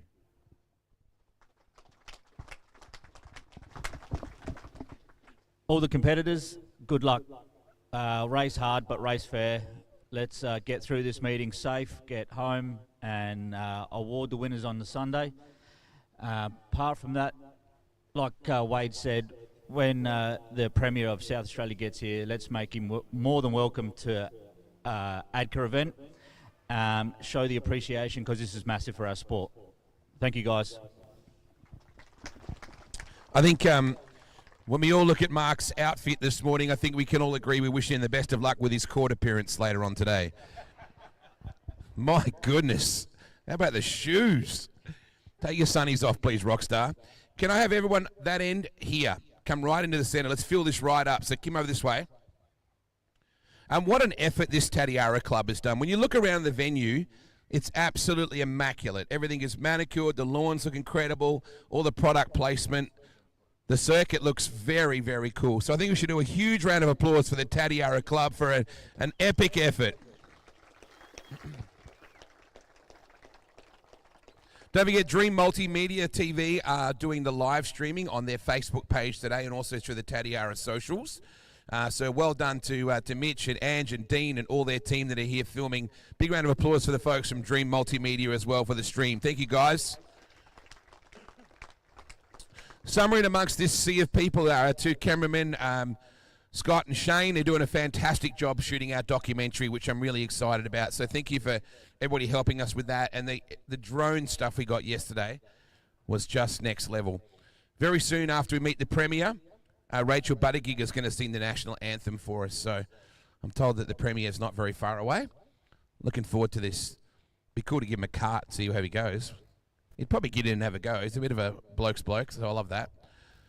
So I think the point that Dan made before about racing with respect, and Vaughan, you made a great point about that. So this weekend is about racing hard for your titles, but also racing with respect. So any minute now, we'll get to introduce the man of the hour. So make sure you all scooch in and make sure we give him a nice round of applause in just a moment. You can talk amongst yourselves. Oh, yeah. Yeah, oh, yeah. 212. Yeah, oh, yeah.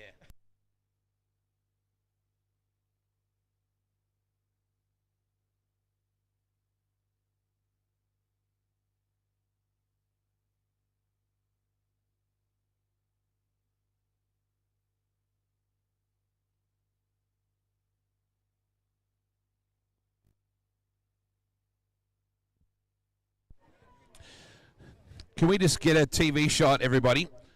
In a second, I just want Shane to come up here for the doco, and I just want you all to be in one area here. Let's get Shane to get a cool video pan of how big this industry is. Just coming up the steps here now. So could you all just look up to the tower for a second for me? It's good when you get up here. So everybody looking this way for a second. On the count of 3, can everybody just raise your hands up and just go, yay! I like that, but I didn't do 3. That's all right. Simon says, 1, 2, 3. That was a bit bitumen karting, to be honest with you. Can we be a bit more rowdy than that? 1, 2, 3. That's what I'm talking about.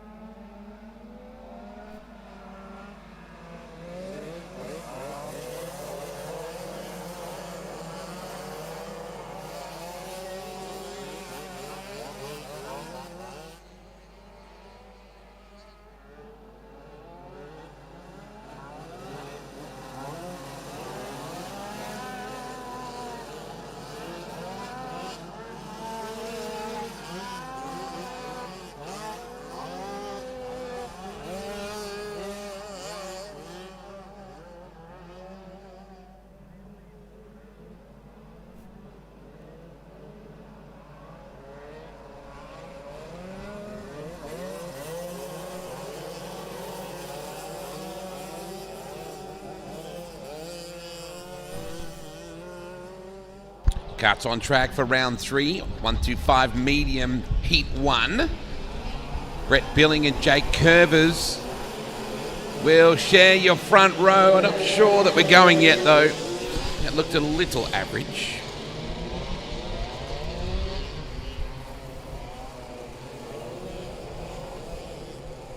So we'll go around one more time. Brought to us by Southern Truck Fit Outs. This time, are we good to go? No, we're not. So we're still just working our way into this. After that full track prep, you can imagine this will be very fast. Once we get some rhythm going. Billing, Curvers, Ryan, Burford, Callahan, Beaton, Norval, Page. There's 2 of them. Wensky, So Jesse and Shannon. Wensky, Walton, Slater, Whitehead.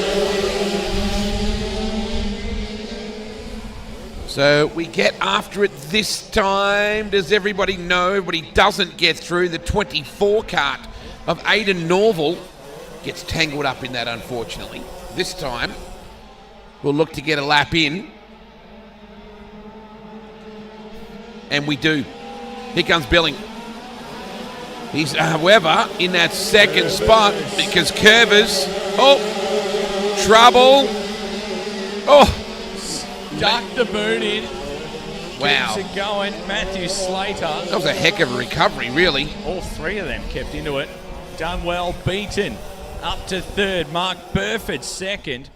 Billing got hung out to dry in the first corner, and he has work to do now.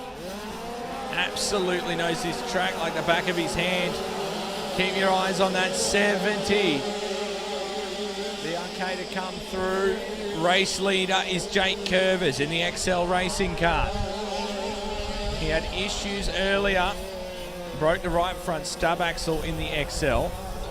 The multiple Curvers karts here this weekend. Ranging across all classes. Burford is tucked in deep in second. Ultra aggressive, up and over the wheel. Wade Beaton, Tom Callahan, Brett Beerling, Nathan Walton, Shannon Peach, Joshua Bull, Jake Whitehead, Corey Jackson, Alan Reynolds, Michael Voots, Matthew Slater, Aidan Norval, Brad Hambling, Wensky, struggling to get through this one, Stephen Ryan, and Curvers banging the laps down. A couple left to run. Into the last left-hander. We're approaching the end of round number one.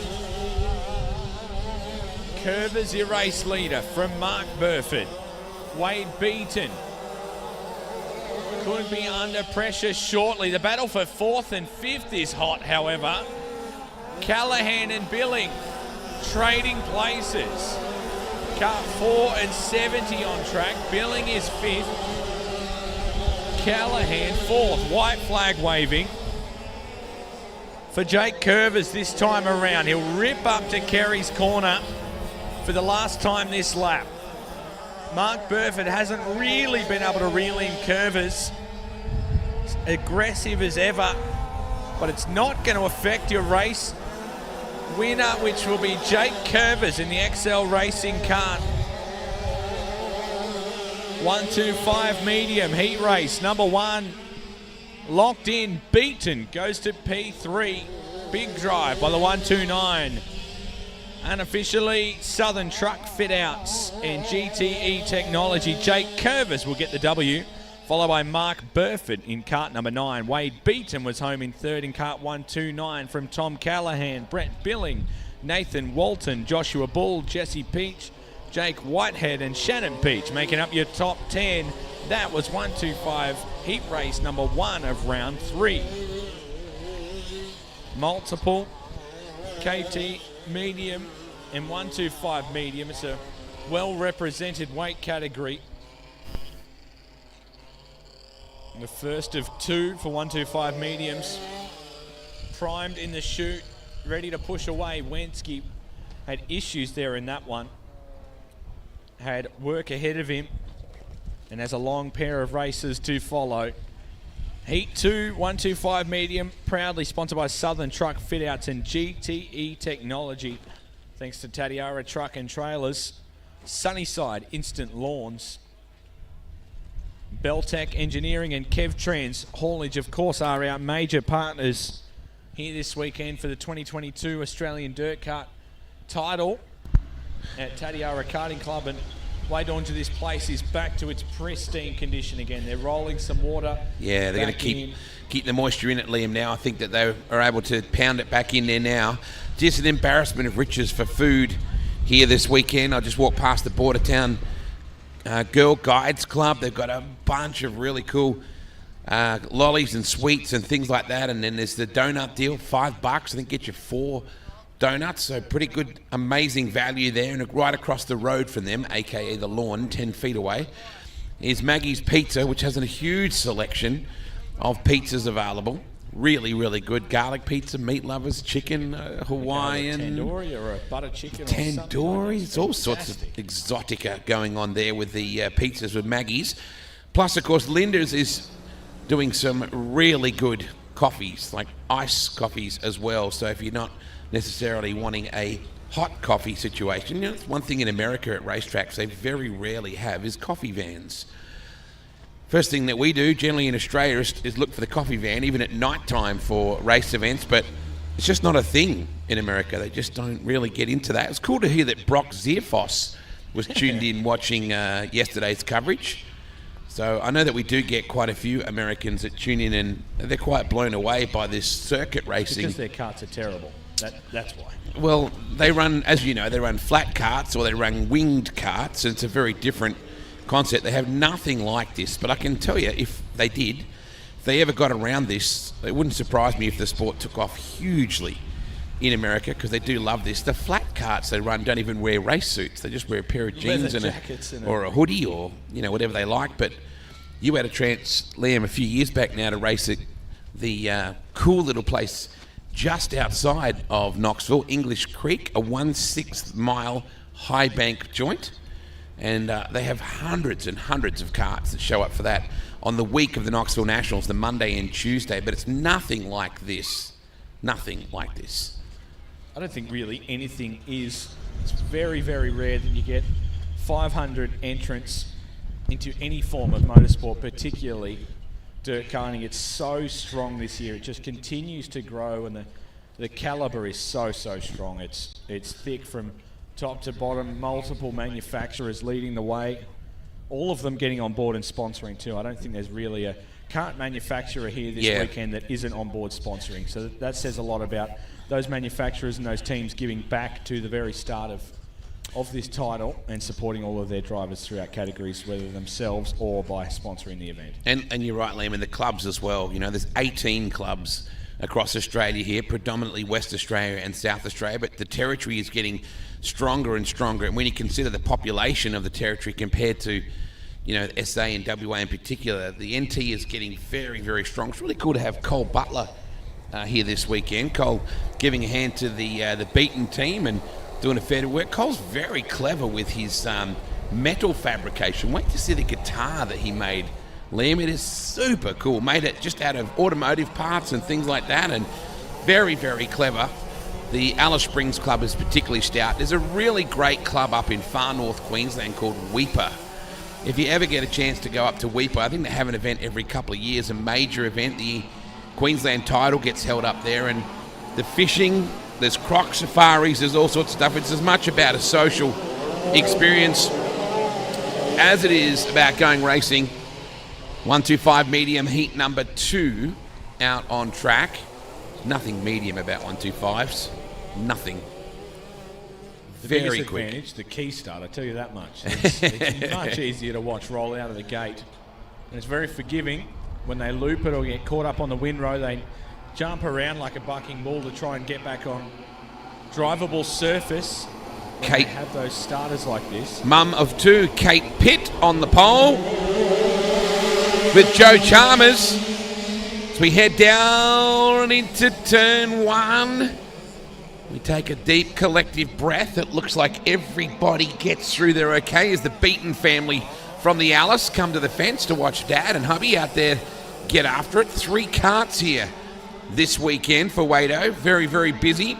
Chalmers, Pitt, Hackett, Morrison, Larrity, Francis, Brom, Ryan, Heinrich, and Sullivan. And so far, everybody... Oh, that was a good move through on the inside. Was that actually Beaton, I think? Yeah, I think he was in the prior Yes, you're right. race. Yeah, you're right. They've come out to watch this second group of heats. But Chalmers, Hackett, Larrity, Pitt, and Morrison, your top 5, Liam. That's for sure. It's definitely elbows up. You can see in the entry by Smoking Joe Chalmers, the car bucking around. Typically softer chassis. And they do like to absorb some of those bumps. You can see the tyre shake, and that cart really rocks around through those bumps, trying to absorb all of it and get all of that power down to the ground. You're running as soft an axle as you can pretty well handle to try and bite into this dirt. It's Angus Larrity from the Alice Springs Club that everybody is supporting from the territory at the moment, who's currently sitting in that third position. So Angus looking very racy indeed, really putting it to Reese Hackett. Angus on the charge out of the Alice, puts it up the inside. It's a bit of a look. Well, you do well to go by Reese. He's exceptionally experienced, and very rarely do you see him make a mistake. He's got that BRK occupying the fast groove on the racetrack right now, but Angus all over him, and Josh Ryan closing in as well. Ryan, multiple heat race wins throughout multiple classes here this weekend. He's going to do really well to get anywhere near the lead here, but he is going to have a crack for second place. He's right up behind Angus.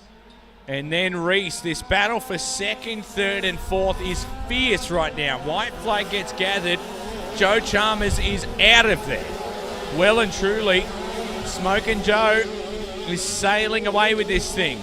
But we ride on with Reese Hackett, Angus Lairdy and Josh Ryan for second, third and fourth. Angus, Alice and Renmark going after it for second, third and fourth. Boy, what a lead for Joe Chalmers. No surprises really there. They've managed to take care of that character building indentation coming off that top corner. Checkered flag is out for Smokin' Joe Chalmers. Oh, just a move at the very end then. Jordan Barrow in the Jordan Factory Karts entry, and Tapley together with Edwards. So it was Chalmers, Hackett, Larrity. Then back to Ryan, Morrison, Heinrich, Francis, Brom, Rodder, Vickers, Pitt, Edwards, Barrow and Tapley. Terry Pitt unfortunately had some issues. Wife Kate had a better run. She finished, in fact she had dramas as well. So the Pitts busy. You just saw the 87 just go past right then. Started on the pole originally. That breeze has picked up to another 8 goal breeze. What did you say it was gusting up to 50 before? We were 57k gusts before, but that's meteorologist Mitch Devlin who's providing the weather information for us. That translates to a lot. There you go, right on cue. Now. Gusting up to 52 k's an hour.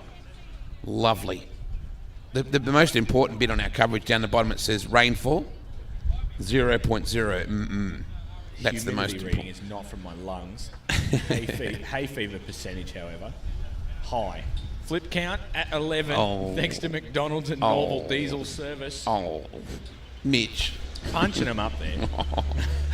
I think he's a fan of the chili bowlers, old Devo. We've got some really good camera angles today. I like this direction, but I prefer the other one. I just love the way we go in this, just working this out the way the clock works. Clockwise direction. Clockwise. Yeah, I think it's super cool the way they just peel down out of Kerry's and lay it to the floor and leave it for almost half a lap. I spoke to Mark Burford about that. We were talking about the doco and how the overhead drone shots, to take us through a lap, and he did this whole explanation of a lap here. You twist in here and you kick it in there, and I said, can you just mention where you use the brakes? He went, where? So isn't there a place? Back into the grid. Isn't there a place where you use the brakes? KT Lights coming up, round 3, heat 1. We're almost at the end of this first round, and there is Terry Pitt catching a ride back. Unfortunately, not the way. He's still got a smile on his face. Oh, that's good at least. He's riding back with Ridley Sullivan. Mongo on screen. The Mong. Nathan Chalmers. God, I remember when he was just a little kid doing this back in the day. Yesterday he reached for a beer and I'm like, whoa. Hang on a minute. You're just a little kid. But he's not. He's grown up a lot. Bear just lives and breathes this sport. Tyson, of course, was a heck of a racer as well. There's been up to 4 members, plus Kylie has even had a skid as well over the years. And I know that Bear loves that massive 100cc event that they have down in Wagen as well. Western Australia really works hard on these marquee style events where they try to get a real rock star feel to some things. I remember the Aussie title years ago at Bustleton. They were the first ones really to trial a really big sound system, really like a almost like a concert-style sound system that they had set up in the infield. It was punching out the tunes like the Cricket Boys Shootout. And I vividly remember, Liam, and you'll love this story, it was the same weekend as the preliminary final for the Here we go. AFL. Steve Timmis sent me a message that said, there is a God, just after Collingwood got knocked out of going towards the grand final. But of course we know how that worked out this year, don't we? It went fine this year. Yes. I was expecting you to choke, I'll be honest with you, and you didn't. I'm glad. Didn't even look like it. Glad to hear dispute. Americans are loving AFL now because of the Meso. And Australians are going vastly the opposite. I was trying to explain it to Americans. I said, you don't understand. There's two fans in Australia. There's Collingwood and not. KRT, the Morrison family, bringing us this along with Shade Tech. Big thanks to the Shade Tech family. Could really use They one haven't, of them. they haven't dabbled in the commentary booth, but... Well, they haven't had to. So far, the pavilion has stayed together. I think Ben Brown was expecting, or I think it was Kingsley actually expected that it was actually like a fully enclosed building that we're in, but no. Either way, we get a good view of the live stream, which helps us out enormously. Just saw the 888 go whistling by us just then.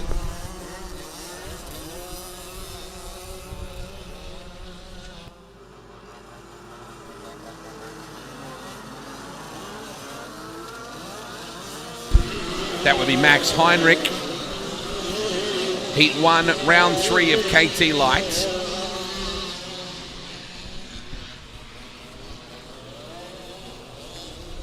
Keep using the sunburn cream, folks. If you forget about it for a minute, all the kids are running around, just get the sunburn cream on. With this driving wind, it will roast you when you least expect it.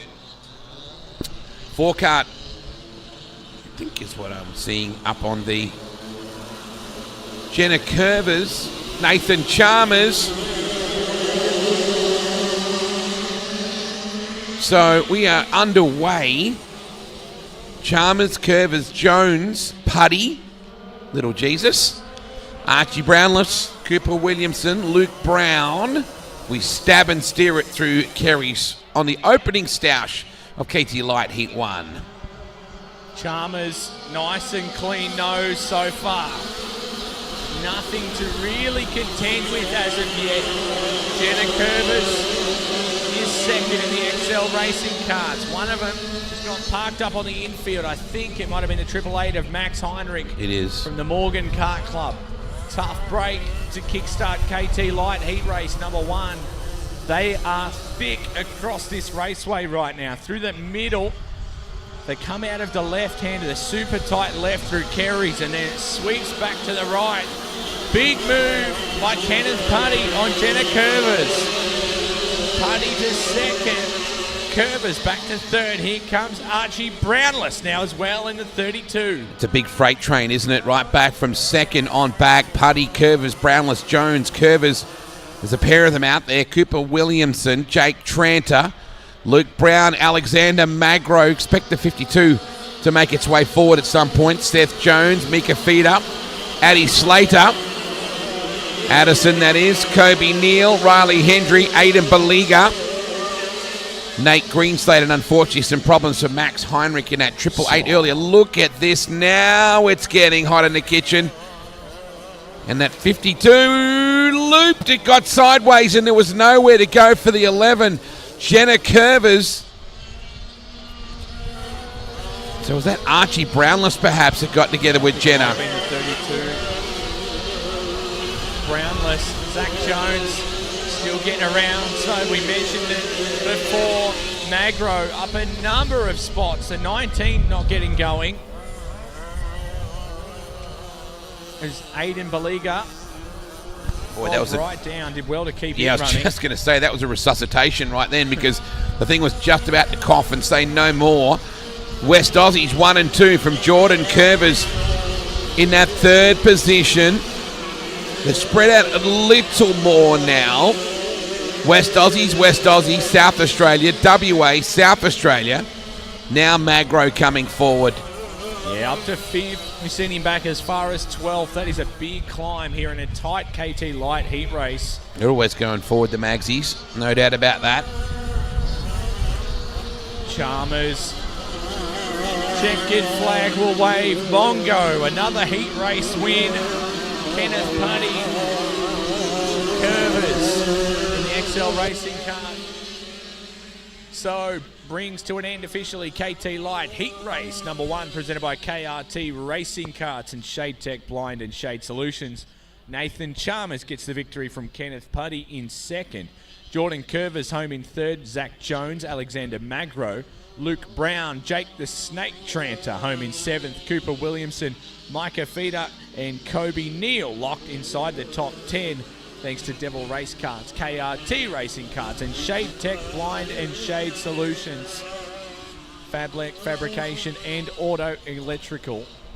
Hamos Concreting and all of our fantastic sponsors and partners on board with this 22 Australian Dirt Kart title here at Tatiara Kart Club. So we're getting set for the second now of 3 KT Light heat races. Very well represented in numbers. Something like 59 of them. Enough for 3 full heat races of KT Lights. And sadly, the immaculate 888 KRT, Maxi Heinrich, will head back on the trailer, as so many before him have done. It's done a wealth of work. The Gators, the John Deeres and the trailers. And they will head back and go to work for the final round this afternoon of heat races. And get that 888 back on track, hopefully without issue. Southern Truck Fit Outs, GTE Technology and all of our wonderful partners. 125 Light Heat Race number 2 coming up, presented by KRT Racing Karts and Shade Tech Blind and Shade Solutions.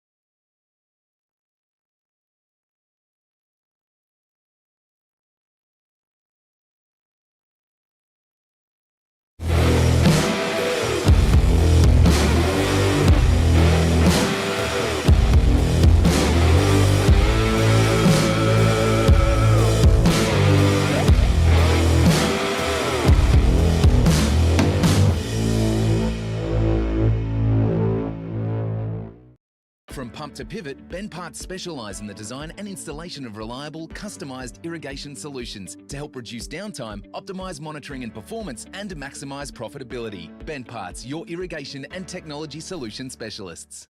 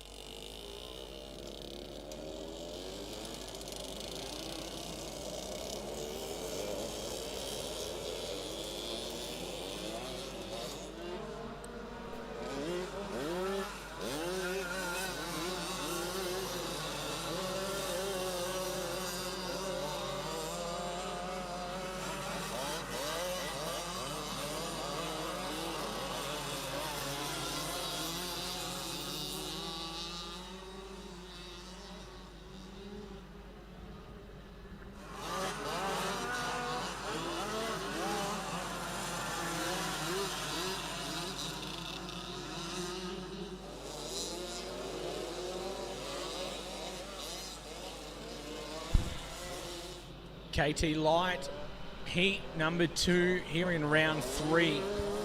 Presented by Shade Tech, KRT Racing Karts. They're going to roll out of anger through Kerry's corner and get set for the launch this time. They didn't use the cut through. Get all karts around. Brock Thompson will be on the front row along with Thomas Millam. No, it's the 42 of Feder. So Brock Thompson and Scott Feder, Jarrett Jackson and Caitlin Vickers, Charlie Hodson and Bailey Frid, Cameron Brooks and Harrison Gifford, Tristan Cross and Jaden Dawson, Kira Griffiths, Cody Palmer, Brett Manuel, Madison Perry. Be good if this class was popular. Fletcher Moore, Max Vooks, Erin Virgin, Jack Short, Michaela Carruthers and Michaela Short out of the York Peninsula Club. Good field. We're away. Nice launch. Feder on that inside front row was probably well favoured. For someone. Did they all get... Absolutely facing in the wrong direction. Kept going now, which is the good news. So Thompson and Feder are on that front row. Vickers and Jackson were on the second row. We come back already. Doesn't take you long, about 27, 28 seconds or thereabouts to lock in a lap. It's Feder. Your leader from Thompson. There's a cart around. Triple one. Just trolling downstream. Tristan Cross. Has to drag it through the mud. Gee, there's some big dive bombs in Kerry's, isn't there? It's really the place where you go, here's where I'm going to make my ground. They're just rocking too wide through there, a few lanes deep. As Feder settles into the groove out in front, but Thompson is giving him plenty to think about. Caitlin Vickers is following them. Bailey Fred, Harrison Gifford, your top 5. Cameron Brooks, you would certainly think, starts to make his mark as he tries to run down this opening 5. Charlie Hodson back in that 14th spot, running the number 27, between the 27 of her dad's number and the 7 of the 27 of her granddad. That 27 and 7 number back in the day. Very significant for the Hodson family. Feder, Thompson, Vickers, Frid and Gifford. Your top 5. And considering the wind, and please make sure you keep plenty of... That was a big... I don't think the 33 card of Gifford really knew that Cam Brooks was out there. Cameron, another third generation racing situation. A really famous and deep love of motorsport between the Brooks, the Schlein and the Eakins family and the puppy dog. Lyndon and Lynette Schlein's little puppy dogs here to support Cameron's racing as well. And there is the 3 car just going by out of our shot just then. White flag about to come out. Boy, it's been an easy run for Feder. Thompson, Vickers, Frid and Gifford, your top 5. They've spread out a little more. Nice little battle though between Kira Griffiths and Brett Manuel, along with Fletcher Moore as well. And the checkered flag not too far away. It's a walk in the park for Scott Feder. Still a tough way around this place, but he has made it look relatively easy. In the front row, he has peeled away. Scott Feder gets a job done pretty comfortably. Back to Brock Thompson and Caitlin Vickers. Further back, they're still too wide. Right to the line, that is a busy, busy shot. And that brings an end to KT Light Heat Race number 2 here in round 3, proudly presented by KRT Racing Karts. Someone through the lawn in the middle there. Shade Tech, Blind and Shade Solutions. Kart 42, Scott Feder from the Tatiara Kart Club gets the win from Brock Thompson. In Kart 16, the S3 of Caitlin Vickers home in 3rd from Bailey Frid. Cameron Brooks, Harrison Gifford, Jaden Dawson, Michaela Carruthers, Jared Jackson and Brett Manuel rounding out your top 10 here in KT Light Heat Race 2. One more left to run for KT Light here in round number 3. The nearly 60 entrant class here this weekend, really well represented. And tight heat races from the start to finish here in Heat 2. One more to run for KT Light.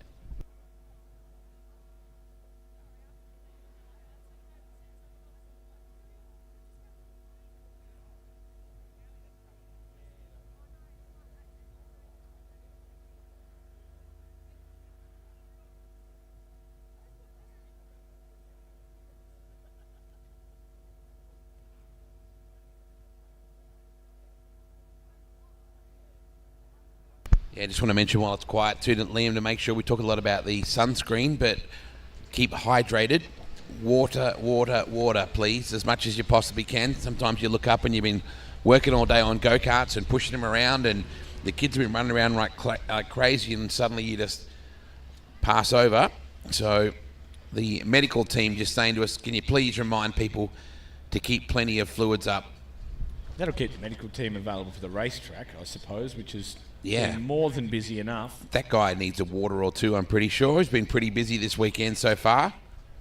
Solid operator, Joel Heinrich. He spoke before we interviewed him yesterday and just spoke of his passion for dirt kart racing and how in all those other forms of racing that he's been involved in, sprint cars and wingless, and he's running, of course, in Aussie racing cars and touring car masters. He's had so much experience in so many forms of speedway, and so he still keeps coming back to dirt karting.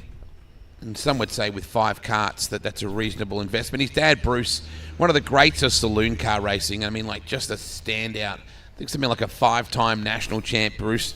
A real professor of the sport, very quietly spoken. You don't get much out of him. As Caitlin Vickers just goes past us in the S3 on the trailer. The Vickers have had a pretty tough start to today. I saw Hayden on the infield a bit earlier on today. Dad Wayne has been thrashing. He works harder on the karts than he did on his super sedan back in the day. So heat 3 of KT Light coming out in just a moment.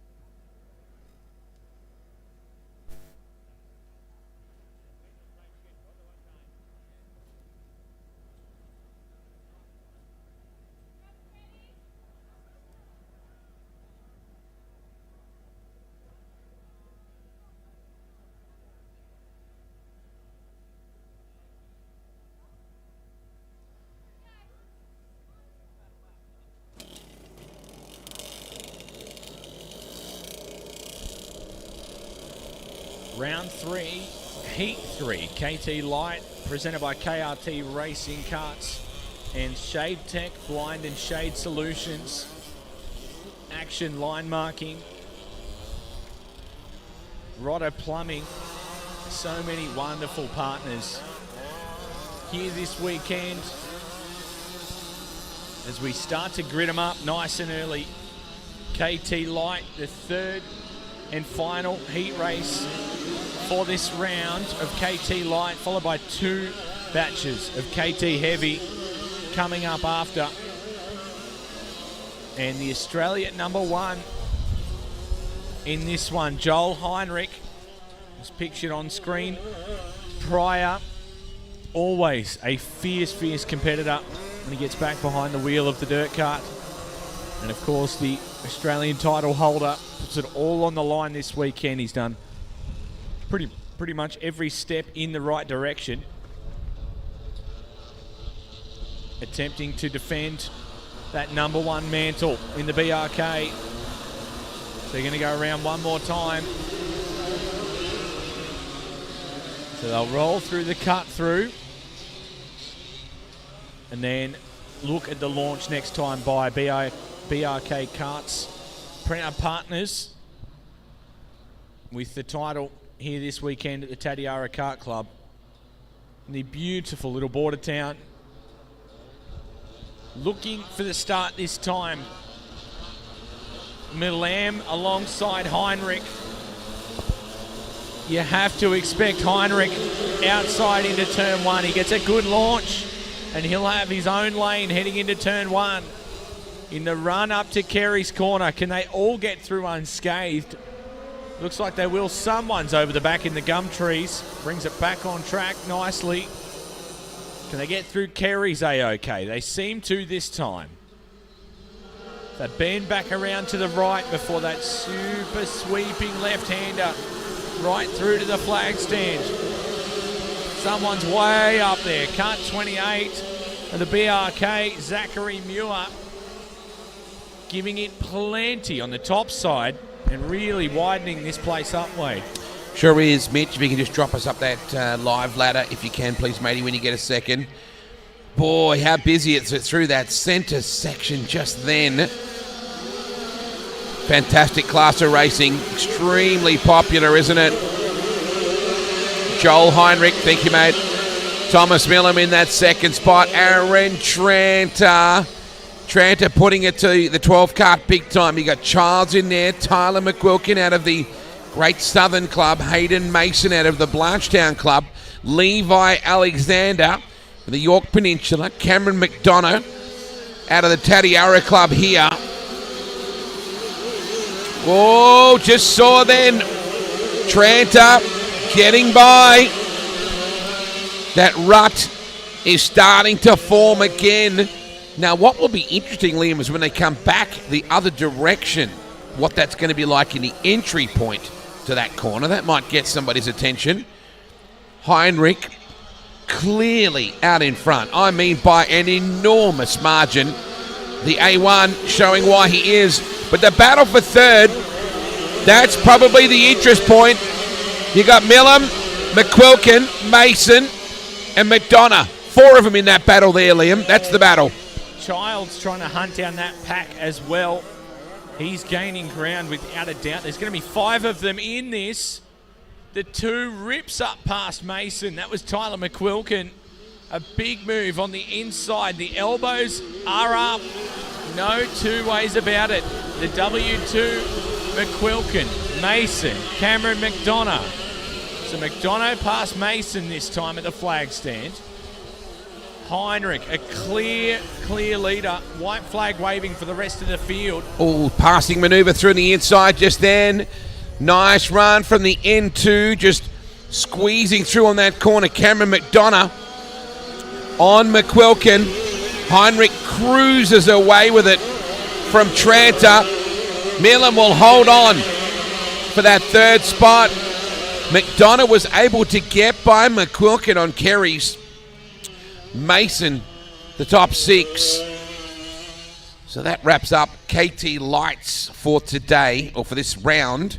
We'll have another 3 heats from them later on this afternoon, Twilight event.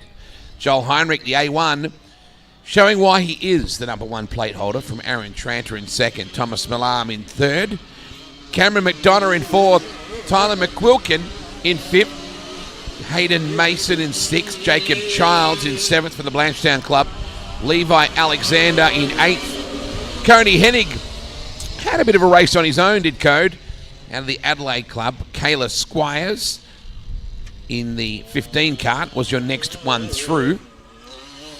So that's the end of our KT Light. As you said, Liam, huge field. KT Heavy to come up very shortly. A little bit of track work, and back on the other side of this.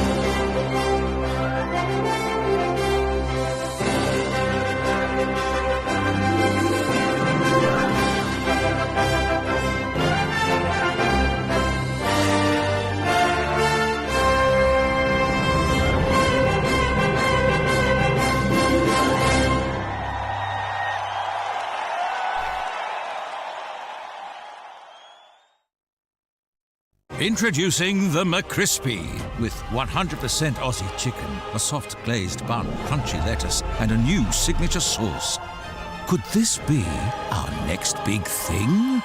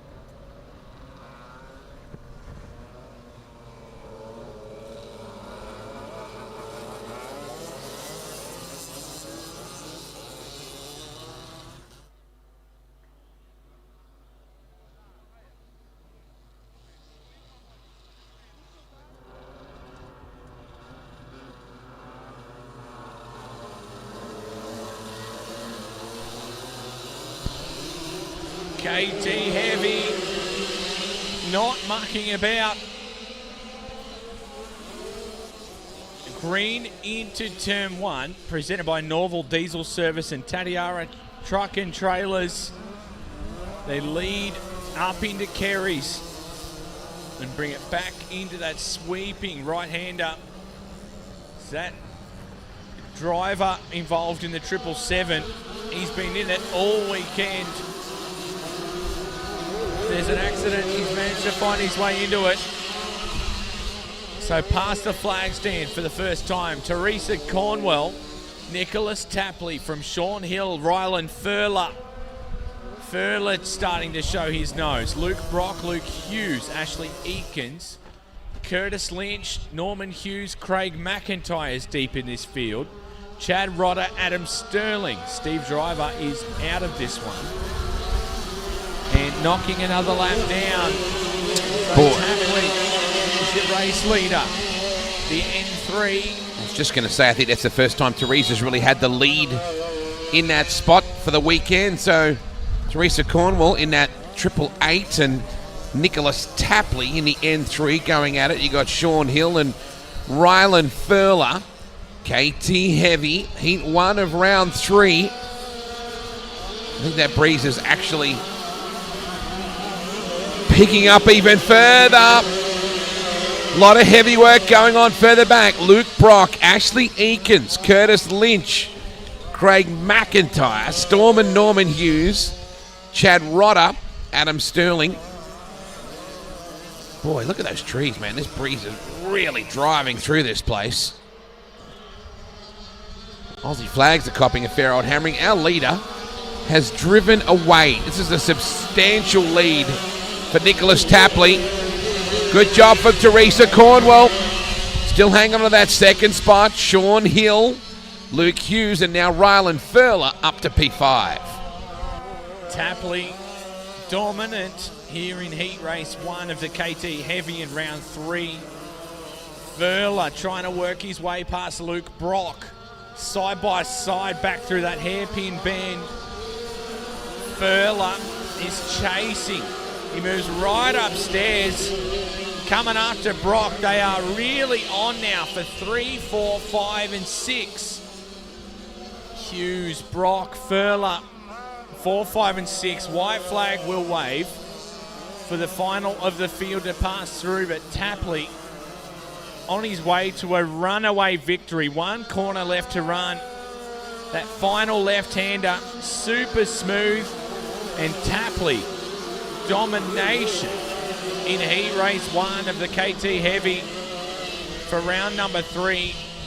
Proudly sponsored by Norval Diesel Service and Tatiara Truck and Trailers. Officially, Nicholas Tapley takes the win in the N3 from the 888 of Teresa Cornwell. Sean Hill was home in third in kart 33 from Luke Hughes and Luke Brock in the top 5. From there, it was Rylan Furler, Chad Rodder, Craig McIntyre, Ashley Eakins, and Curtis Lynch from Renmark locking into the top 10. That was KT Heavy Heat Race, number 1, presented by Norval Diesel Service and Tatiara Truck and Trailers.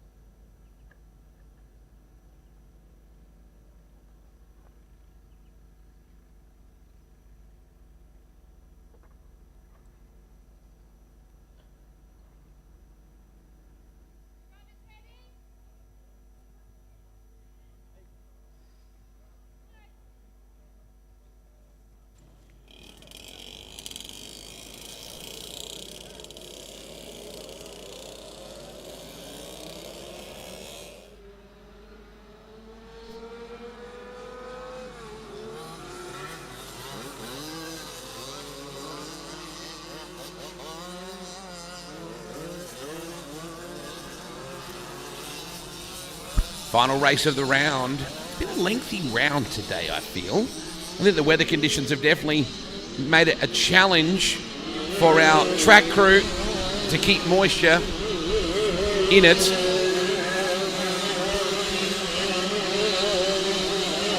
KT Heavy Heat 2, brought to us by Tatiara Truck and Trailers, and also our great friends at Norval.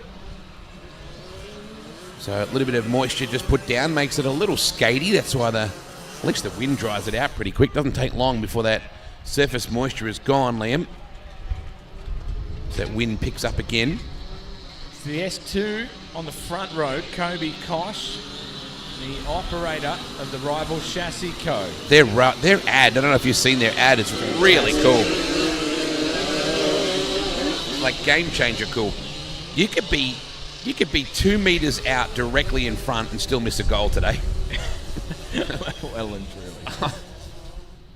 I mean, Travis Cloak would do that anyway, but boy, this breeze. Jake Curvers on the front row, hey? It's just just swirling around out there. So the N2 on our S2, I should say, my bad. Curvers and the S2 of Kobe Kosh in that rival co-entry. Down to 1. We take a collective deep breath and everybody gets through and fires down towards Kerry's for the first time. Kart control is good on an opening lap like this with this wind blowing around and putting all that moisture down. Curvers, Kosh, Morrison, Lewis in the L7, Braden Dunn, Gavin Earl, Lachlan Voots, and Shane Shepherd. Barbary peels the top off. Lockie Barbary just ripped by 5 of them on the outside of the final corner. Putting on a show. He heard his older brother's here today, so he's just banging the top down. Say what? Say what? Who's here? The lesser better Barbary. Jackson's here? Did he get lost? Must have. Curvo doing the job right now. Right behind him is Declan Morrison and the KRT. Field. Oh, there's some brutal battles going on between Will Brown, Shane Price, Stevie Waters, Lachlan Voots as well, Shane Shepherd, Daryl Tolmer from the Adelaide Club as well in that Hustler kart entry. So back through the middle we come. Now Curvis is under a bit of pressure now. Declan's pulling him back in, Liam. Well and truly, the KRT starting to get a move on. Curvers the leader. He'll swing through left and head up towards Kerry's corner. Careful not to leave the inside wide open up here. Morrison drives it in higher, tries to bring it out tight. It didn't pay off that time. This corner in particular is where the outside's starting to really open up. You've got to be careful to cover both grooves down here. Morrison settles on the low groove. Curvers really bogged down out of that corner. It just didn't want to hop up and go for him. Gavin Earl is enthusiastically joined into this battle as well. He's the 5th. It's a brown kart. I don't mean it's the manufacturer-wise. I mean it's just brown. Everybody in behind from second on back is brown. They're absolutely caked in this racing surface after that recent track water. White flag is about to come out and it's getting awfully tasty. Curver's got a big bite. Mid-corner. The kart drifted up and suddenly Morrison is every bit of chance here. Oh, here we go.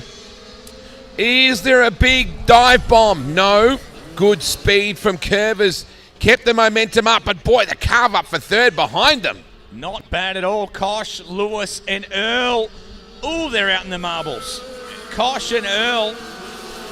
Kosh should hang on. Lewis is right there on the hammer. They're going to get through. The motors are very low in the rev range. Very low down indeed. And that brings to an end KT Heavy and officially round number 3 as well. Norval Diesel Service and Tatiara Truck and Trailers. We'll see Jake Curvers take the W in kart 36 from Declan Morrison in the S1. Third place, the S2 of Kobe Kosh from Damian Lewis, Gavin Earl, Jared Moore, Braden Dunn, Lucas Oyendike, Lockie Barbary at P9, who's heading to the commentary box shortly. With that, Harrison James into the top 10 as well. That brings to an end round 3.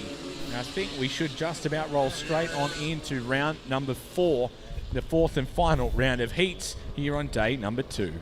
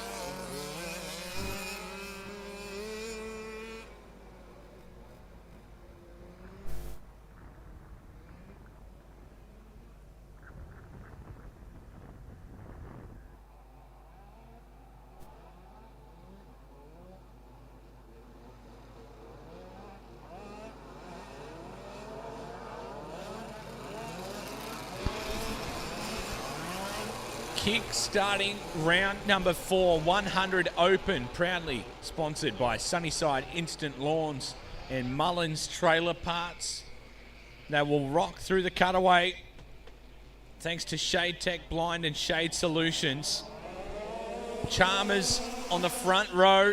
That's Mongo Chalmers alongside Jake Tranter into 1 and 2.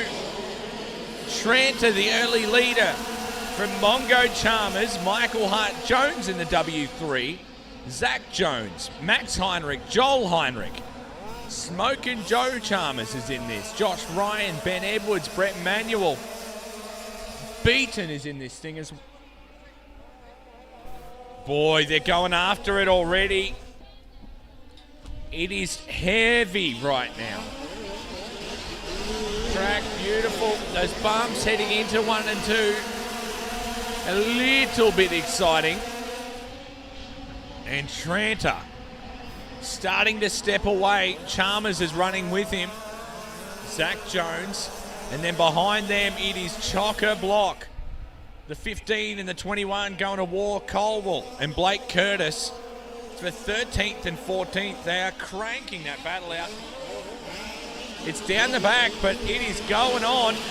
Left, right, and centre as now Zach Jones comes after Mongo Chalmers for position 2 and 3.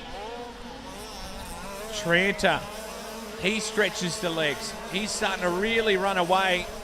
And they're ripping through that bus stop up the top corner. That is Kerry's. It slows right down. They've really got to kick it in. It's a lot slower in this direction up there. Tranter. He's dominant now. He started alongside the younger bro earlier today and ended up bouncing the chain off through this rut in turn 1, or it was the final corner, headed in the other direction. But nothing seems to faze him at this point. Banging the laps down. His little brother is much deeper in this field in kart 54. Trying to sort his way through, but it is dense at the back. Very, very dense from positions 10, 11, 12, 13. A stacked heat race. Tranter dishing out a solid performance. They're not catching him. Nathan Chalmers and Zach Jones starting to park up as I say that.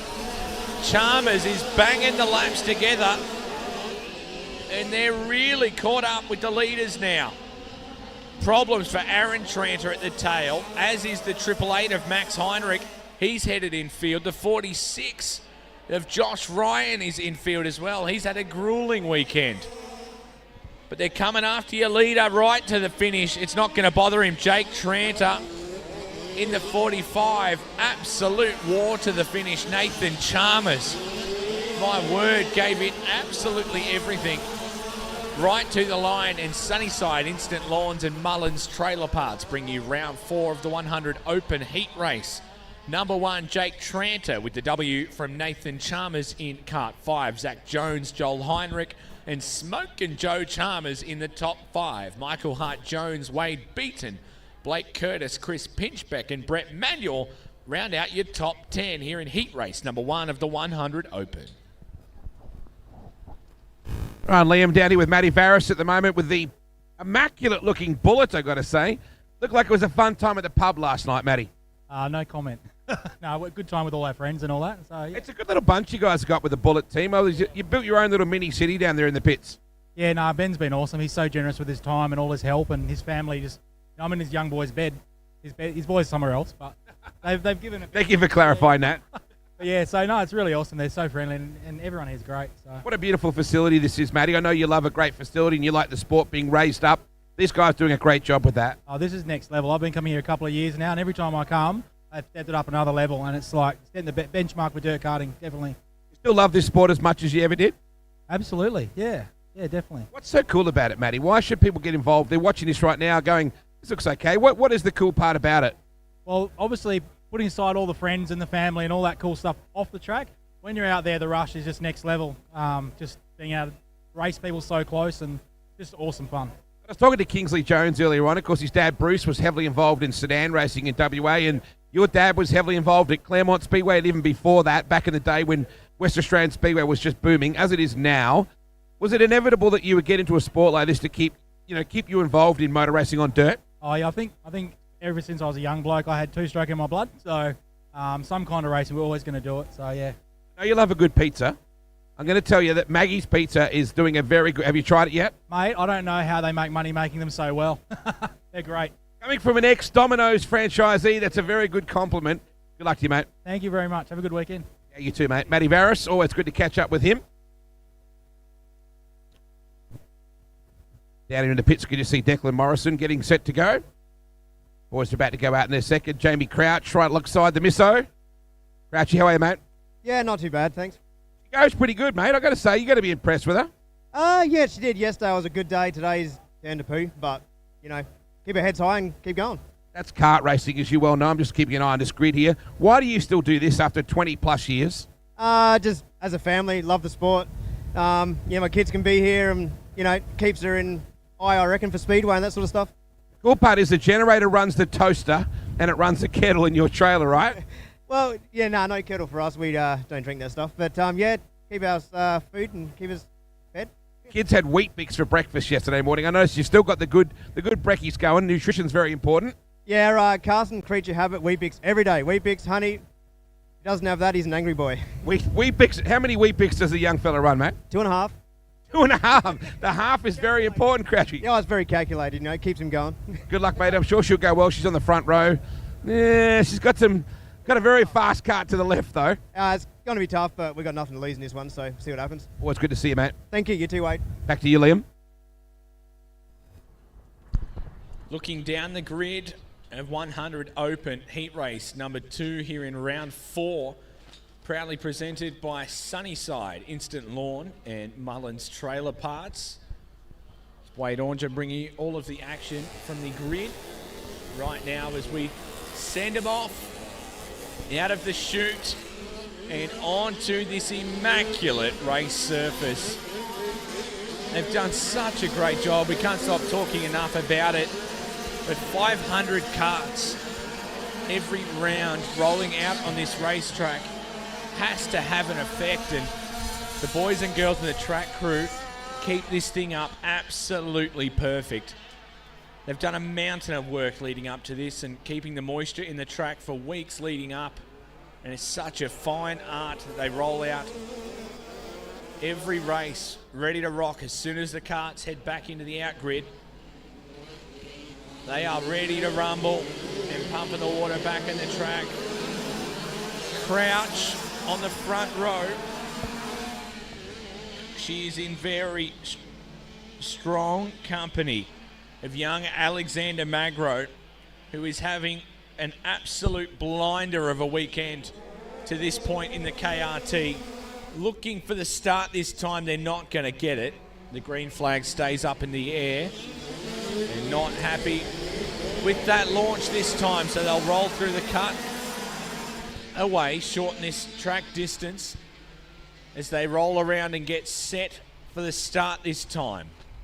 The Sunnyside Instant Lawns and Mullins Trailer Parts bring you 100 Open Heat Race number 2. Melissa Crouch and Alexander Magro on the front row. We're happier with that start. Magro leads them into the first corner.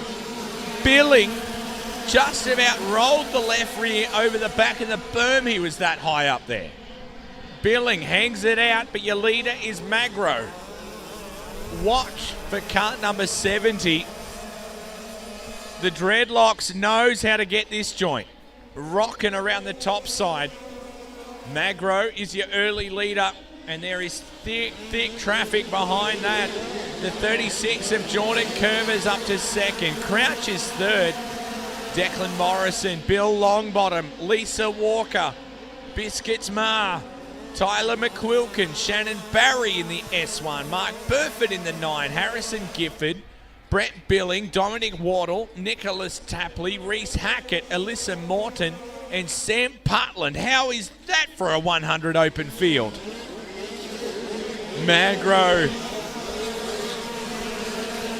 You'd think he will continue to run from here. Curve has the speed to stay with him, as does Crouch. They're starting to spread out ever so slightly, but Magro has a strong hold on this race for now. This is a super quick heat race. It's going to be very tough to make much ground if you're starting deep in this one. Magro in the KRT from Curvers in the XL racing cart. Melissa Crouch, long-time Lightning. Declan Morrison, of course, in the KRT. Bill Longbottom, he's whipping the bullet around this weekend in a couple of different classes.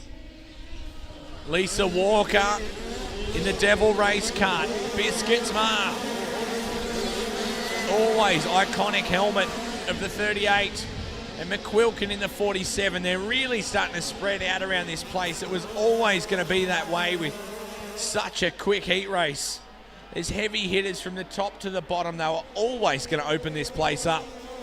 Sunnyside Instant Lawns and Mullins Trailer Parts. The white flag will wave this time for Alexander Magro,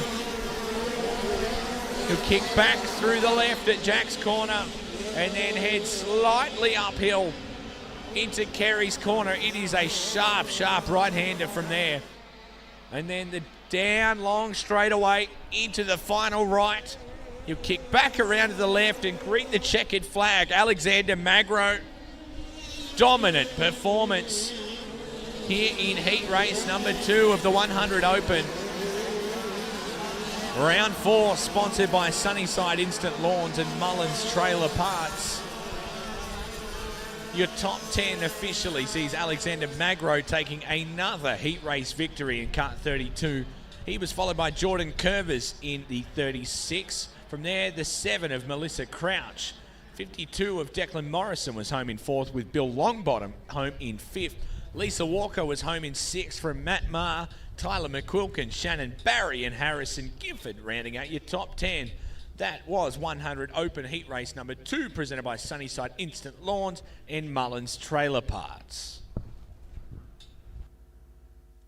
3 bulls, 7 carts, although I think we're back to 2 bulls and how many carts, Lewis? 6 now. Bit of a downer about that. The Sisso's out of the job. Yeah, a bit of bad luck, but hey, you got to have plenty of luck on your side at these events, really, don't you? It's a big effort for you and the family, as usual. Mate, you've been around this sport. I remember you being a little tacker, so you've been around this game a long time. Yeah, been around a fair while. Started out in junior A's and B's back in the day, and now, now running 125s, 200s, KT Twins, and up with the big boys. Pretty exciting stuff for next year in early October with the Aussie title heading to your home circuit. Yeah, it's awesome.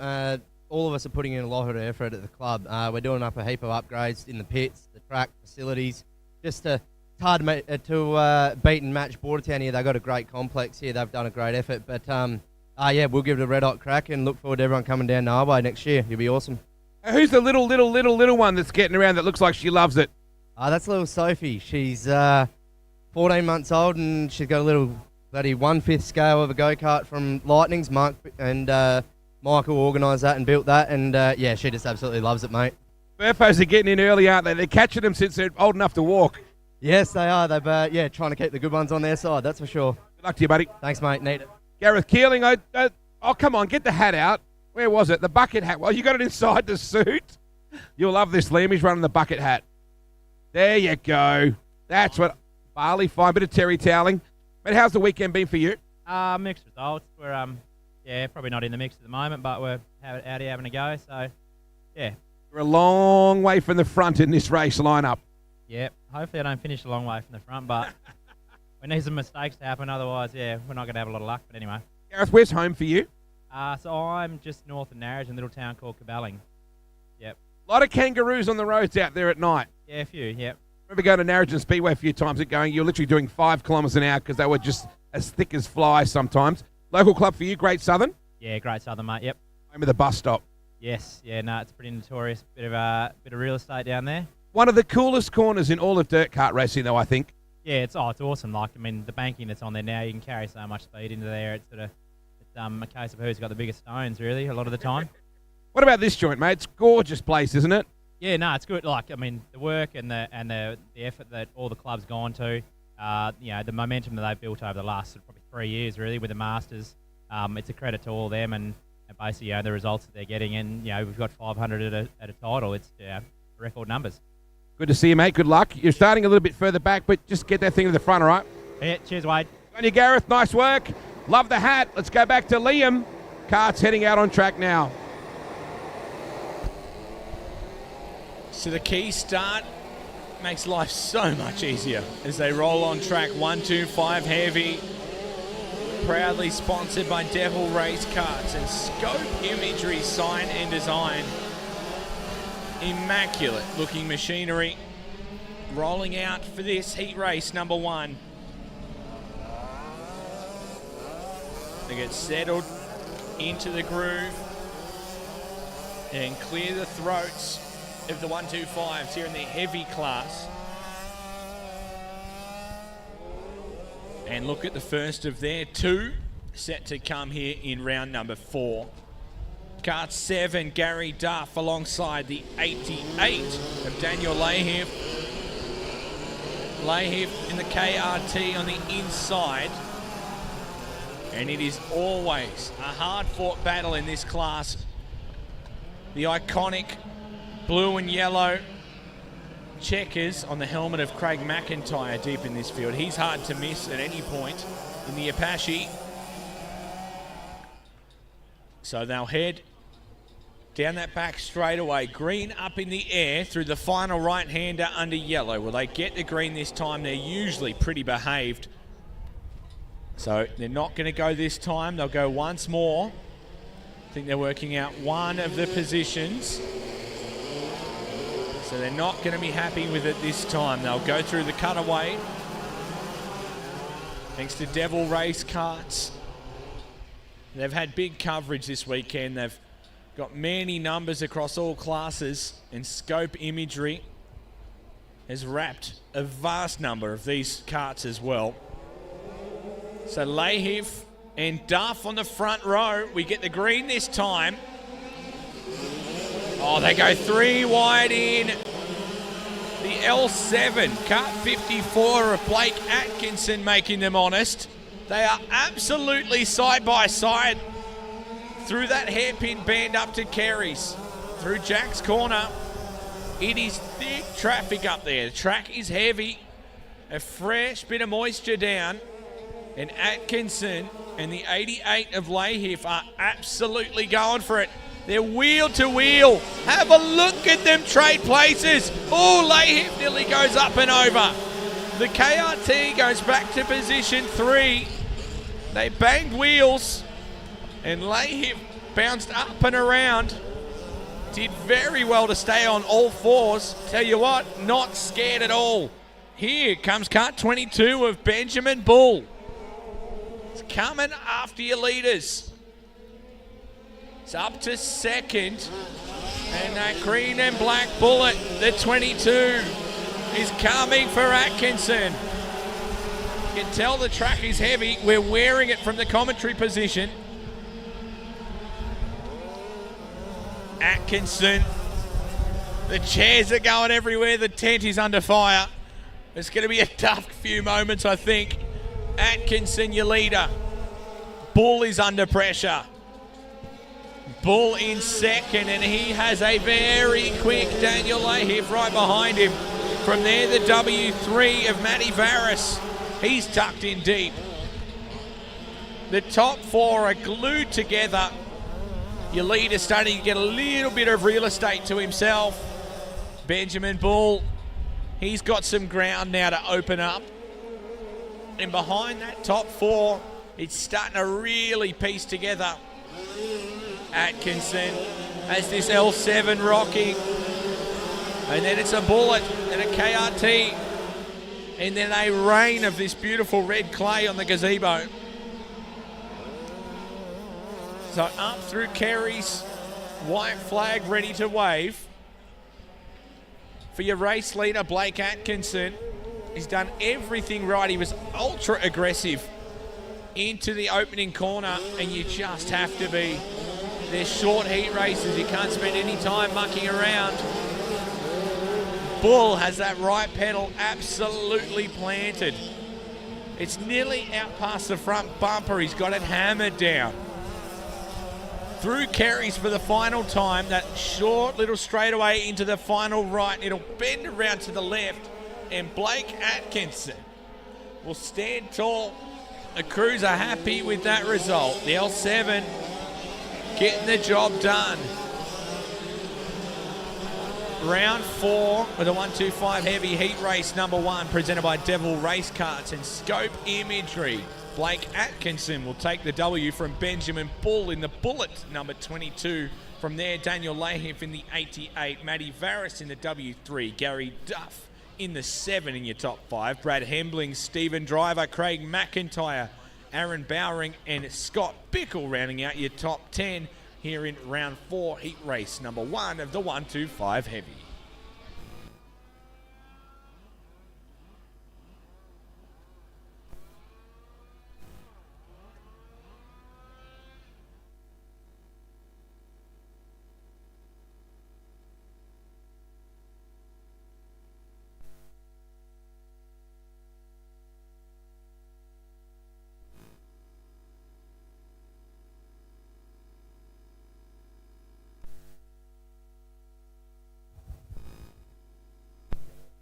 Sweet looking Mr. Mick 28 of Zach Muir. Boy, she's windy. You notice that in the cart? You've noticed the weather too much, or is it not that bad? Oh, not really. You don't really notice it when you're in the cart. I'm looking at your starting position. I'm seeing you on the 3rd row. That's not too bad, but it kind of puts you right in the middle. Yeah, or it could be worse. Could be further back, but it's not too bad. I like the way you're thinking. It's very positive, very silver lining. This is a gorgeous racetrack. Where is your home track? Morgan's my home track, but yeah, love Bordertown. It's a great track here. So many great tracks in South Australia. In such a really short sort of geography, within 2 or 3 hours, you can race at so many places, Zach. Yeah, 100%. There's so many tracks in South Australia. You can go anywhere, really. A young bloke like yourself, you'd have some options in motorsport to go and do different things. Why do you race dirt karts? Well, my dad used to race it, and it's good for motorsport. Great people, so good fun.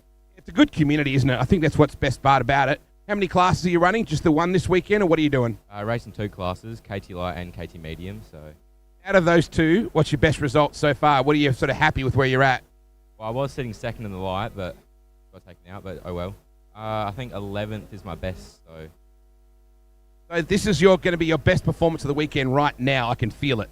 Yeah, I hope so. That'd be great. Just be positive about this, mate, I'm sure. Good luck to you. Thank you. Outgrid here is always very busy. They run a really good show in here. It's always super busy, but they do a nice job. Going to stop and grab the long bottom. Stop right there. Do not... What do you mean, oh, really? Come on, mate. We've got lots of good things to talk about. Why do you love this sport so much? I think it's a great family sport. Like lots of... Yeah, I've had 2 girls and a son race with me, and that's been fantastic. We can all compete at a high level, one after the other.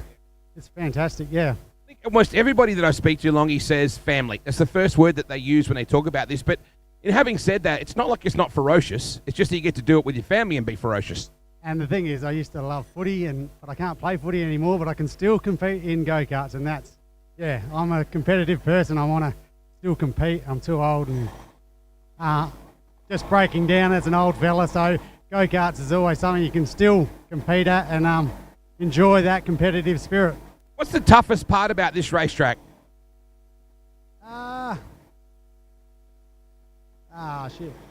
Getting the kart set up right, I suppose, and yeah, I've done a lot of laps around here now, so yeah, it's starting to come together, but it's always different competitors, and yeah, just trying to keep out of trouble in the titles. Well, these guys just push out real quick. What's your favourite part of this racetrack? What corner straight? What's your favourite bit? Probably yeah, through that middle dogleg there, yeah. After Kerry's. Yep, that's, yeah, seem to be able to carry some speed through there. It's usually pretty good for me. You're still smiling, Longy, you like that? Good luck for the rest of the weekend. Thank you.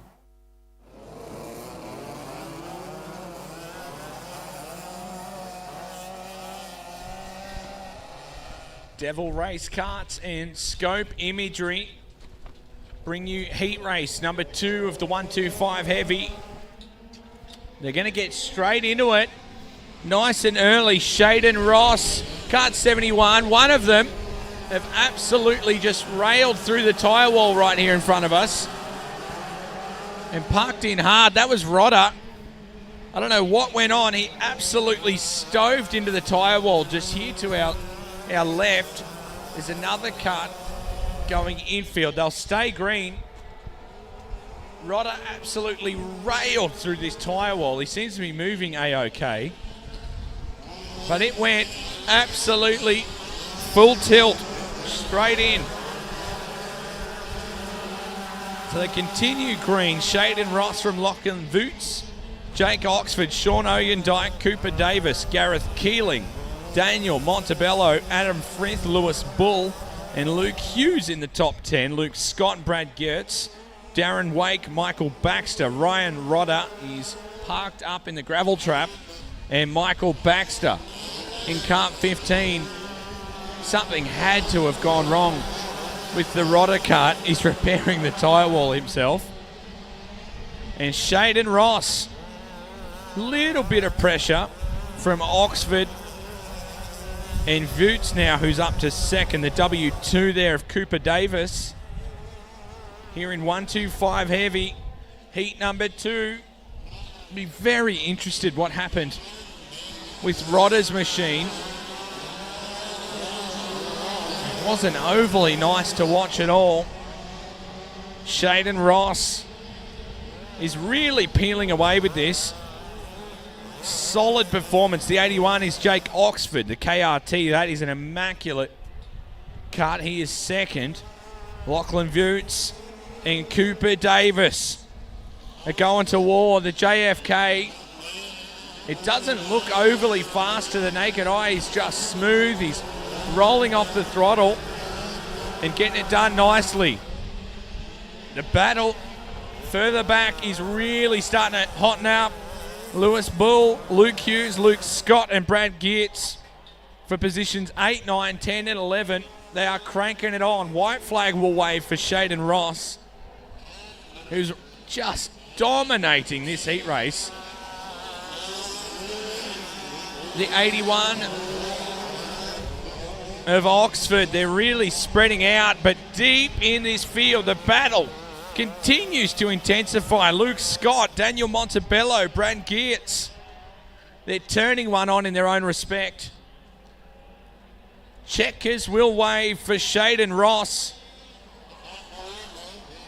Oxford home in second. Oyendike, Cooper Davis, Lachlan Voots. Officially presented by Devil Race Karts and Scope Imagery.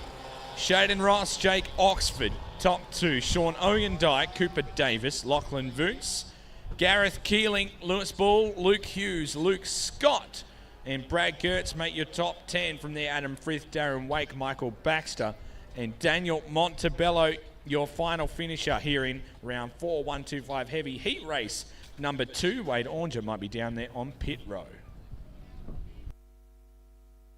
We're just a lazy 20 hours from your front door, Wade Beaton, but I wouldn't think about that right now. You got more to worry about. But she's a bit of a trip. Oh, it was a big trip, especially with a couple of kids. Well, that's what iPads are for, Wade. You know how that works. I'm sure the misso, she's in charge of keeping the kids occupied. Yeah, one's good on it. The other one's learning. Yeah. I saw with a little bucket before. He wanted some water and he wanted some mud. Tell me about your family.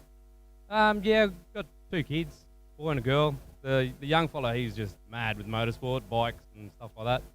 And my daughter's she's a girly girl.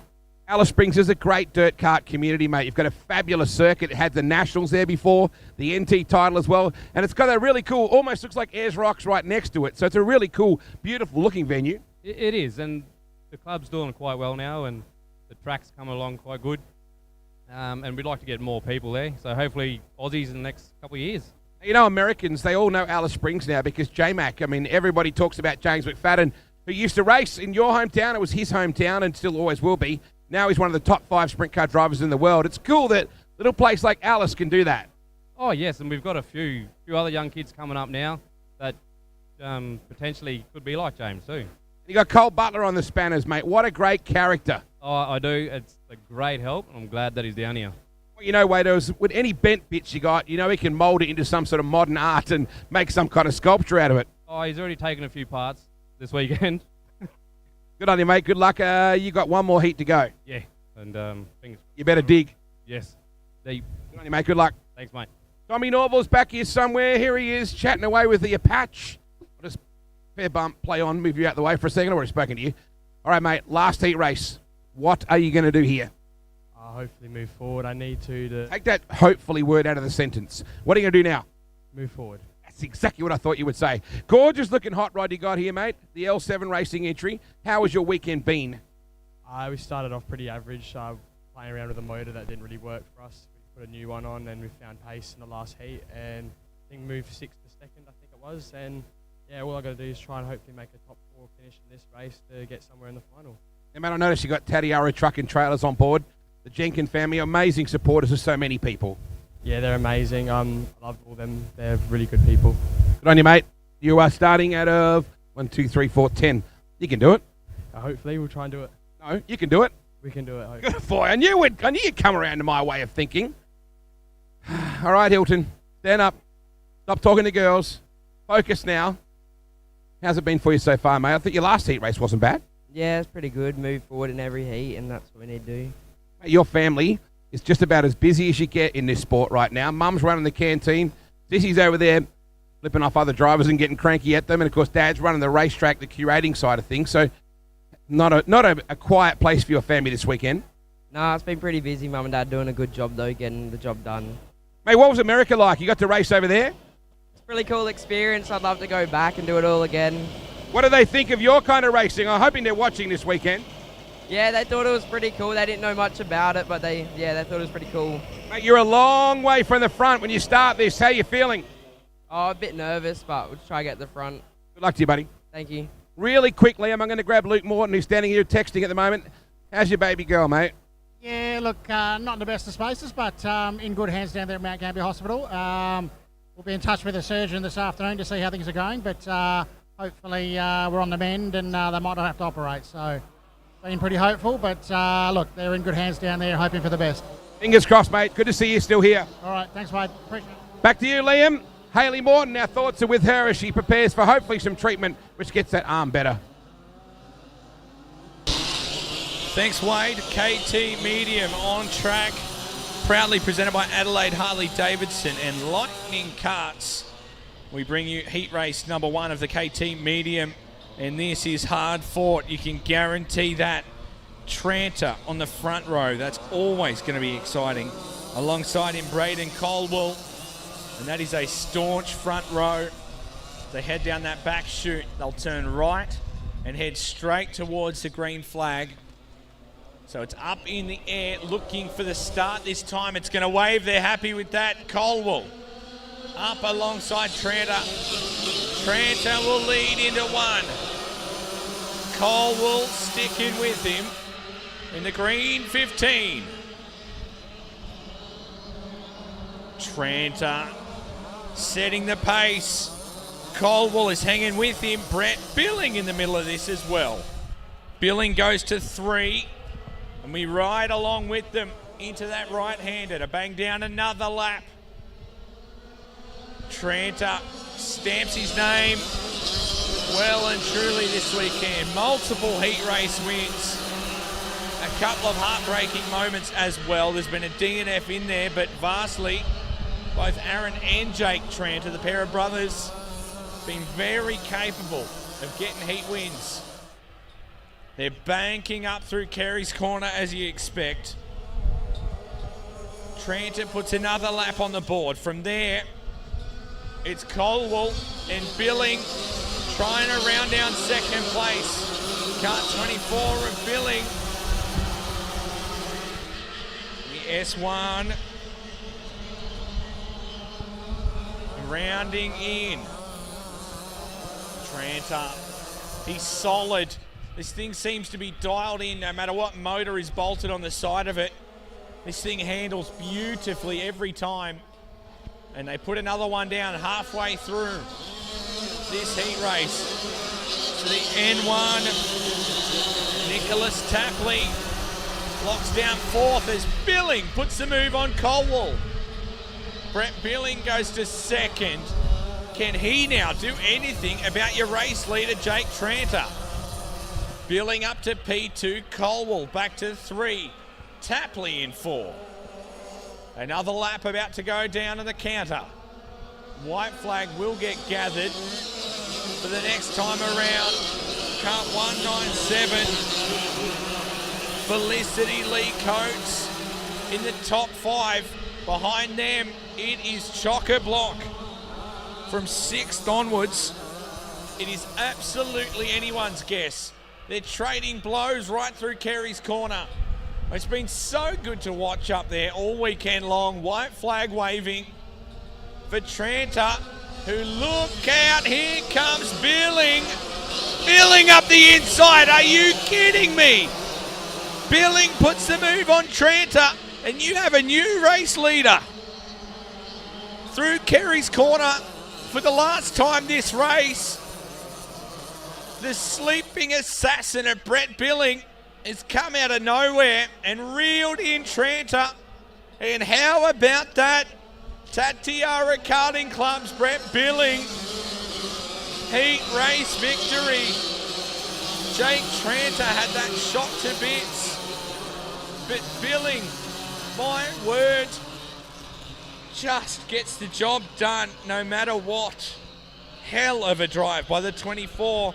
Proudly presented by Adelaide Harley-Davidson Bikeworks and Lightning Karts. Brett Billing takes the win from Jake Tranter. From there it was Braden Caldwell, Nicholas Tapley, Felicity Lee Coates in the top 5.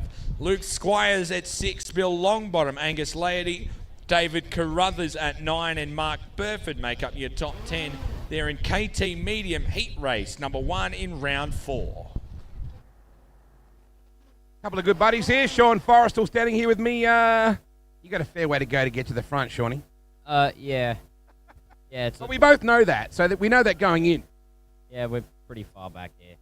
All right, how's the weekend been, though, up to this point? It's been all right. Heat 1, we didn't have much pace, but Heat 2, we figured it out. Came through a bit, making away.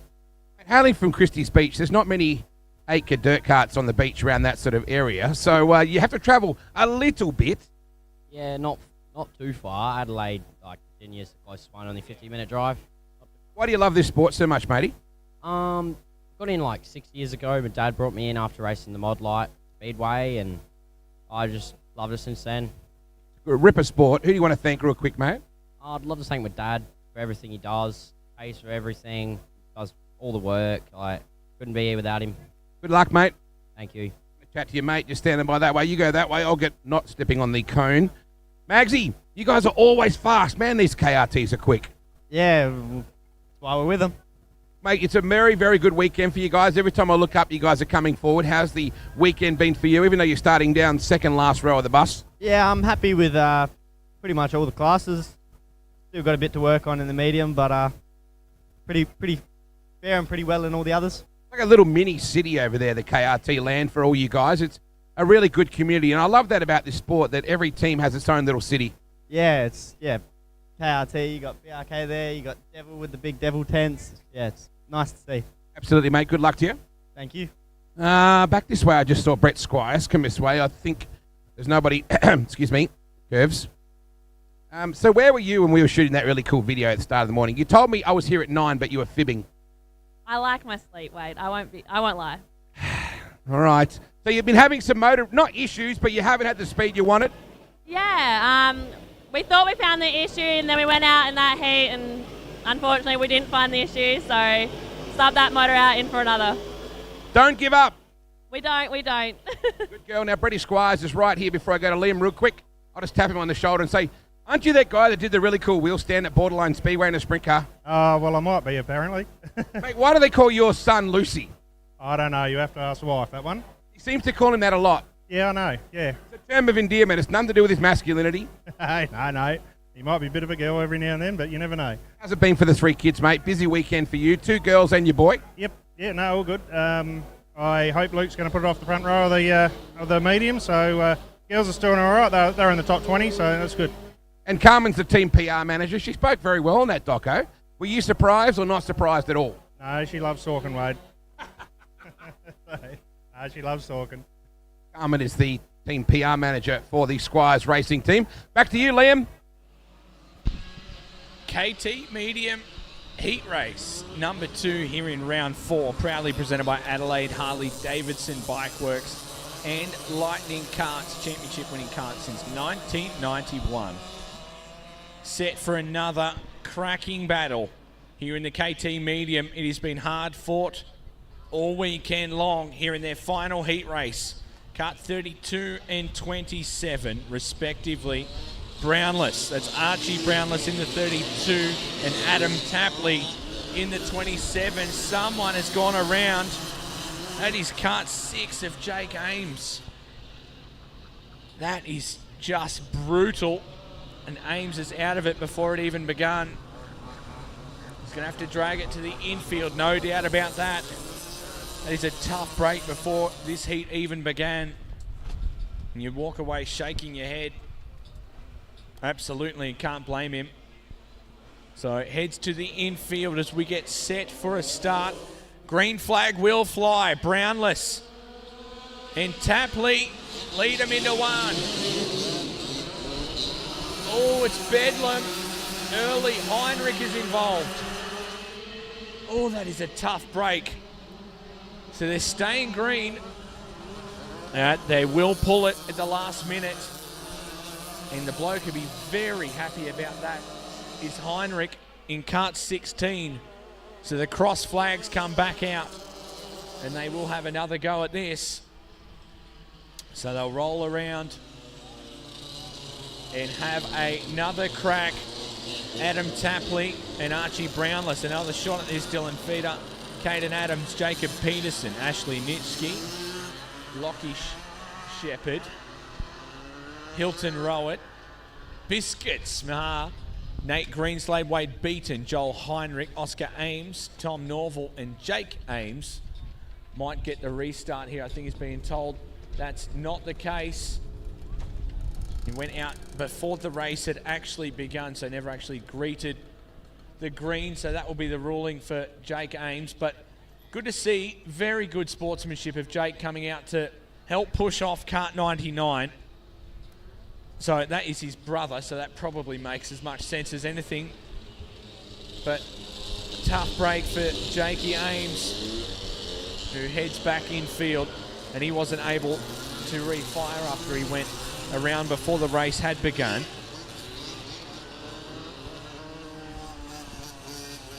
So pushing them back away, and we'll get set for another race start. We're gridding them back up. Ready to have another crack at this thing. KT Medium heat race number 2 here in round 4.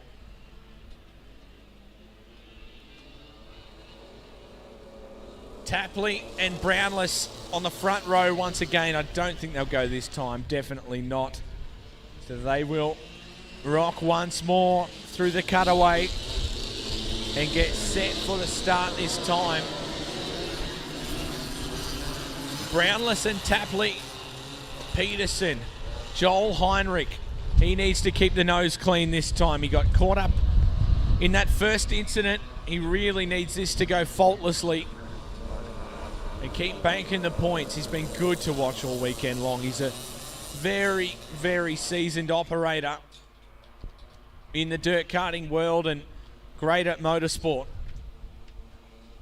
So here we run. Green flag up in the air. We should see that this time. They're not going to go. They're unhappy with that again. So back through the cutaway they'll roll.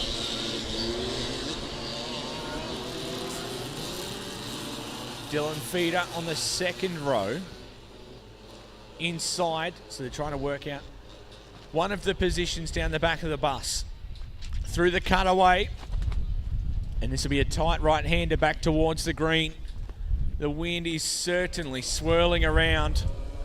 They said they didn't feel it too badly, but on the long sweeping straightaways, there's no doubt about that if you head into a headwind.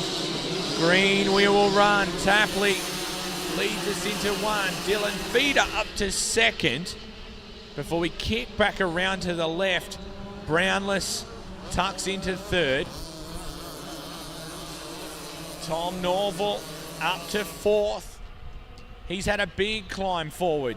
He started really deep in this heat and he's moving forward quickly.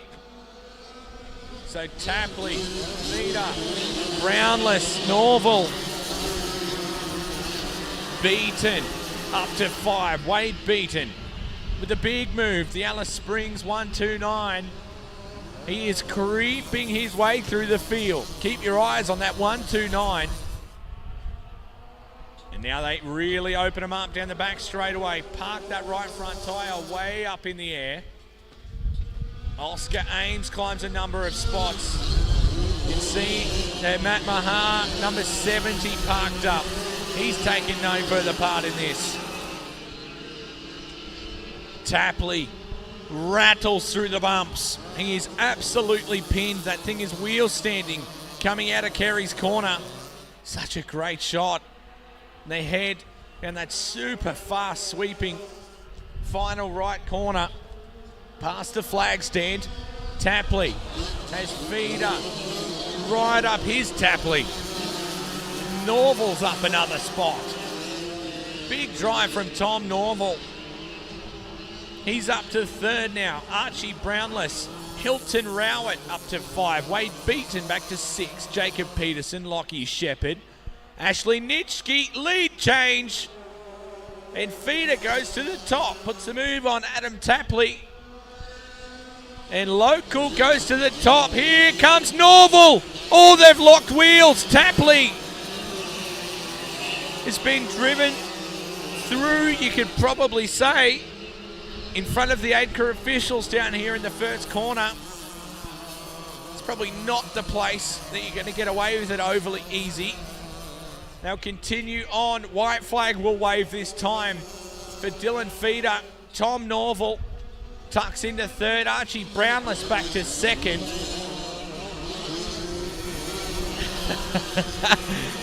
Tapley looking visibly not all that impressed with Tom Norval as they rock through that corner. And for the final time, they are side by side into the last bend. Brownless up the inside on Feeder. This is a hell of a finish to this heat race. Feeder, I think, will get it done from Archie Brownless. Great race by that pair. And Hilton Rowett. Great result for Hilton to go up to 3rd. Officially, Tom Norval finishes in 4th. Wade Beaton up to 5. Lockie Shepherd, Jacob Peterson, Ashley Nitschke, Nate Greenslade and Joel Heinrich struggled a little there, locking it into the top 10. But Adam Tapley, what could have been, not happy one bit, and you can't blame him, taken out of this heat race, and he'll lose the points there, but right in front of the AIDCA officials. I think he'll be pretty happy about that, if anything. So we'll head back to the pits with Liam, Wade because Horner. Dad Matt flat out refused to talk to me. I'm now talking to the PR team, the Slater girls. Addison is going to lead, and your little sister has got the spray bottle because she does what with it? Just spraying your mouth, really. Oh, don't, she'll get cranky. Addison, why won't your dad talk to me? He doesn't really like talking in front of people. At all, really? No, he's not very good at talking to people, especially not on camera. Now, Addie, you said you live in Whoop Whoop. Yeah, very far away. Where is very far away Whoop Whoop? Near Dublin, sort of on Port Wakefield Road, so it's not that far away, really. Yes, but you made it sound like that. Now, Dad's a bit focused and fired up at the moment. What's he going to do? Hopefully go out there and not lose, but hopefully he'll do his best. Are you going so far this weekend? You got one more race to go. Not doing too bad. Could have been a lot better than I was, but haven't DNF'd yet, so hopefully can do better in the next one. All right, so who are these two people next to you? Next to me is my older sister, Georgia. She's not racing at the moment due to back issues. Peyton's my little sister. That's a little bit of a feral, but she's all right sometimes. Look at her. She just looks like she's sassy, really. Spray your sister with a water bottle. You know how to get that. Not that one. She didn't say anything. Now you can cool down at least. All right, good luck, Dad, and good luck to you, and thanks for being part of our Dirt Kart Life doco on Thursday. Hoping it's going to come out pretty good. Thank you very much. Good luck to you. Thank you very much. Hurry back when your back's back. I will, thank you. You going to race Trouble? Hopefully. I had a feeling you were going to say that. Let's wander through here. We'll find Gavin Earl. The man who's too old to run Statesman's, but still does anyway. Sorry, mate, I'm in your way. Tell me about the Outlaw, because these things are dramatically different to what else you race. Why do you race them? That was the only thing left you hadn't raced? Yeah, pretty much. No, a good friend of mine, Scotty Harris, he had a knee operation, so he couldn't race it, so he gave it to me to have a go at, and I said, yeah, I'll have a go, make up the field. So, yeah, it's a different class. It's completely... You have to remember to change gears. I sometimes forget, and I'm sitting on the rev limiter, and it's like, oh, what's going on? But, yeah, I drive it like an actual car, so, and not way used to it. Should change gears pretty quick. How many gears do you use? I probably only go up to third gear. Third or fourth, basically, depending on what the traffic's like, but yeah. Why do these guys rave about them? Because guys that race Outlaws, they love them. Like, they won't race anything else. They're like pro stock drag races. It's like once you've tried it, you never go back. What's the challenge and what's cool about them? What's cool about them is they're pretty quick. They're extremely quick. They're a challenge, extremely hard to drive. But, yeah, you get a lot of respect out there with the drivers. They totally give you space when it's needed, so it's good to race against some quality drivers. Yeah. You reckon you Statos can stay out of trouble in your final race today? It was a bit brutal. It was like Beirut out there yesterday. Well, my nutsack went straight up to my throat. Yeah, I got absolutely knackered out there in the first couple of rounds, but yeah, all good. We'll go out there again. Try to give it another go. Yeah. That's why they call him the Pearl, Liam Gavin Earl. I'll come back and swap over with you, mate, so you can come down here and get a break and do some interviews. Ready to rock this place once more. KT Medium heads on track for their final heat race of the weekend. Proudly sponsored by Adelaide Harley-Davidson Bike Works and Lightning Karts, championship winning karts and engines since 1991. Set to lock in the last of the qualifying heats before tomorrow's final for the last of these karts. If they're only running the one or two classes, this could be the last race of the day for them, which would be nice. They can clean the kart up, do anything they need to last minute, and pretty well put it back in the trailer and enjoy the rest of the afternoon's racing before the all-important final tomorrow. That last chance to bank the points, absolutely just have to finish here. So KT Medium heat race number 3 here in round 4. Another stacked field, as you could well expect. So many stories littered right through this. Squires in deep. So Green nice and early. Kart 61, Brock Thompson leads us in. The 33 and the 77 involved Madison Perry. And the 77 of Sean Forrestal. Wade spoke with him earlier. This hasn't gone to plan by any means. And Forrestal and Perry both end up infield in turn number 1. So we'll lock in another lap here. Thompson. First one into turn 1. From there, Alyssa Morton up in second.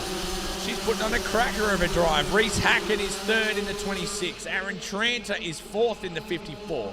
Luke Bowie, Cooper Williamson, Cameron Brooks, Jordan Barrow. The Aussie one of Joe Chalmers. He's got lots of room to move. Back there in 9th for now. Guaranteed to change. Morton holding down that second spot, but she has big time pressure from Hackett. Keep your eyes on the A1. Smoking Joe ripping in 9th.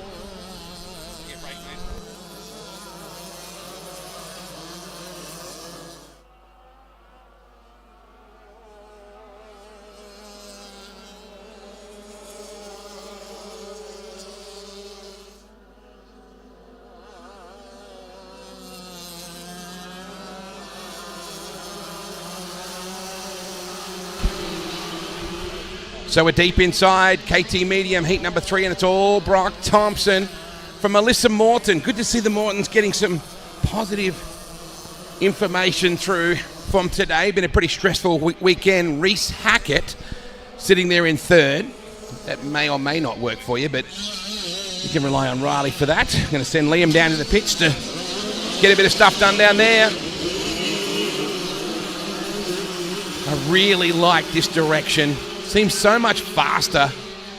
Luke Bowie up into that 4th position. Joe Chalmers in 5th. Really great community down in that out grid. So many great stories, and everybody uses the word family. So, boy, our race leader is caning them. Alyssa Morton, solid in 2nd. Hackett in that 3rd spot, and then there's a bunch of them. Bowie just ahead of Chalmers, Tranter, Magro, Brooks, and Williamson. There's a whole gaggle of those guys together. Liam, you may need that program if you want to come back to that. Checker is out. What a drive. Brock Thompson just belted them. Can't believe that breeze is actually getting stronger. Alyssa Morton, solid job for her. Reese Hackett in 3rd. Luke Bowie. We'll take a look at your results. Unofficial, of course. Brock Thompson, you win it by 4 seconds. Holy cow. Lisa Morton in 2nd. Reese Hackett in 3rd. Luke Bowie in 4th. Joe Chalmers. Aaron Tranter. Talk about a stacked heat race. Alexander Magro. Cam Brooks in the 88. Jake Curvers. Cooper Williamson. William Press. Matty Slater. Ben Leggett and Jordan Barrow. Unfortunately, some issues for Sean Forrestal and Madison Perry. And that wraps us up for KT Medium's heat number 3. We'll be heading down to the pits very soon with Liam just to chat with a few. We're getting towards the business end of this 4th and final group of heat races for the weekend before our finals come up tomorrow in the big presentation dinner. Polylink Piping Systems and Charleston Tipper Hire bringing us the Outlaws. Round 4, Heat 1. Good to chat with Gavin Earl before about just why they love this class so much. They like the complexity of having to change gears and really work the kart. The guys that race them absolutely swear by them. So our 4th round of heats, Outlaws Part 1. It's a shame we're missing both Joel Ettridge out of this and James Inglis. Both those guys having, well, Jimmy Inglis in particular, very talented in sprint cars, and wouldn't surprise me if Joel Ettridge gets himself up into a really good quality sprint car team drive that he too would be able to really impress. It's a cool shot through the fence just there in that out grid. Makes them look like they're kind of prisoners before they get after it. Nice reveal there. On the 90 kart of Scott Greenslade out of the York Peninsula Club. Heinrich Performance and Tuning. Excel Racing Karts as well. And so this would be an interesting race ahead of us. Boy, that breeze has really picked up. Hopefully it will drop down a little bit for tomorrow's finals. Busy pit areas, that's for sure. Looking forward to everyone having a quiet lemonade tomorrow night and celebrate and even commiserate with the people that didn't get the result that they wanted for the weekend. Cool chatting with little Addison Slater before. Dad just didn't want to know about it. He's like, I'm too busy, I'm going to go racing. We'll cross down to Liam in just a second.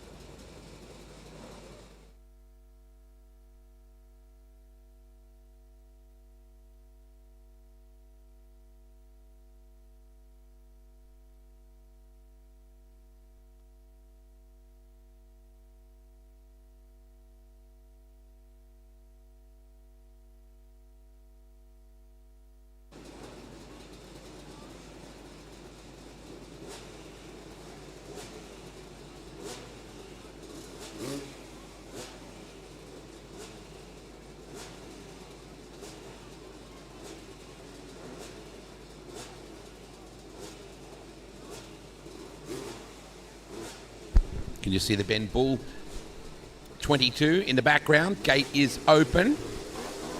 Out rolls the A3 of Corey Bilney from the Loxton Club. Very cool little club and a great little circuit just on the outskirts of town. I really like the outgrid area that they have at Loxton as well. And so the Outlaws, Bullet Carts, KRT, all those good folks supporting us. Vaughn Colwell dropping in for a chat. That must mean you want to put those on. Good man. Didn't even look like saying no. Mate, can you... I love everything. Can you just do something about the wind for us, please, mate? No, we can't do much about the wind, so we'll drop off later. Put a good evening. Put the sight screen up, mate, like they do at the cricket. Yeah, it's a good idea. We've tried to get a big screen. Boy, you've got a great little club here, mate. Everybody works so hard. Yeah, the whole club committee members, they're all awesome. They're just keen to jump and do a good show and show it off. You happy so far?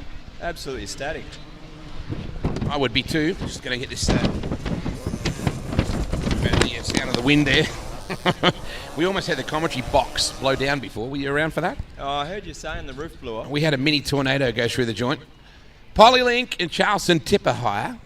Yeah, keep that mic on. You can commentate a race with me. You ever done that before? No. Well, you're about to. I'll send Braden over for that job. The 90 cut of Scott Greenslade. What just happened then? You got two in the infield. You can't just say, oh, and then not say what happened, Vaughn. They're cutting the corner. One's going back to the pit. Oh, man. That's not good at all. If you can just bring up that live ladder when you can, Mitch. I know that you've got plenty going on. How good was the Prem yesterday, mate? Got to be happy with the visit from the main man. That was a pretty good opening ceremony. Rachel did an awesome job with this national anthem. It was awesome. Yes, she did. Absolutely. Corey Bilney, the A3, and Scott Greenslade, Benny Bull and Glenn Troughton, or Troughton, I should say, Travis Parry and the Pearl, Gavin Earl, Kirsty Murray and Tom Callahan, Brett Morgan and Shane Shepherd, Lockie Shepherd, Ryan Brock, Scott Bickle, Gareth Keeling, Nathan Walton, Chad Rodder, Brett Stevens, and Luke Burst. 18 of them out there. Scope Imagery, great supporters as well. Boy, you've had the best range of food I think I've had at a racetrack in recent memory. They do an awesome job. Yeah. It's a huge range. The pizzas were a hit last night. Yeah, they still are today. They've got tiers of Tibetan yak, couscous, and lamb yogurt, and they've got all sorts of exotic stuff. Boy, we are out of there. Down into this sweeping left-hander. There is the A3. Corey Bilney, your leader. He's got Greenslade right up his pipes. Oh, just running a touch wide was the S1 just then, trying to make something of nothing. Was that Walton, perhaps? And this driving breeze. Your leader is still Bilney. Travis Parry, Scotty Greenslade, Ben Bull. Bull's under the pump now from Shepherd. Gareth Keeling, 2 out of the Great Southern Club, the home of the bus stop. In that 12, back to the Pearl. Gavin Earl sitting in 7th. Kirsty Murray got 2 carts. That's your job, Vaughn. You missed it. 99 cart is out. That's Luke Burst, unfortunately, is one of them. Who was the other one? S1. Dang it. That's not the result that either one of those would have wanted. Man, we're dropping like flies here. The 21 cart this time. Looks like a rodder. It is Chad, and he just said to me, I need a big result in this. They come a fair way to be part of it. Battle is on for the lead now. Corey is under pressure big time. The S3 of Travis Parry chasing the A3. Wow, look at Keeling. Gareth Keeling moving up and going forward. So the Outlaws putting on a show for their final heat race thanks to Polylink and Charleston Tipper hire. Bilney getting away just a little bit now over Parry. Ooh, neat little battle going on between Shepherd and Kirsty Murray. Lockie Shepherd up behind Greenslade. You got Brett Morgan in there and Ryan Brock. Bickle, Stevens, We're getting close to the pillowcase coming out on this one. 1 lap to go for Corey Bilney. Oh, don't leave the door open. Parry made a bit of ground up as they swept into that final corner. 1 lap to go. Keeling has really got some speed here. Lockie Shepherd coming after Greenslade. Top 3 are glued together. Bilney left the door open. Parry slid him through Kerry's. They over and undered each other. Bilney got the lead back and should hold on, but boy, for a second there, he was pickpocketed like he was on Hindley Street at 3 a.m. Corey Bilney, Travis Parry, what a show they put on towards the end. Polylink and Charleston Tippahire. I'll speak Mandarin, please, if you could just, 2 of those would be great, thanks. Just the Mandarins. Just the Mandarins, please. Greenslade was 3rd, Lockie Shepherd was 4th, Travis Parry was 5th, Brett Morgan was 6th, Kirsty Murray, Gavin Earl, Scott Bickle, and Brett Stevens. Well, Vaughan's still got the microphone on while he's ordering a snack. I think Liam is positioned down in the pits. So we've got a couple of minutes now following that Outlaw race catch up with Rob Morton from Brisk Spark Plugs and, of course, Wrap Pipes as well. And, Rob, really good to have you in the place, mate. Obviously, you're here representing a couple of brands. Pretty busy weekend by all means, that's for sure. It's an extremely busy weekend. Walking in here on Thursday, I've got to say, mate, I was absolutely gobsmacked with what's here. The job the club have done, the job the association have done to put it all together. I really love the professionalism of all the teams, the way they presented themselves, and the fact there's no big Pentex in the pits. It's still family racing, it's still family-orientated racing, and they can afford to do so. I really like that.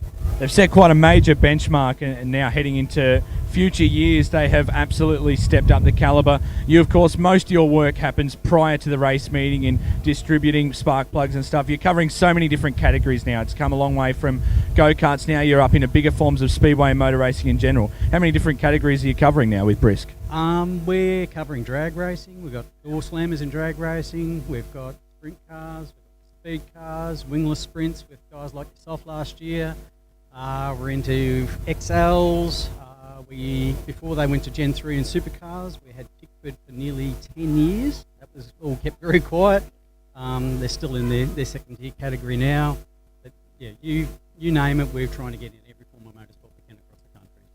Absolutely, and it shows so long from you giving back to this very grassroots level and right the way through into Speedway as well now. That Brisk name is being really well represented, as is Wrap Racing Pipes. You don't have to look too far in the pits to see Wrap on a vast majority of these karts here this weekend. Well, where both these products started out as is something that we made for ourselves. Many years ago, back into probably the mid-80s, we started making our own exhaust systems when I worked for J&A Tuning in Melbourne. That started to progress when I started running Club and Light, and I turned up on the grid with my own muffler, and that was sort of like mid-94, 1995. By 1996 I was doing it full-time for the best part of 10 years, so yeah, it was a really good journey. It's still a good journey now. I had a lot of people that I dealt with for many years in circuit kart racing or bitumen racing contact me over the years saying, they've now gone into ADCA and you really should have a look at this market, and eventually it was Kim Pearce who talked me into it, and I probably owe him a fair bit because it's turned out a really good journey again. It's another chapter that I thought would never open again. You're obviously working really closely these days with Pulse Tuning, who's another engine tuner that is really well covered across ADCA, Speedway, retro karting, bitumen karting as well. But Glenn here this weekend, he's starting to really make his name in ADCA Speedway motors as well. Glenn is certainly putting in a lot of work, and he's starting to see the fruits of his labour. We work with quite a few different engine tuners. We can work within their specifications, provide something that can suit them. It just comes down to having someone that's willing to be open about what they're actually doing, and then we can transfer that and correlate something together to get it to work for them. Get the fastest package possible. Whereabouts can they reach you, Rob? Mate, we're on Facebook. We've got a mobile phone number. We've got email. We're all over the place. Probably Facebook's the easiest. sparkplugs.com Australia, and we've also got a Wrap Pipes Facebook page. We haven't done a lot on, but after this meeting we'll start to pump that. I think this will do many great things for so many different people, including engine tuners, yourself, tyres, all the different manufacturer brands. It's an incredible weekend, and we're very proud to have you joining us here, Rob. Mate, it's been a pleasure. And if I could say anything to anyone here, keep looking after your little kart shops, keep them in the game, keep all the big distributors out of the game, because that's what happened in bitumen racing, and it's all gone to custard. That's it. Got to look after the little guys and keep it all going. Going to a bit of a track prep right now. We've got a little bit of a break in action, so that we'll get this place back spick and span again and be not too far away from action once again.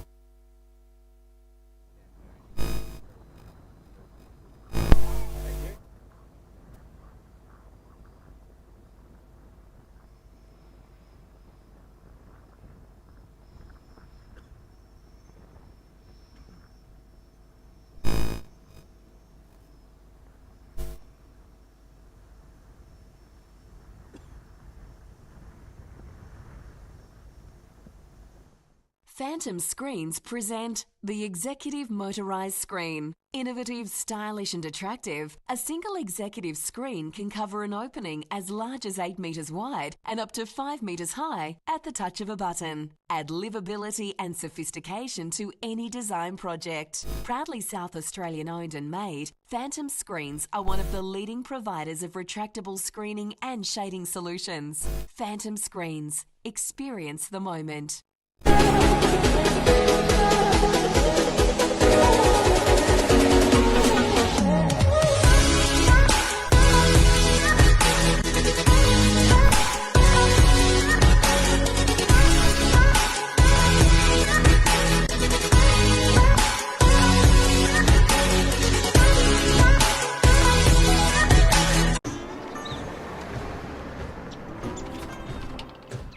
G'day, Hodgie. Your lawn's looking awesome. What is it? Oh, g'day, Charlie. Yeah, it's tip top.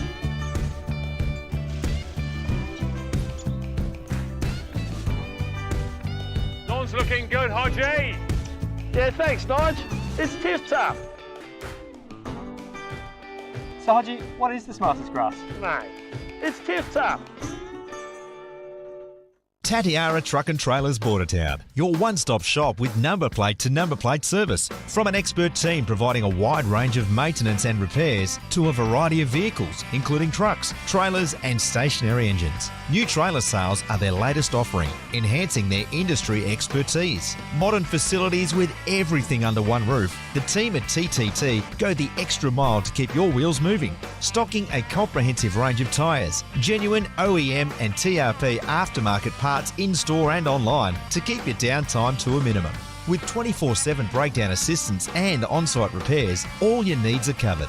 Visit Tatiara Truck and Trailers Bordertown, tttbt.com.au.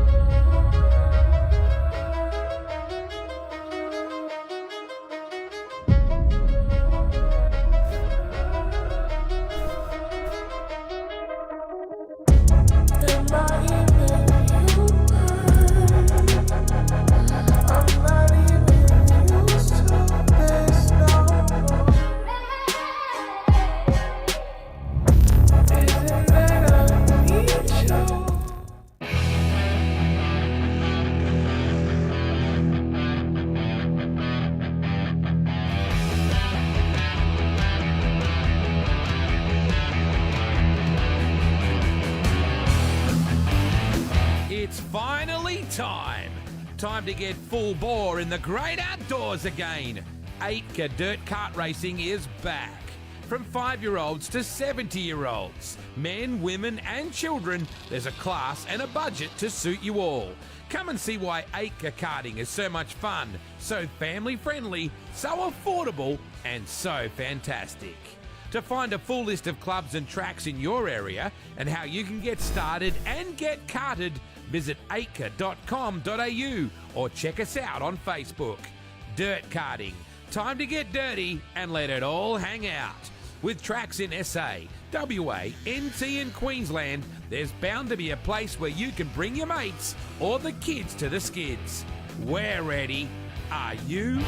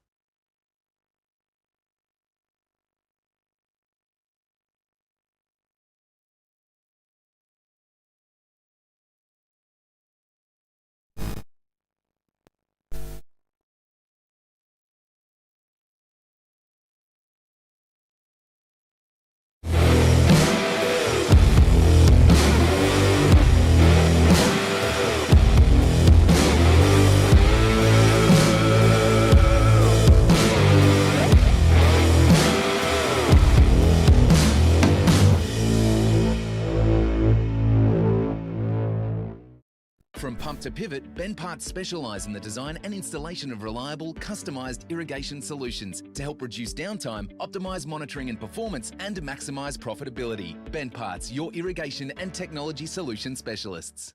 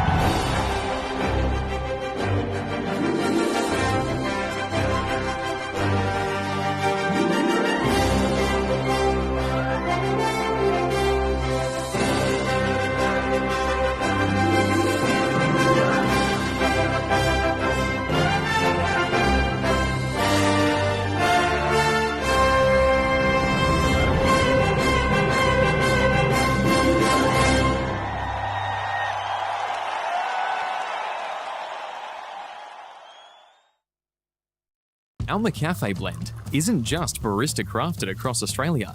Our beans are also sourced from Kenya, Honduras, Ethiopia and Brazil, then roasted in Melbourne. Just another reason it's coffee fit for an Aussie. Phantom Screens present the Executive Motorised Screen. Innovative, stylish and attractive, a single executive screen can cover an opening as large as 8 metres wide and up to 5 metres high at the touch of a button. Add livability and sophistication to any design project. Proudly South Australian owned and made, Phantom Screens are one of the leading providers of retractable screening and shading solutions. Phantom Screens. Experience the moment.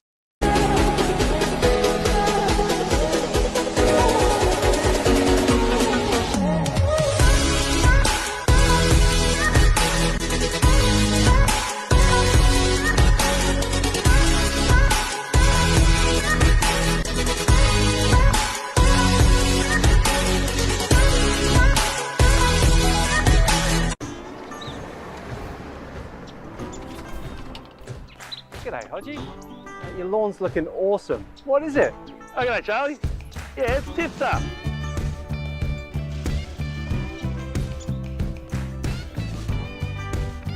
Lawn's looking good, Hodgie. Yeah, thanks, Nige. It's tip-top. So, Hodgie, what is the smartest grass? Mate, it's tip-top. Tatiara Truck and Trailers Bordertown, your one-stop shop with number plate to number plate service. From an expert team providing a wide range of maintenance and repairs to a variety of vehicles, including trucks, trailers and stationary engines. New trailer sales are their latest offering, enhancing their industry expertise. Modern facilities with everything under one roof. The team at TTT go the extra mile to keep your wheels moving, stocking a comprehensive range of tyres, genuine OEM and TRP aftermarket parts in-store and online to keep your downtime to a minimum. With 24/7 breakdown assistance and on-site repairs, all your needs are covered. Visit Tatiara Truck and Trailers Bordertown, tttbt.com.au.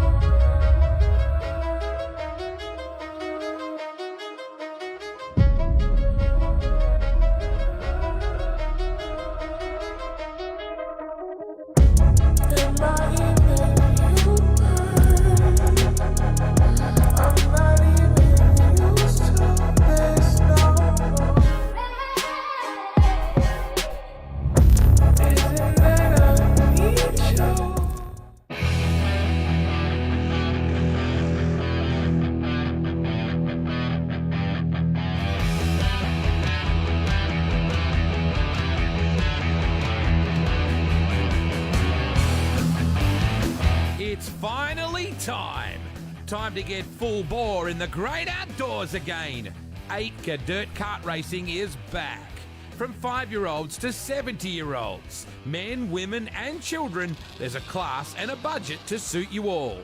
Come and see why Australian karting is so much fun, so family-friendly, so affordable and so fantastic. To find a full list of clubs and tracks in your area and how you can get started and get karted, visit acre.com.au or check us out on Facebook. Dirt Karting. Time to get dirty and let it all hang out. With tracks in SA, WA, NT and Queensland, there's bound to be a place where you can bring your mates or the kids to the skids. We're ready. Are you?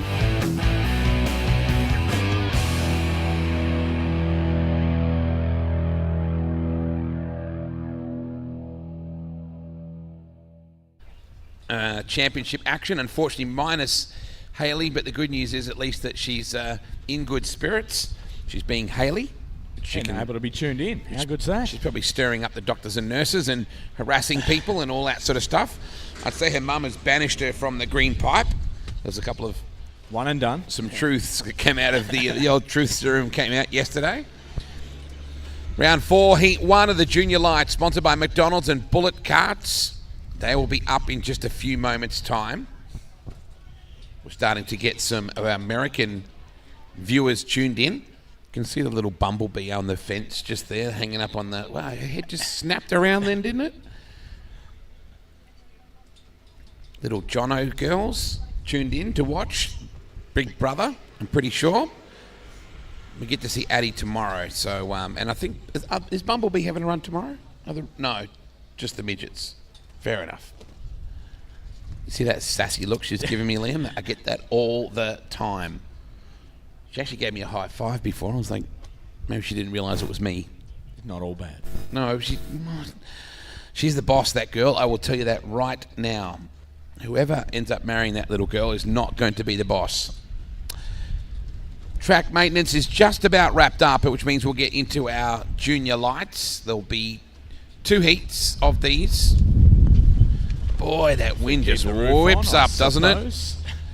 KT Twins, 2 heats of those. Junior Heavies, 2 heats of those. We take a look at your out grid. Janelle typically leaning on the fence before she has to open the gate. They really do a good job down there, Liam. You were just down there. They really keep the show moving down there. They're always forming up the next grid. There's never any waiting. In fact, I think the most important structure in this place is the out-grid roof. Definitely. And then second one is ours. While it's there. I see theirs sticking around a lot longer. It's a really finely tuned machine that I don't think really any other form of karting uses, the way they start them all by hand. It just doesn't happen any other way. They're usually using quads, and there tends to be about 3 or 4 quads to 20 karts, which is just not an efficient method at all. But this crew just nail it. They send them straight out, and everyone starts off on the same lap, and they're pretty much 9 times out of 10 ready to go green that very first lap. So it's super efficient, and they just fly through this. 500 karts per round is just impossible to fathom, and they keep on doing it. Race in, race out here at the Tatiara Karting Club for the 22 Australian Dirt Kart title, the rerun of last year's rained out event here in 2023, and next year, of course, it will head to Lucindale, not too far up the road, for that 2024 Australian Dirt Kart title, which will be super exciting as well. Yeah, now does that mean that's the 2024? It should be. Right. Every 2 years. Yes, correct. Because this is the 2022 version in 2023. So I'm just checking that to keep the mathematics up and working. Been ages since we've seen a train. That's a bad thing, is it? It is when you're camping next to the train line, I imagine. Last bit of rolling. Water truck is off the track.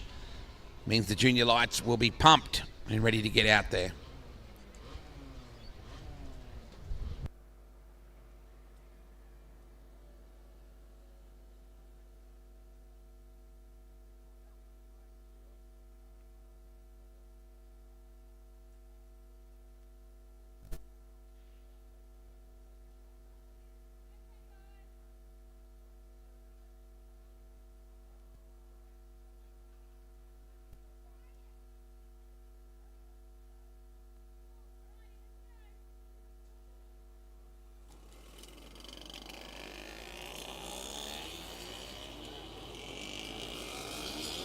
All right, karts out on track.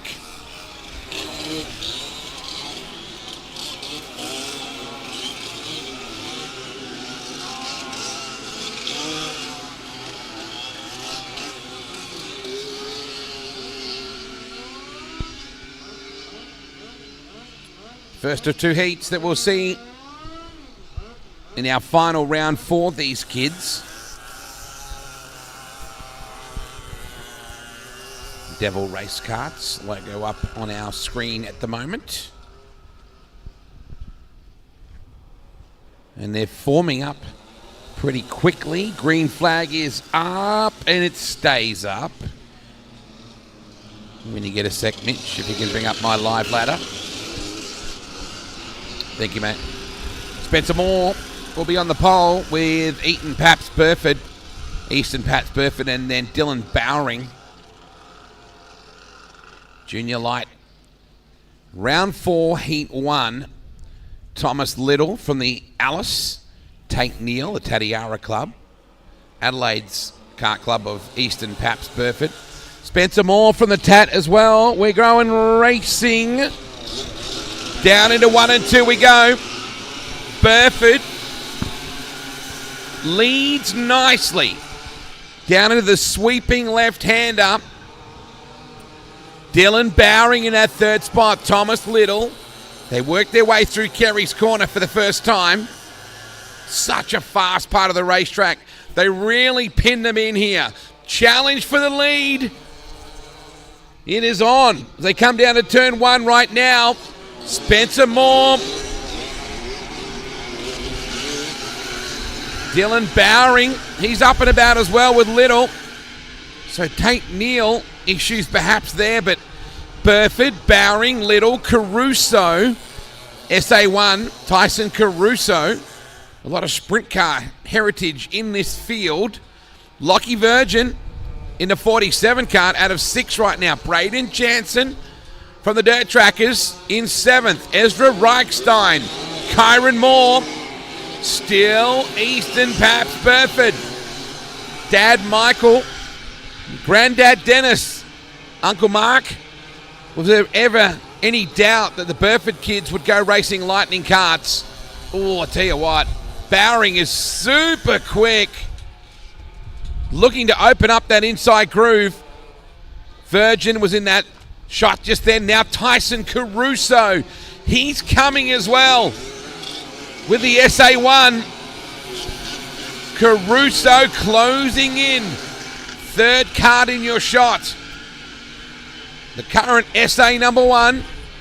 His dad, Mark Caruso, the defending Australian Sprint Car All-Stars champion. He's done that before. Boy, these leaders are getting right after it. Bowering, Burford, Caruso, Little, Johnson, Virgin, Archer Johnson in that 5th spot. Burford still hanging on to the lead. Bowering. And the guy that's in the box seat with both these guys is Tyson Caruso. What's he going to do? Very smooth, these kids. Thomas Little, Lockie Virgin, Braden Jansen, Archer Johnson, Ezra Reichstein, Kyron Moore and Cody Alexander. Currently your top 10. And the top 3 are glued together. White flag is out. Caruso thinking about it. Bowering, Caruso. Can he get up the inside? Spare a thought for Bowering. He's trying to have a crack at the leader and he got through. Bowering. Burford ran wide. Caruso got him as well.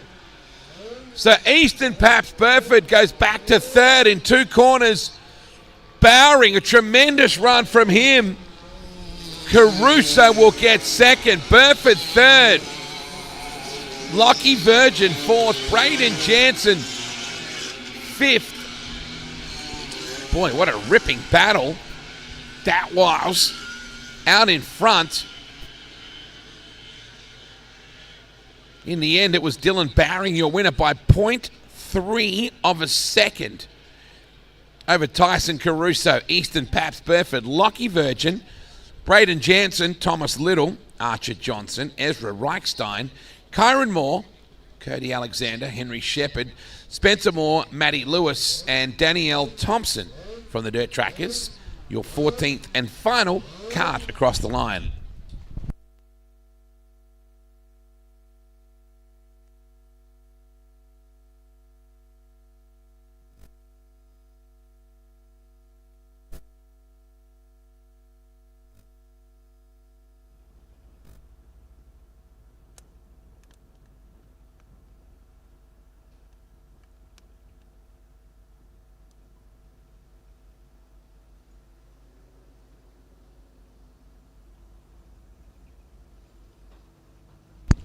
Just a message to Riley, our cameraman. Liam is down in the outgrid. So Mitch, if you can send Riley over to the outgrid to catch up with Liam. Kate Pitt is standing too close to the commentary box not to join me for a moment, even though she's looking after the tin lids.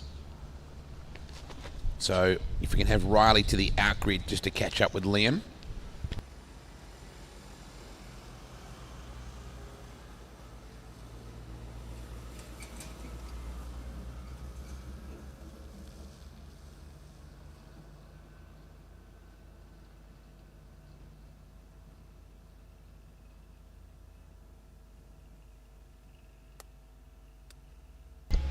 Welcome to the windiest place in the world, Kate Pitt. I'm sure you've been to other places that are windy, but it seems like today is especially windy.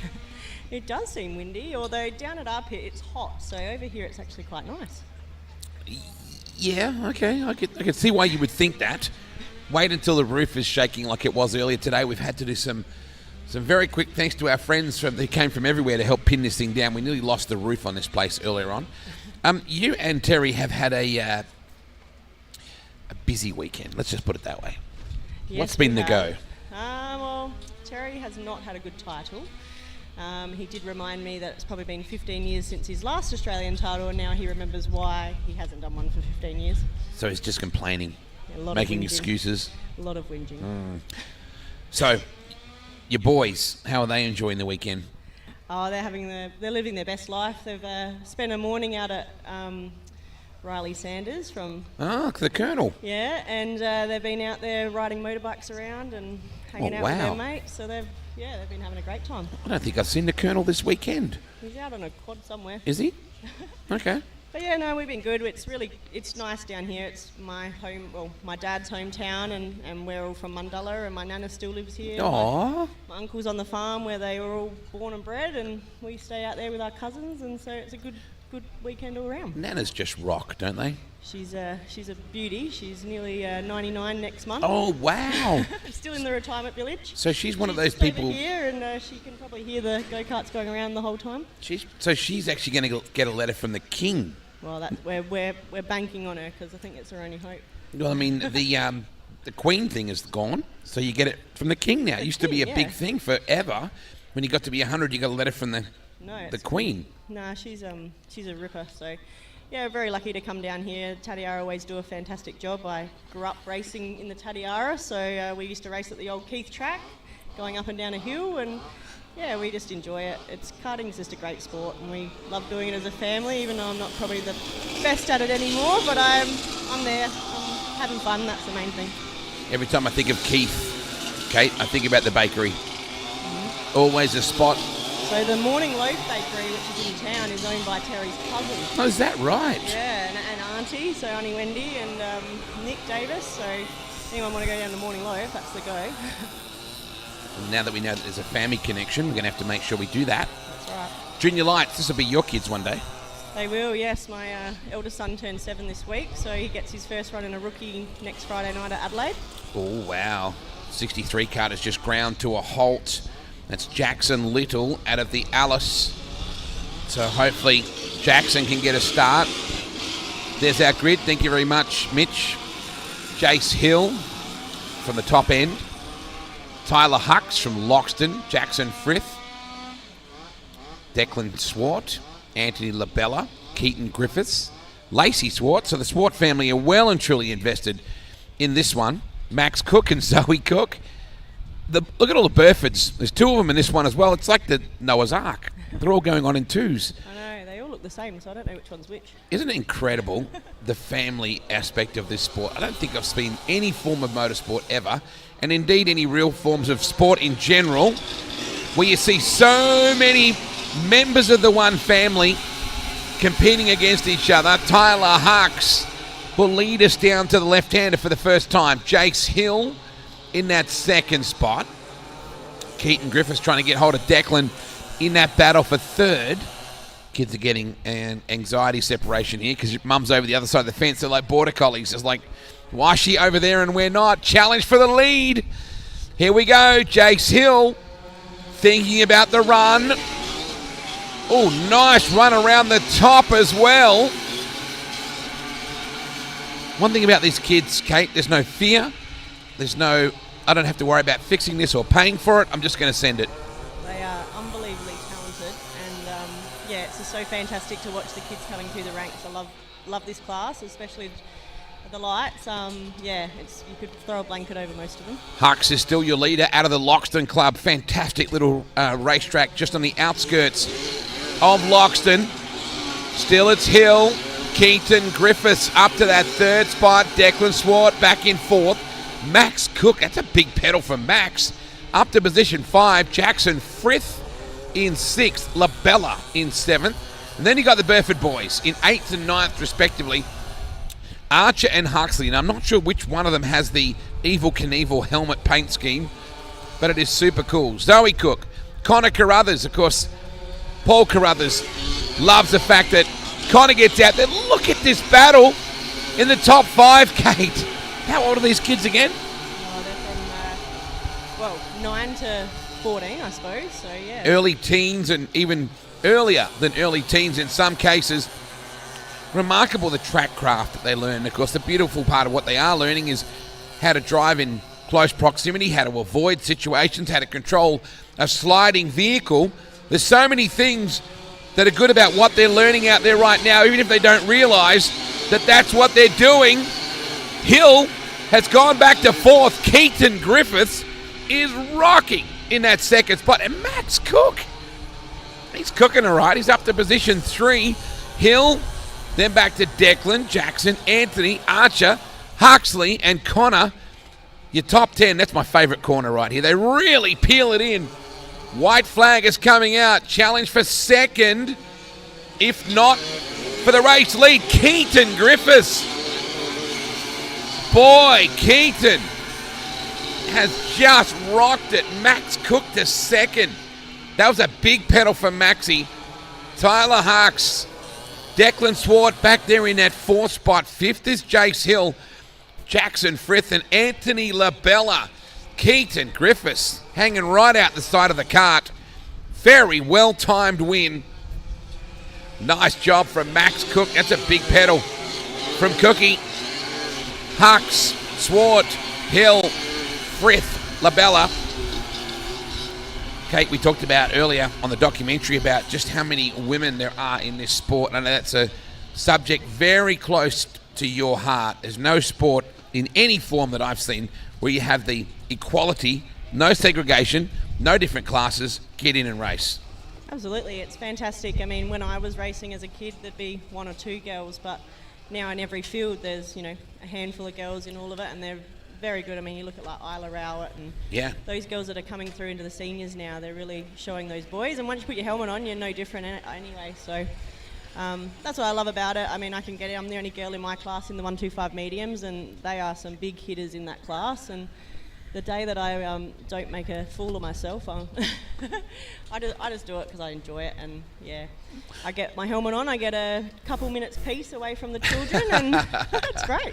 I'm not sure if Liam has located Riley as yet.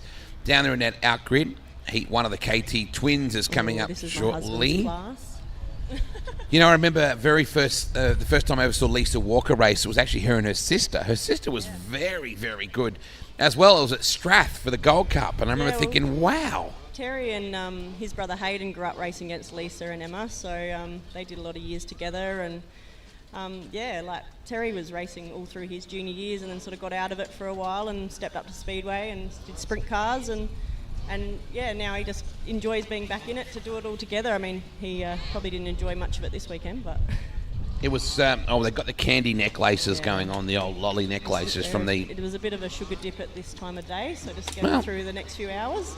I might get a necklace myself. Actually, I'm starting to dip over myself. The cool part is when I speak to so many of the young girls in these classes, they really regard Lisa Walker as a real role model and as a bit of a hero, as to someone that's gotten to the elite level of dirt racing in this country. Absolutely, she's a bit of my hero actually too. It was funny, my kids, Lisa said hello, oh hi Brody, hi Harry, and Mum, he turns around and goes, Mum, Lisa Walker just said hello to me. How does she know me? I was like, well, she's known you since she was a baby, mate. Yeah. But they were starstruck anyway. Yeah, and that's the beautiful part about this sport, is you can become friends with your heroes as well. So I remember Adam Brand always telling me that little kids never called him Adam, they called him Adam Brand. Yeah. They'd say, hello, Adam Brand, because they don't sort of break down the difference between... I mean, my fangirling when I was a kid was Jamie Jenkin. She was my idol. I grew up around her. I crewed for her when she was in the V6 sprints, when she was racing with Dylan against my brother. Even as a little girl, she'd come off the track on racing go-karts, and I'd brush her dirt off and brush her off her cart. Oh, wow. She's like a sister to me now. We're best friends, and the Jenkin family are like my second family. So, yeah, it's just those sorts of families that you have throughout the whole sport that you've grown up around, and now you get to have your kids racing against your kids. It's just, what other sport do you do that? I think my first real experience with dirt karting was Darren Disby took me out to watch some action at Adelaide, and I remember firstly thinking it was so cool that it was so close to Speedway City, and then I was like, holy cow, look how these kids back it in. And then I was like, holy cow, look at the long line of people at the back of the steward's box up the steps waiting to get their, what's kicked. They seem to have solved that problem this weekend. Doesn't seem to be anywhere near the length of time in the judiciary process. No, it's been pretty good racing all weekend, really. I don't see... I like that they've got stewards spread out the whole track, so it's, fair for everybody. And, it's been a great weekend. Tatiara have done an amazing job and just really proud to be a part of it. So KT Twins about to come out right now. Hopefully we can locate Riley for Liam if we haven't already, to have a chat with him very shortly. Track has been freshly watered. KT Twins, it's a fantastic time to join our coverage if you haven't already done so on the YouTube channel. And we're getting set to line up thanks to L7 Racing and Hammo's Concreting. Boy, these things are quick. Oh, somebody having some issues firing off the four-wheeler. Now it's gone by the looks of things. Very, very quick class, that's for sure. Great class, yeah. Terry's in this one, not in this heat, but the next heat. He bought a KT Twin about halfway through this season, so he didn't have to sit around all weekend and race two classes instead of this one. Oh, that's why he did it. Yeah, he just wanted to have a bit of fun. More about time management. Yeah, that's right. 12 kart. Up on the front is Daniel Wensky, who's had his challenges this weekend in that BRK number 12. Right alongside him is the 81 of Jason Curtis. We're missing James Inglis this weekend, which is a shame because Jimmy always adds a bit of wow factor to anything he drives, including Outlaws and 200s, and anything he gets in is exciting to watch. He's very, very good in a sprint car. Wensky, Curtis, Ludlow and Stott. Talitha Stott's a gasser too, Kate. Absolutely. I've raced against her many times. She's an incredible driver and she just keeps getting better and better. Ashley Eakins, Adam Sterling, Cooper Davis, Mick Baxter, Joshua Bull, Lewis Bull. Boy, the Bull family, haven't they invested in this sport over the years? Massive. Promoters, of course, with the club next year for the Aussie titles at Lucendale. We're good to go this time. Green flag is out. Side by side, Wensky and Curtis. Everybody gets out of turn number 2 okay. Hope you're feeling better, Haley, soon. We're thinking of you. Sweeping into Kerry's. Most of them fall into line, except for that outside run just then. Alexander Magro is one to watch. Gee, those Magro kids are fast. No doubt about that. They've been around the game a little while now. Wensky letting the thing breathe a little. Daniel Ludlow in that third position. Cooper Davis. God, these things look like fun, Kate. Yes, I get to drive one hopefully next weekend at Adelaide once Terry hands me the reins. He's just getting it sorted for me. Once he hands you the reins. Just getting it sorted out, he reckons. Uh-huh. Dialing it in. There's a deal being done, apparently. Yes. So Wensky has a neat little advantage, but the battle for 4th, 5th, 6th. Davis, Lynch, Shannon Barry, another great South Australian Speedway competitor. Lewis Bull, Talitha Stott, Josh Bull, Alexander Magro up to 10th, Sam Putland, another guy with South Australian Speedway experience. Yeah, I raced against him for a lot of years in the V6 sprints. Kelly Brown getting some shots on the main straightaway. Can't miss those pink shorts. Shooting some socials for the BRK side of things as Wensky continues to blaze away. But boy, I'm just looking at Curtis Lynch starting to wind this thing up in the number 7. Shannon Barry glued in there as well, be getting close to the business end of Heat 1 at the KT Twins. There'll be 2 of those heats. This is the first of the 2. Boy, Wensky has gapped them. Oh, man. Heavy work just then. Cooper Davis and Daniel Ludlow got together. Ooh, it's getting physical. Everybody desperately trying to get their last bank of points. Shannon Barry in the middle of that. So is Ludlow. So too now is Magro. That's a mint camera shot, Kate, isn't it? It's unreal. White flag is out. What's the best corner? What corner do you like the most? I don't mind Kerry's corner, but I do like the sweeper back onto the straight, the railway end. So yeah. Especially this direction. Yeah, you really get hauling, don't you? Yeah, absolutely. Through Kerry's we come. Daniel Wensky is Gonski. Long way out in front. Curtis, Lynch, and company. Boy, he flogged them. Curtis will be second. Let's look at the official results. It will be Lynch over Davis, Shannon Barry. Relatively incident-free, which is what we like. Heat 1, final round of KT Twin. Wensky, Curtis, Lynch, Davis. Shannon Barry, Alexander Magro, Daniel Ludlow, Lewis Bull, Josh Bull. Talitha Stott ended up in 10th. Sam Putland, Ashley Nishke, Ashley Eakins, Michael Baxter, and Adam Sterling. That was your lineup and your finishing results for KT Twin Heat 1.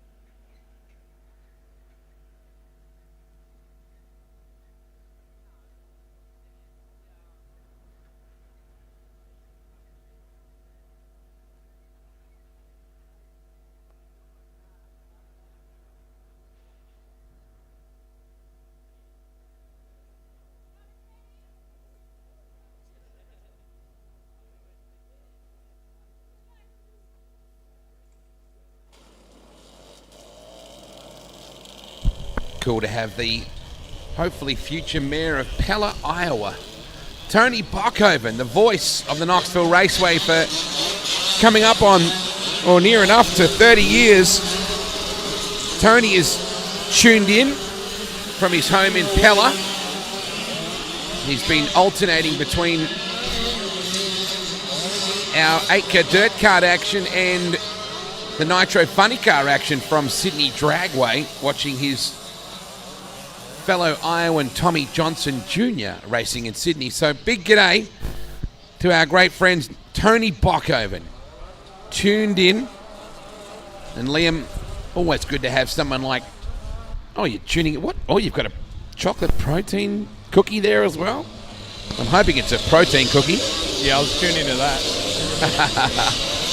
I know you want to say hi to Tony. It was his birthday recently. He was on your pit crew one night as well at Murray Bridge. That was pretty sick. We almost put it on its lid for him, so that was plenty of fun. That was that was a real buzz to have Tony in Australia and be part of the Warrnambool Classic and also the King's Challenge. So hopefully he'll be the mayor later next week or so. The election is on. We're getting after it. Tyler McQuilkin, Jake Tranter, Luke Squires, Luke Hughes, Thomas Francis. These KT twins would pull the bend out of a river.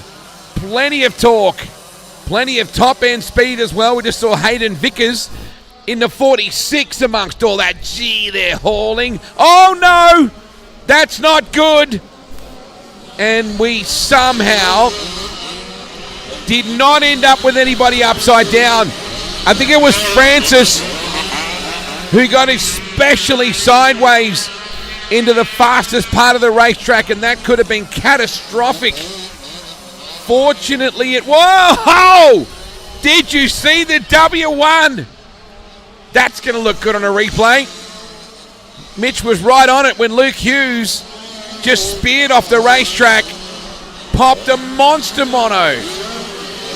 Jake Tranter in second, Luke Squires in third, Mark Burford up to fourth, Jordan Curvers, Mongie Chalmers in sixth, Ridley Sullivan seventh, Hayden Vickers eighth, Lisa Walker in ninth, Terry Pitt in 10th. There's a fair bit of sprint car experience in that top 10 right there. Mark Burford runs sprint cars. Luke Squires' dad ran sprint cars. Lisa Walker races sprint cars. Terry Pitt raced sprint cars. So you can see where the heritage comes from. Wow! That was a very, very unique situation for Tranter to run that wide. It allowed Luke Squires, or Lucy, as his mum calls him, a very easy pass. I'm surprised the way that paid out, actually. So KT Twin round 4, heat 2. White flag about to come out. It has been all T-Mac. Tyler McQuilkin has been kicking A55 since he started on the front row. Boy, we're so lucky. Nobody got upside down in that incident earlier. Just outside the top 10 there, you can see Charles has got into the 10th, put Pitt back to 11th. Thomas Francis recovered. Braden Dunn, Riley Hammerstein, Sierra Iwano, Luke Hughes, Brett Billing. He must have got caught up in that incident because you would never expect the Dreddy to be that far back. Checkered flag is out. Tyler McQuilkin all the way. That's a walk in the park. Squires will hold on from Tranter. Mark Burford, businesslike in that fourth spot. Not running his own kart, actually, driving for one of his customers in the 83. Jordan Curvers gets fifth. Nathan Chalmers gets sixth. Ridley Sullivan gets seventh. Lisa Walker gets eighth. Jacob Childs is ninth. Hayden Vickers is 10th. And the words that Kate Pitt used before she left about her husband, I hope Terry doesn't something the bed, I think was the term that she used. And I guess she said make the bed. He was in 11th. Thomas Francis was 12th. Now, I'm hoping that Rob Mitch is spinning about 5 different plates right now, but a replay on that Hughes incident will be rather cool for those watching online because I don't know if you caught it, but he got the gutter, stayed on it, and it pulled a wheelie that Brett Squires would be proud of. I like this direction so much better. I shouldn't have a favourite, but I just like the speed that we get. Boy, how many thousands of photos do you reckon Ace Coot has taken this weekend? Just be ridiculous. He spent weeks catching up. I'm sure it doesn't take him that long. It's easy to take them. It's the editing process, and they're weeding through thousands of them.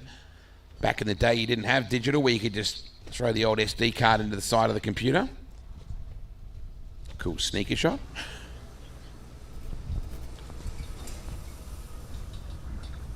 Crewwear Inc., one of our great supporters here. Junior Heavy coming up very soon as well. There will be 2 of those heats.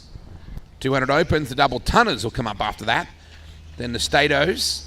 Let's hope that's a meek and mild affair compared to yesterday. Don't forget you need to order your pizzas because they will not be cooking after 7:30. So make sure you order your pizzas. And is it donut? Is the donut still here?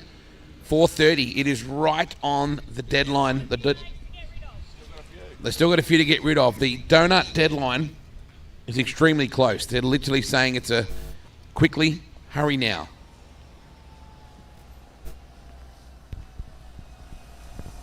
Is it a stampede? Well, I was expecting it. There's a rumbling in the floor. I was expecting somebody was going to head to the donut stand before they You could fit a hot head dog off. in donuts, definitely. I dropped one before, remember? Yeah, and I ate it. Well, it was good. You put it straight back in the bag. You wouldn't kill that one. You'd put Well, I it was- straight back in the bag. I was talking at the and time. let it be a lucky dip on who gets it. 50-50 wasn't you. You get that. Back very soon with Junior Heavy.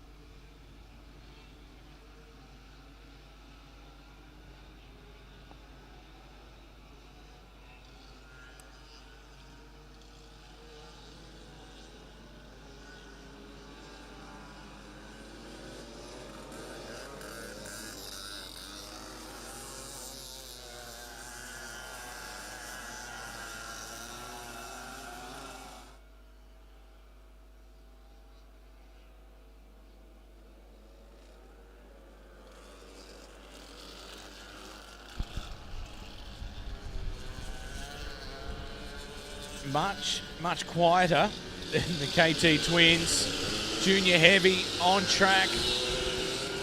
Round 4, heat race number 1. Thanks to BRK Carts and Phantom Powder Coaters for sponsoring this heat race of Junior Heavy. And a big shout out to Sunnyside Instant Lawns, Ace Coot Photography, Scope Imagery, Sign and Design, and so many of our wonderful partners on board for the 2022 ADCA Australian Dirt Kart title. Green flag up in the air. It's going to wave. They're happy with the start. Magro on the front row.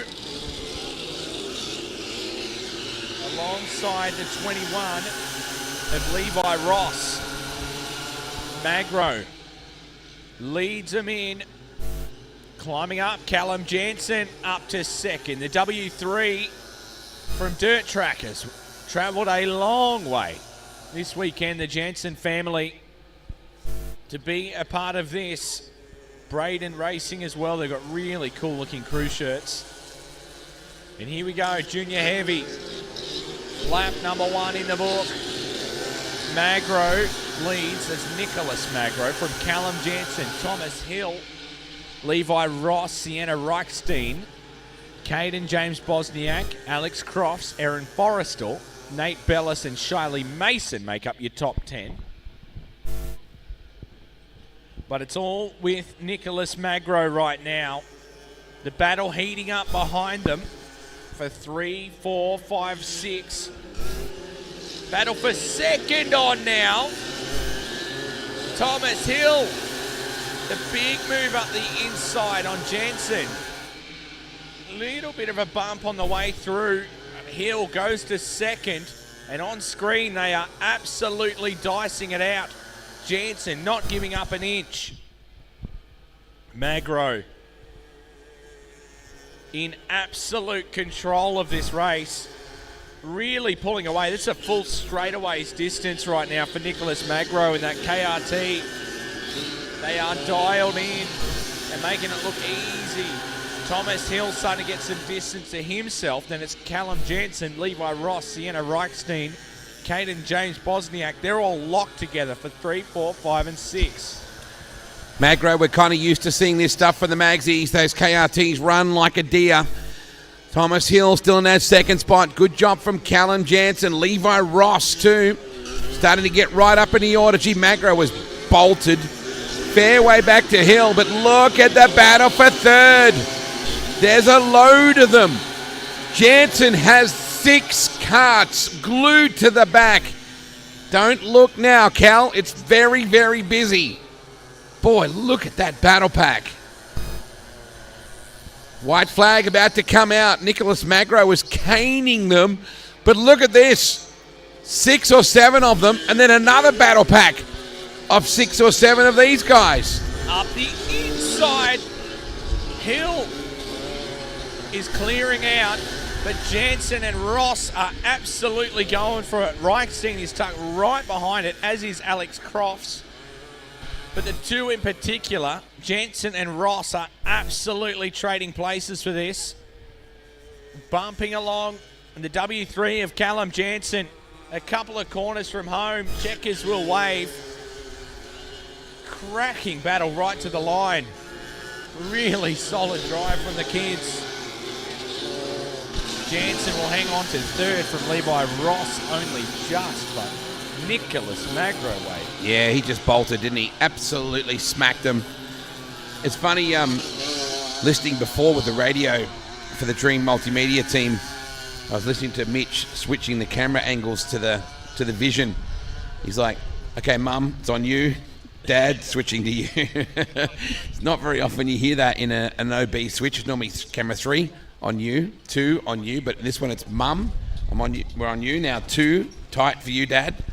It's very cool. A little family operation, the 3 of them doing a great job and getting a lot of really positive feedback from people all over the world tuning in to watch. Tony Bockhoven called it the lefties and the righties, which I think is probably a reasonable analogy, even though that's coming from the man, the wordsmith, who called it a meat basket. This is talking about a mixed grill. This is very true. It's actually become a thing in America now. They don't have them, but that's what Tony referred to it as a meat basket. You can feel it starting to cool down just a bit now. Is that by the 40-kilometre gusts on the windsock? Probably doing that. Some of the notes have just disappeared. Need that page.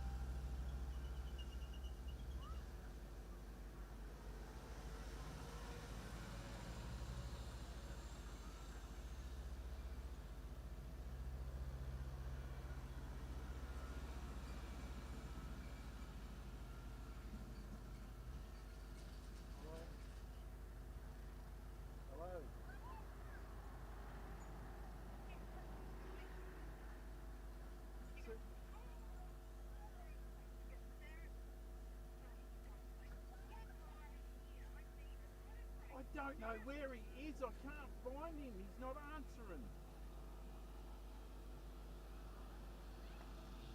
Fuck's sake.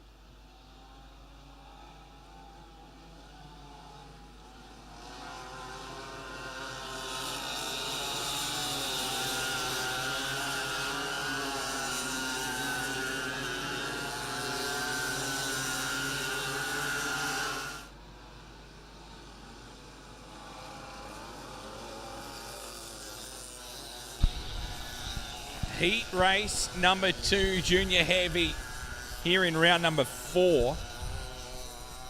So it's final junior heavy heat race for the weekend. They will just have their final tomorrow.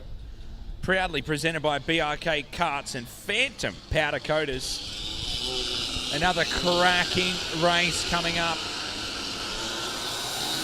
The number 9 on the front row, Brooklyn Cross. Immaculate looking purple and yellow machine alongside the 13 of Bodie Walton. Looking for the start this time. Green flag is up in the air. Being told to control the start. They're going green. They're happy with this start. And Cross will lead them into 1 and 2. Oh, they are ripping it in. 3 and 4 wide. Are you kidding me?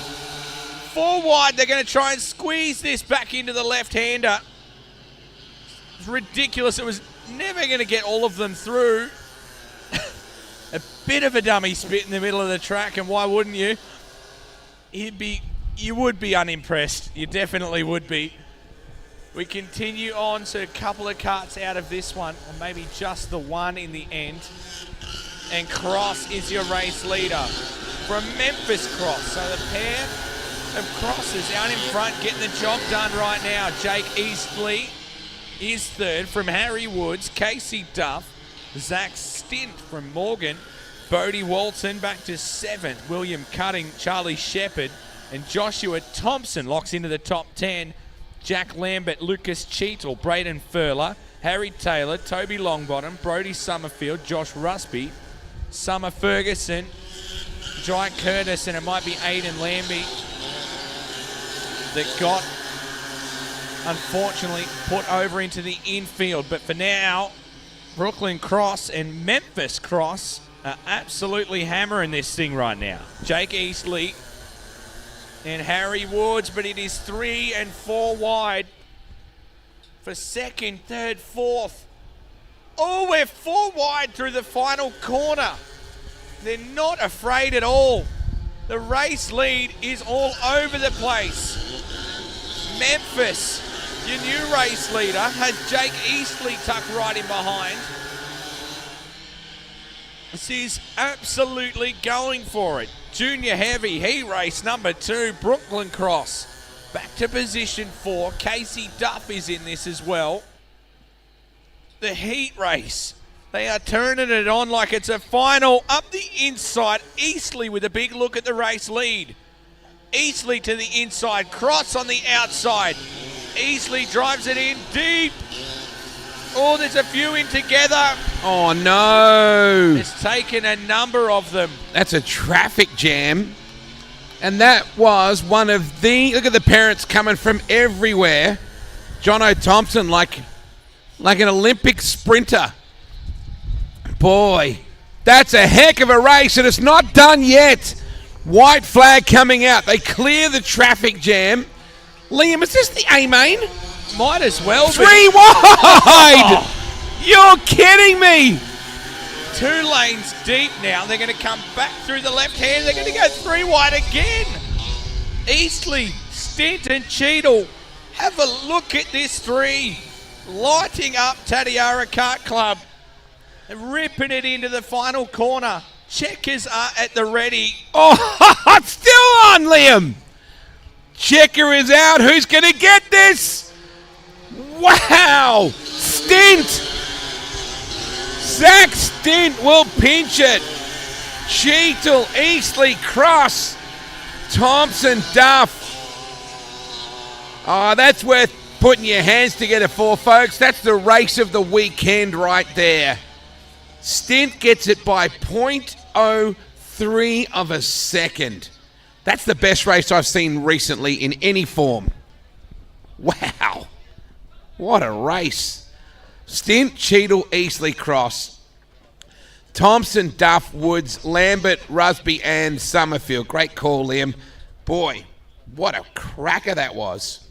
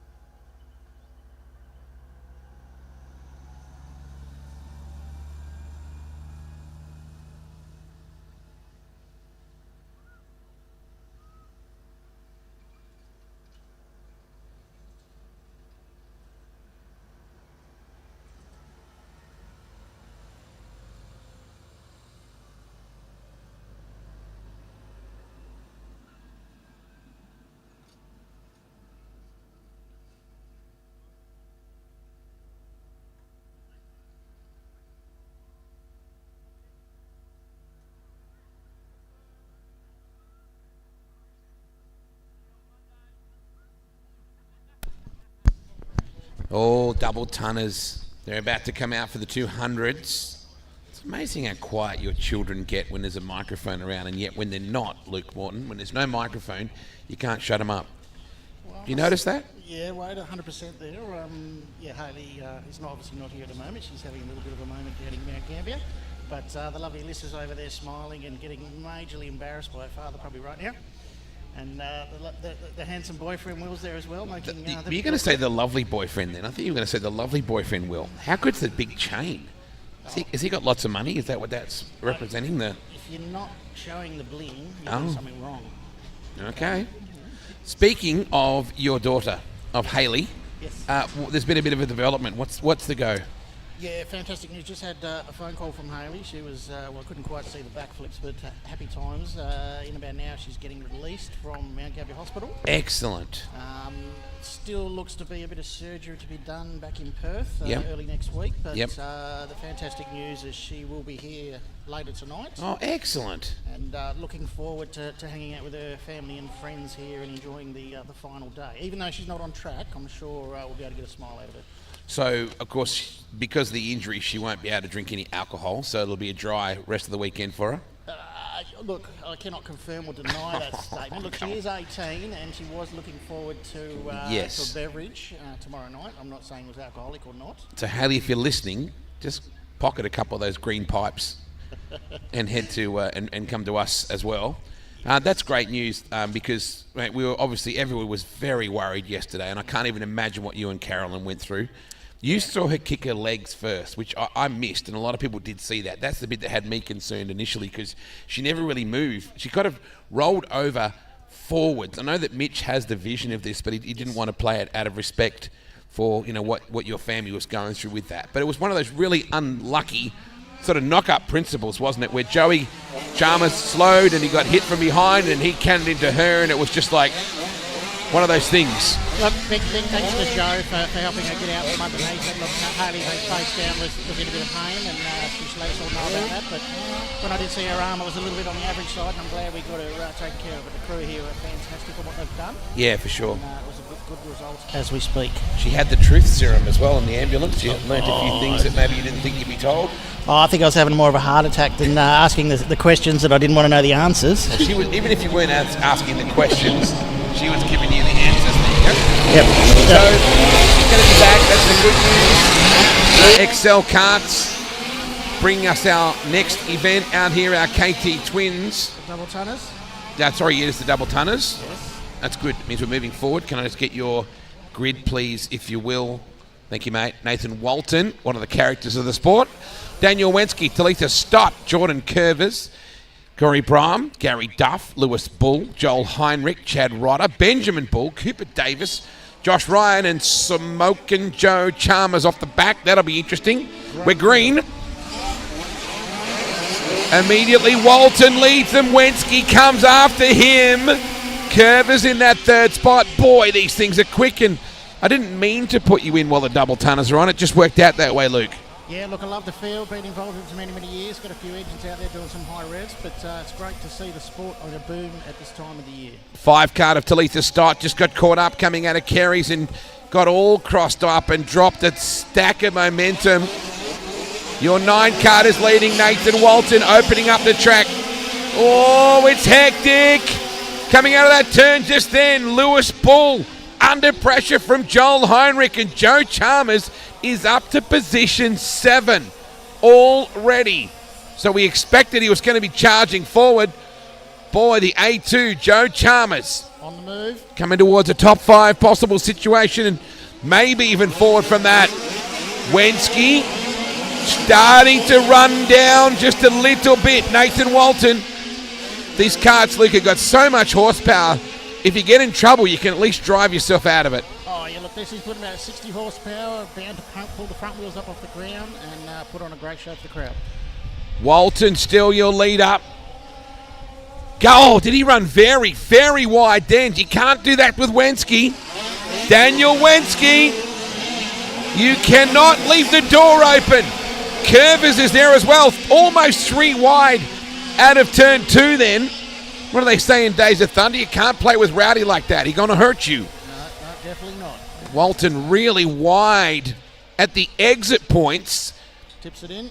Yeah, it's just great. That's a great camera angle that you get to watch from here at the moment. So, once again, Walton getting just tantalizingly close. Battle is on further back. I'm just looking further back to Chalmers, Lewis Bull, Corey Brahm, Josh Ryan, Chad Rodder, who's had a filthy weekend so far, has Chad. So hopefully he can turn that around. White flag about to come out. Nathan still leading, followed by Wensky. Been a tough weekend for the Waltons so far.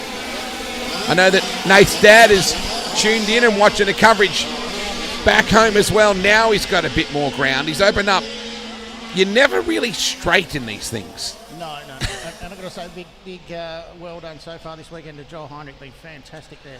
Well, 5 karts this weekend, 5 different classes. Nathan Walton will walk it home. He got away from Wensky. In fact, Curvers got Wensky as well. And boy, Heinrich got to 4th. Chalmers got to 5th from the back. Lewis Bull 6th, Josh Ryan 7th, Benjamin Bull, Chad Rodder, Cooper Davis, Talitha Stott, Gary Duff, and Corey Brahm rounding out the top 13. Why 200 open, Luke? Why does it light your fire? Look, I think the best thing is when you open up the rule book and there's about 4 lines in there. it gives you a minimum of 160 kilos. You can have 1 engine or 2 engine up to 200 cc's or 220 cc's, which is a plus 10%. Yep. Pretty much do whatever you like. 98 unleaded petrol, and off you go. It's sort of one of the last frontiers of unlimited classes, really. So it's great to see, and great to see split fields this weekend. I think we've got 32, I think it was, for the 200s this weekend. So it's good to see that many karts out there. Why does twice the amount of motors make twice the amount of trouble, though? Mechanically, is it... Yeah, it can do. You seem to spend a lot of the time working on it, checking things, making things aren't rattling themselves off and things like that. But look, when you're driving one of these things, if someone says, what do they like to drive? I say, look, if you ever get a chance to drive one of these and you don't get a chance to drive a 410 sprint car, they are like for like as far as, I'm concerned. I had a little squirt in a 372 many, many years ago. Wow, 372. I compared it to that. And, look, driving one of these, you'll start the race. You'll have the race, you might glance around to see who you're racing with, but you come in, you gather your senses and you go, where did I finish? You know, they're just fantastic things to drive. Get the heart of racing, the blood pumping. They do burn some tyres. Yep. But look, for example, this weekend the track's been fantastic for everybody. Full credit to the Tatiara Club, how they've prepared everything, how they've prepared the surface, how they've kept the surface. And they've been prepared to stop even partway through a round and say, listen, we're not right, let's make it better. And that's what we want for a club, and that's what we want as a competitor as well, as an entrant. That it's not going black, you're not burning up tyres, you're not throwing away dollar bills. But look, it's a sport we all love. It's the cost of going fast, and I wouldn't have it any other way. Tell me about Renegade and what's going on over there in the West with that form of karts and parts. Yep. Look, Renegade have been around for many, many years in the West. We've put out a few chassis over the years. I work with Kim Grover there. He's based out of Safety Bay there. Great spot. Kim's been around the sport for longer than probably what I have. Also involved with Udi as well, with the Renegades as well. So look, fantastic karts, whether it be a junior kart, whether it be a rookie, whether it be a KT kart, whether it be a 200 open, a 125, we've got the full range available. Looking forward to expanding over the years. We've kept it sort of fairly small, so you do it right. When we come over the race here in the East, people say, where are these things from? And they have a good look, and I said, listen, we use, Australian-made components, good partners like Edwards, with their wheels, their hubs, their carriers, all that sort of stuff. Quality Burris tyres, we also use them as well.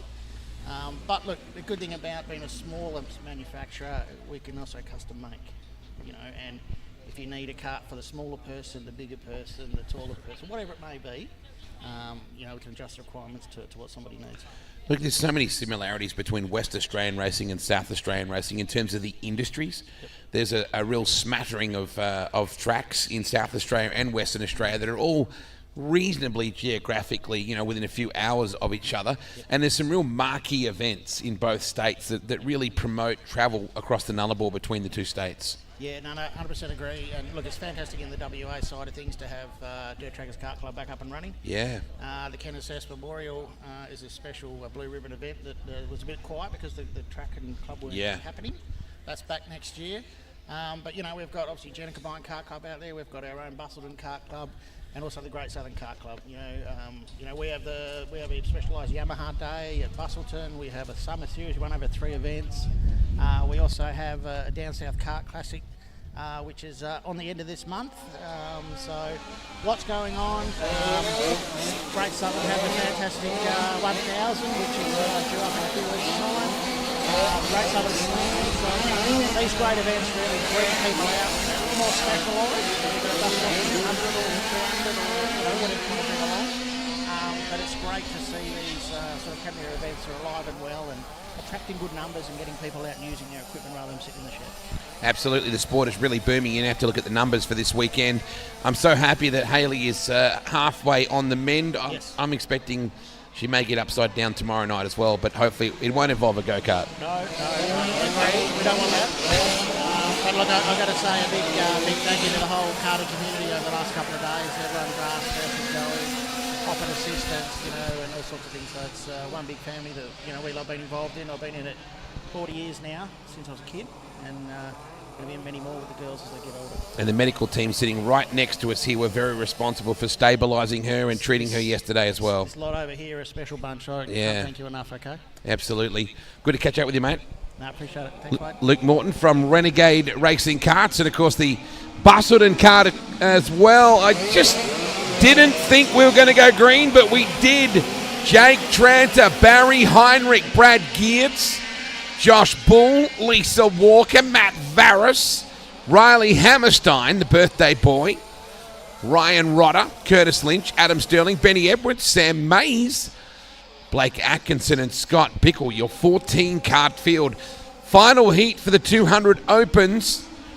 Heat number 2, and you can just see Tranter getting away from Heinrich. Battle is on for 3rd though. Bull putting it to Geertz. Pair of South Aussies. See Jake Tranter just floating the front end then on that 45. Great to see. Aren't they cool? Fablek and Heinrich performance and tuning, bringing us the 200s, the double tonners, kicking it in. A couple of lightning cars fighting there. Tranter, Heinrich, Geertz, Bull. Walker, Hammerstein, Rodder, Lynch. Now Riley's gone back a couple of spots there. Lisa Walker up to position 5. Considering how little laps she's had under her belt back in karts, Lisa's been very competitive all weekend and only running 4 classes. Oh, look, I think she puts in a big effort every single time she turns away. Absolutely. Cool speed shot right there. Your Fablek. Heinrich. 200 open. Bull is having a ripping battle with Geertz. Lisa Walker, Ben Edwards, Curtis Lynch, Riley Hammerstein, and Blake Atkinson with Matt Varys back in the top 10. It's great to see a couple of single-engine big singles out there with Matt Varys and also Lisa Walker with the singles. Great to see them out there. Could just see Bully keeping an eye on his brother Josh. Lynch is in that 5th spot. We're watching the 88 kart just rip through the centre then of Barry Heinrich. Won't be long till we see that white flag come out. That battle has been going on throughout this race. Josh Bull having a look at Geertz. In fact, I think he might get him here. It's on down the front straight. 1 to go. He got him. Good run from Bull. Floats that right front tyre off the ground. They just got so much torque. You get the thing all twisted up and you can just drive out of it. I should get you in one of these one day, right? Oh, I went for a ride years ago. I drove Mark Burford's 100 around Wagen, which was a bit of a blast at the speed that I was going, which wasn't significant. Good job for Tranter. Oh, and he locks up at the end of it. Oh, no. Still got the window. Yeah, but you saw him toss his head back.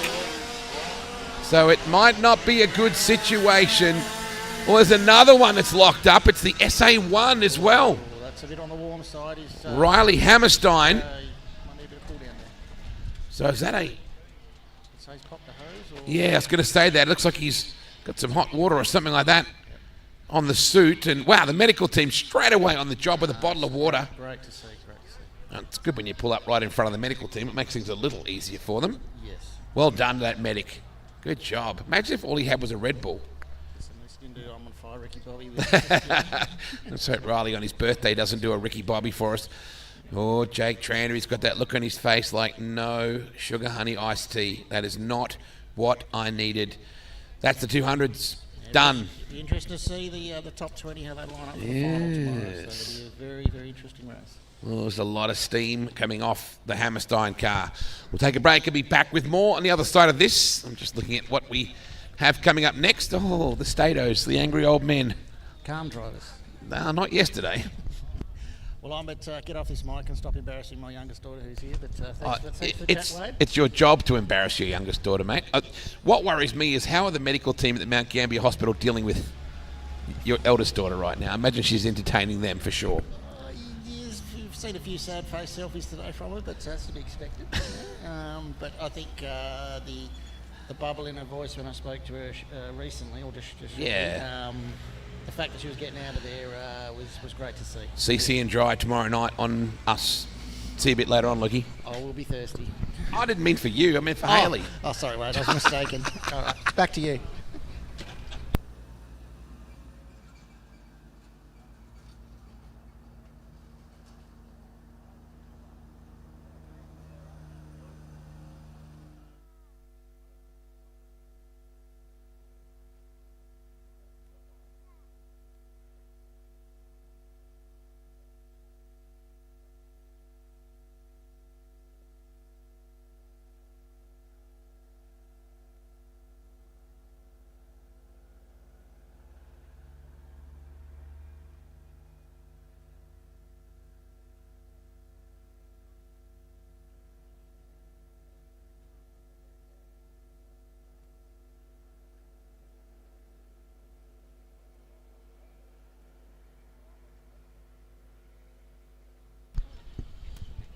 Hold it right there like that. What's your name, young lady? Alyssa Morton. Are you sure? Maybe. All right. Got a middle name? Yeah. What is it? Anne. Anne. Alyssa Anne. Huh. All right. Hold that nice and close. How's your weekend been so far, Alyssa Ann Morton? It's been average. Why? What would you? I mean, forget. Let's just take Hayley out of the equation for a minute.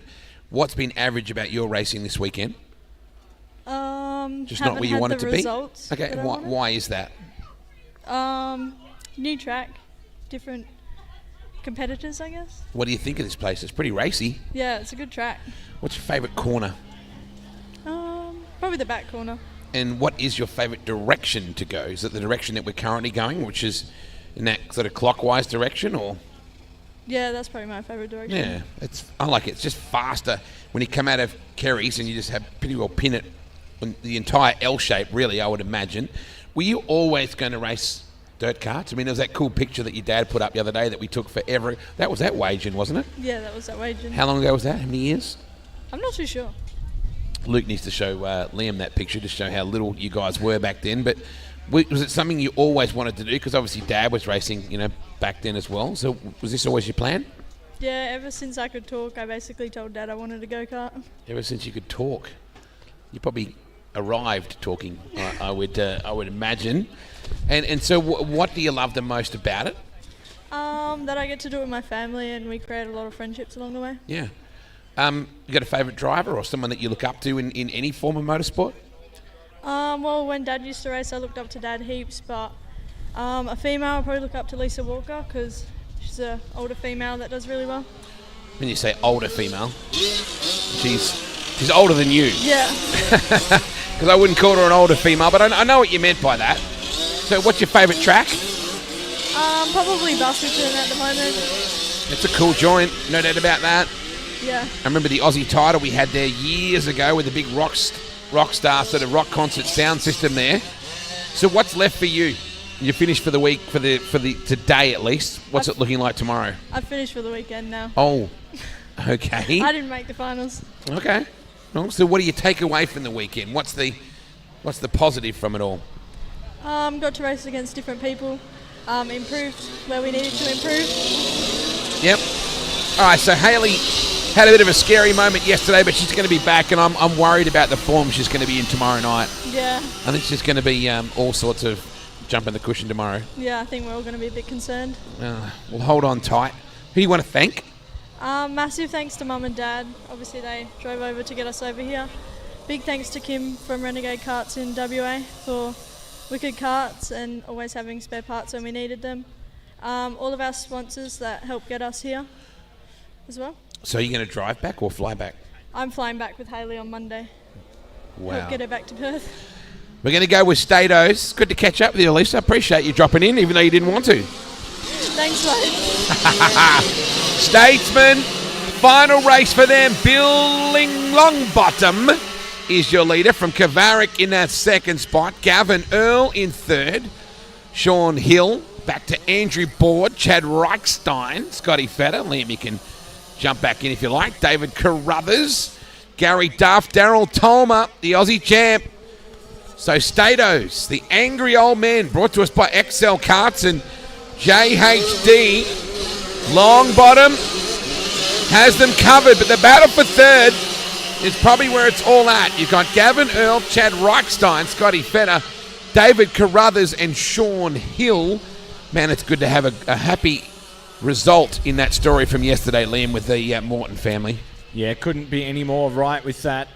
It always has the potential. It's not probably the safest sport getting around. You definitely see more injuries in football and soccer and all those sort of on-field sports, but they just don't seem to be as dangerous as speedway or dirt karting look. They just lack the speed. It definitely happens more frequently, so when they do happen in this sport, it's always good that there is a silver lining.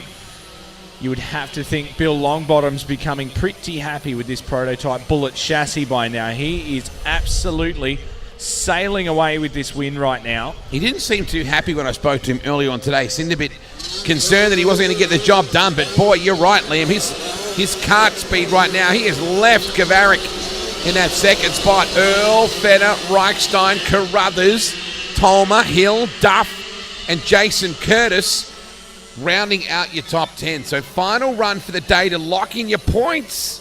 Nice little run between Fetter then and the S3, I think, of Gavin Earl. So Fetter just got by him. Yeah, that's tough to do. Earl's been doing this a very long time, so it's a big steer to get past Gavin Earl in that S3. So Feder to third, Earl back to 4, and here comes Carruthers now. Always going to be a factor, this Kart 41. He too's been doing this a very long time, and David Carruthers, doesn't matter what class he's in, he's really an old hand at the KT Light in particular. White flag at the ready for Bill Longbottom in the Bullet chassis, and he is gone. A length of this straightaway is a very long ways around, and he is checking out. I didn't even notice Carruthers has gone clean by Gavin Earl as well. David Carruthers is ripping through this place. Yeah, he's been extremely quick, particularly today. Longbottom on the longboard, about to head home to victory lane in the final Stato heat race of the weekend. That's a good battle going on with Kavarik just under enormous pressure then. Better Carruthers and Earl in that little bunch. So, epic event for XL Karts and JHD. Longbottom, your winner by 3 seconds in the end over Timmy Kavarik. Scott Feder, David Carruthers, Gavin Earl, Chad Reichstein, Daryl Tolmer, current A1, Sean Hill, Jason Curtis, and Gary Duff. I always think of Duff beer when I think of Gazza. He's got that on the back of the suit. Yeah, he does. It's super cool, isn't it? Ashley Nishke, Andrew Board, Michael Baxter, Larry Maynard, and Chad Oyendike. That's the last of the Statos for the weekend and before the finals tomorrow, LJ. Whew. I'm glad we got through that one safely, because yesterday was... She was a bare-knuckle pub brawl. I think the knuckles might have been wrapped a little bit this morning to wrap up what was left off last night. They did it in fine fashion today. And now one of the easily most competitive classes, and it's well represented by its numbers. 125 light. Not too far away there, sitting in the pit chute, ready to rock and roll for heat race 1 of round number 4. Proudly sponsored by Rival Chassis Co. and TBS Freight. Some light track work, and we'll be back on the other side of this.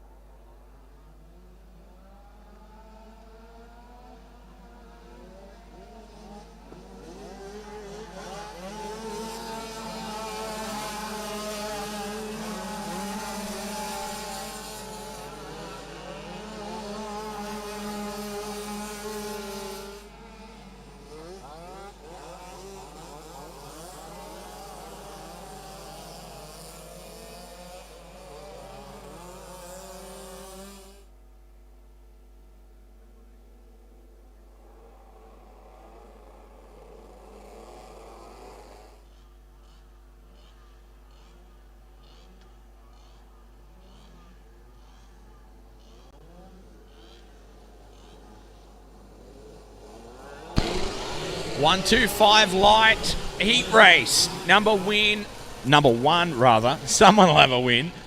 Jacob Childs, Lockie Horton, Luke Bowie, Jake Ames, Riley Hammerstein, Sammy Mays, Blake Curtis, Talitha Stott, William Prest, Tyler McQuilkin, Hayden Mason, and Joel Heinrich all locked into this.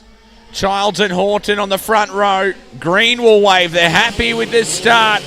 Presented by Rival Chassis Co. and TBS Freight. It's chaotic at the back of the pack. But for now, Childs is your leader. From the 90 of Horton. And it is absolutely clustered up at the back. 3 and 4 wide through Kerry's corner. Everyone has managed to get through it so far and complete this opening lap. So that's a good result to begin with. Horton is right up behind Childs. Luke Bowie is coming too. Hasn't really had the speed that I'm used to seeing from Luke. I know that he has the potential to rip to the front at any given moment. He's sitting there in that third spot. He's got Blake Curtis in behind him. Hammerstein in that fifth spot. Jakey Ames. Then Talitha Stott. Boy, she's been busy as well. And then Sam Hayes and Joel Heinrich. I'm sure we'll see that kart gravitating to the front. But, boy, Childs has got his hands full here, Liam. Bowie is absolutely bullying him through. Bowie coming after Horton in a very big way. Childs trying to lock it down. Horton is all over this, as is Bowie, as is Hammerstein now. Top 4 are locked together. Childs with about 3 kart lengths advantage, but here comes Hammerstein. Riley Hammerstein up the inside on Bowie, and here comes Riley. He's up behind Horton now. Childs still with that couple of kart advantage. And then it's Horton. Bowie back up, right behind Hammerstein. This top 4 battle is unreal on track. Quality footage. Childs, a big wheel ride for Horton, and Hammerstein now goes to P2. Boy, hasn't the racing gone up at an intensity level in the last couple of hours? This round has been by far, I think, the most ferocious, and it's good that it's been flowing, it's been fast, and it's been competitive, but fortunately so far, everyone's got a good momentum. Child still your leader from Horton. Hammerstein has come up to second. He's gone back to third. He's gone back to second. Boy, it's a carve up right now on our transponders. One thing we do know is that there's a very clean number on the plate on the NASA panel of the 17.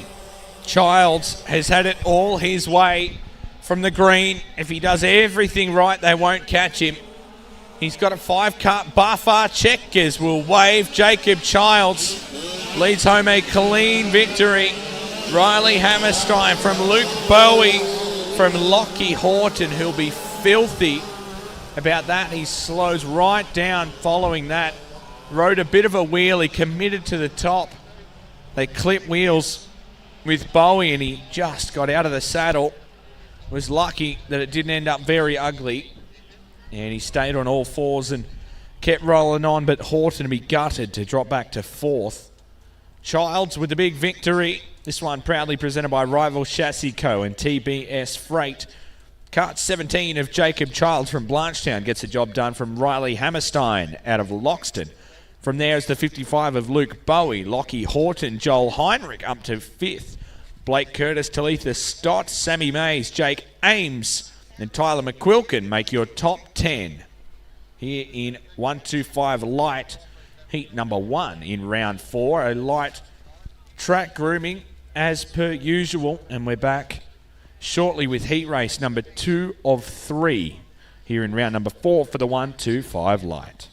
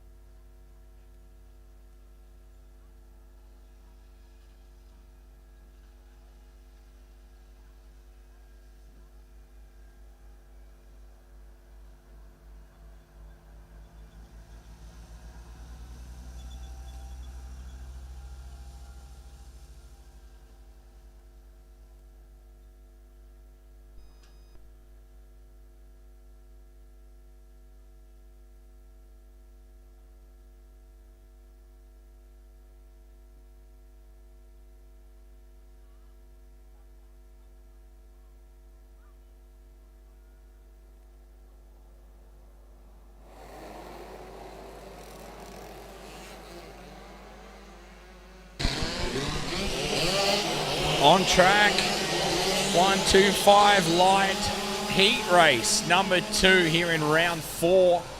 And their final heat race that you'll see these karts, multiple of them in many different classes. It rarely ever ends, does it, Wade? They're in so many different categories. It's so rare that you would do this. You don't go to the sprint cars and see someone competing in sprint cars, wingless and street stocks. It just does not happen. Double duty seems lame in some cases in dirt karting because it's like 5 duty. You might as well bring 2 trailers. Why wouldn't you? Fletcher Moore and Ryan Crofts, and it's the young West Aussie. Ryan Crofts that leads from Fletcher. Gee, look at Ryan stretch the legs. Oh boy, did you see the send from the back as they went into that left-hander just then. Crofts, Moore, Jackson, Bailey, Colwell.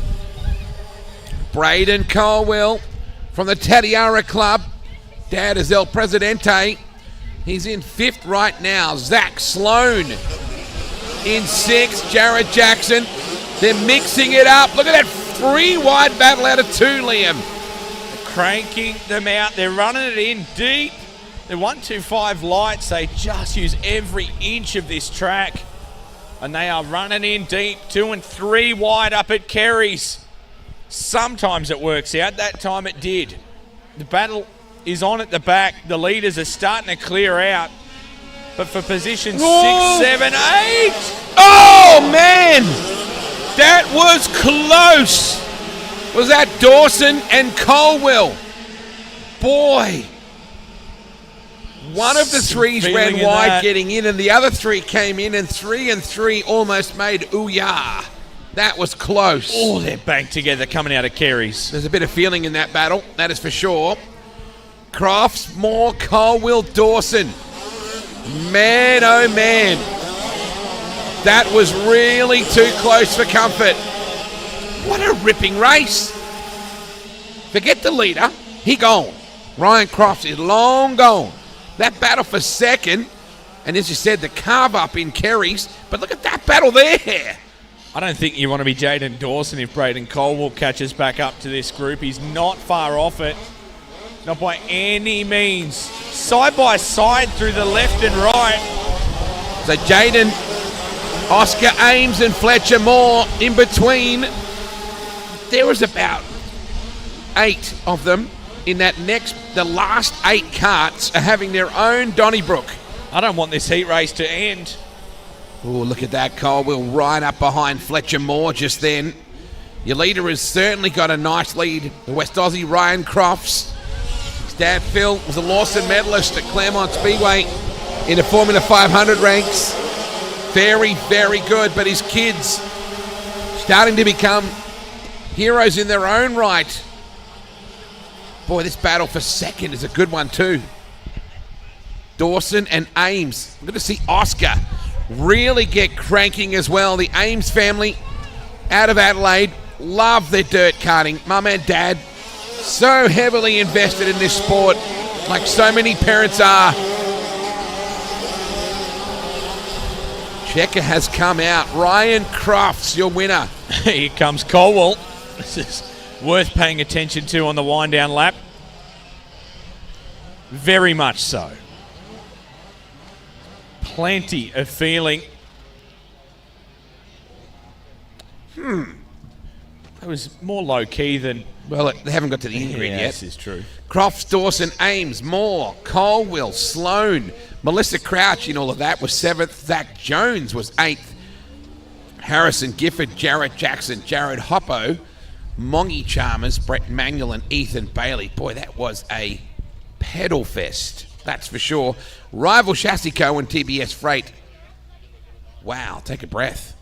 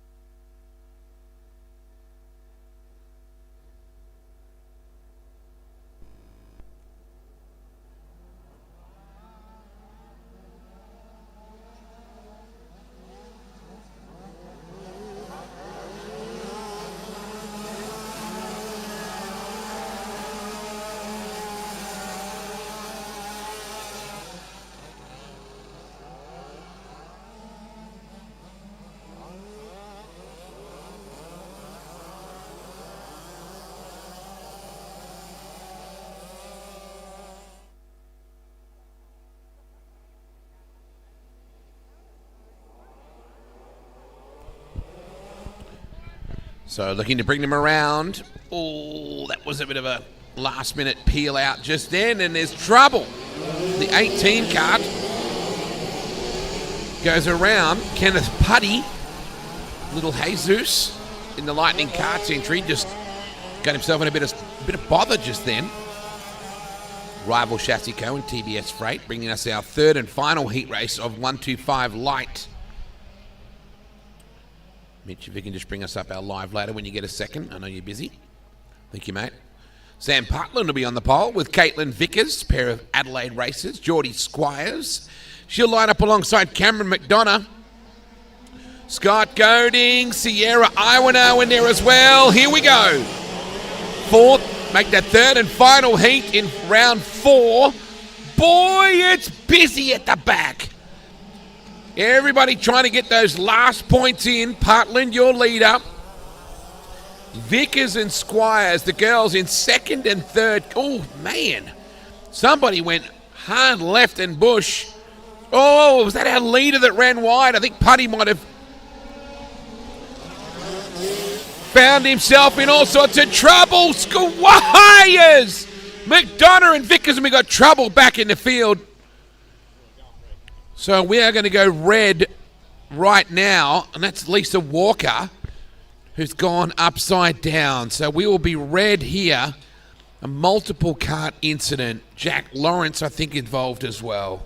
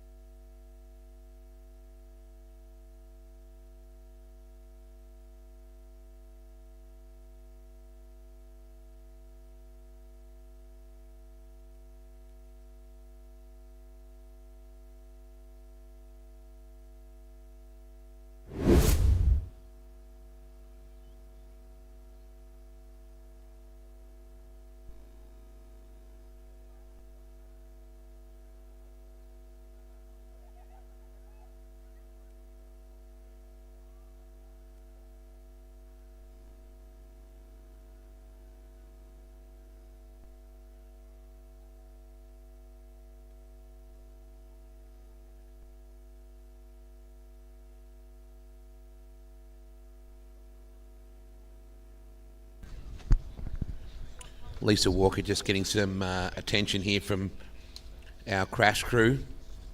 I think what happened is she came around that corner and I think Sam was facing the other way and she had nowhere to go. Just from that replay that we saw in the distance, I think Sam looped it and was facing the oncoming traffic, and I don't think that Lisa really had any options. I hope she's okay. She just went past us to get some observation from the medical team. So let's hope that Lisa is A-okay and able to be ready to rock for tomorrow. I know she's a fierce competitor. So 125 light, heat number 3. And then shortly we'll be moving into our 125 mediums, which will be 2 groups of heats in that. And then KT light, 3 heats. And then KT heavy, 2 heats. And that'll be us done for today. There'll be special pole position awards tomorrow, around 9:45 for tomorrow, presented by some of the life members of this region. So that's going to be very cool. And then we'll be getting into our championship races for tomorrow. And then tomorrow night's dinner. It's always a fun time. Going to be inside the big council building in town. So very shortly we'll be restarting this heat 3 for 125 light.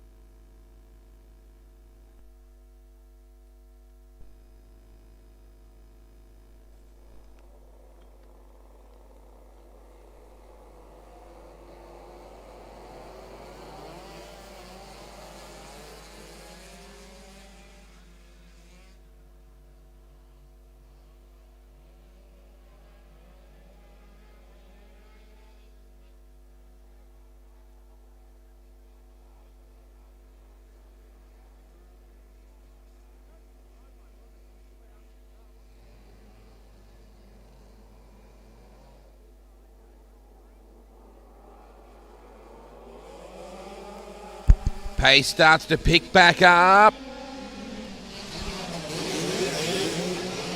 So we get back into the restart. Resumption of heat number 3 for 125 light.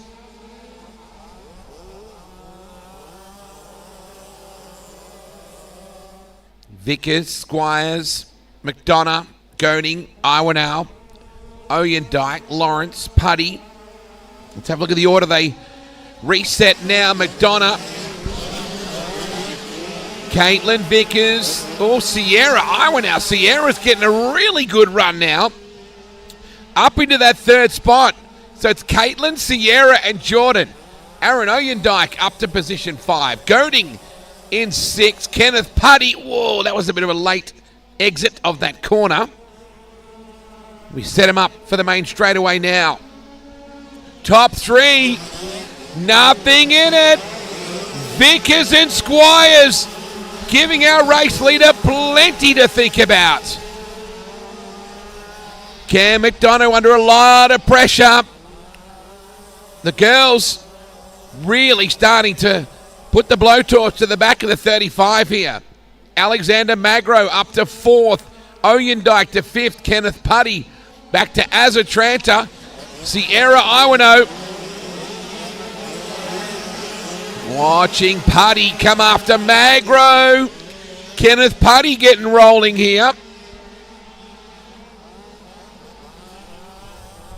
Late in this 3rd and final heat for 125 light. McDonough might have settled the ship just a little bit now. Opened up a bit more ground. Over Squires, who got by Vickers. Magro's gotten away from Tranter. So Magro got by Azza. or put Putty with Tranter between them. White flag about to come out. Cam McDonough is certainly settled. He was getting challenged. Whoa, somebody way off the racetrack just then. Was that Caitlin? I think it might have been Squires. I think it was the 116. Oh, it was too.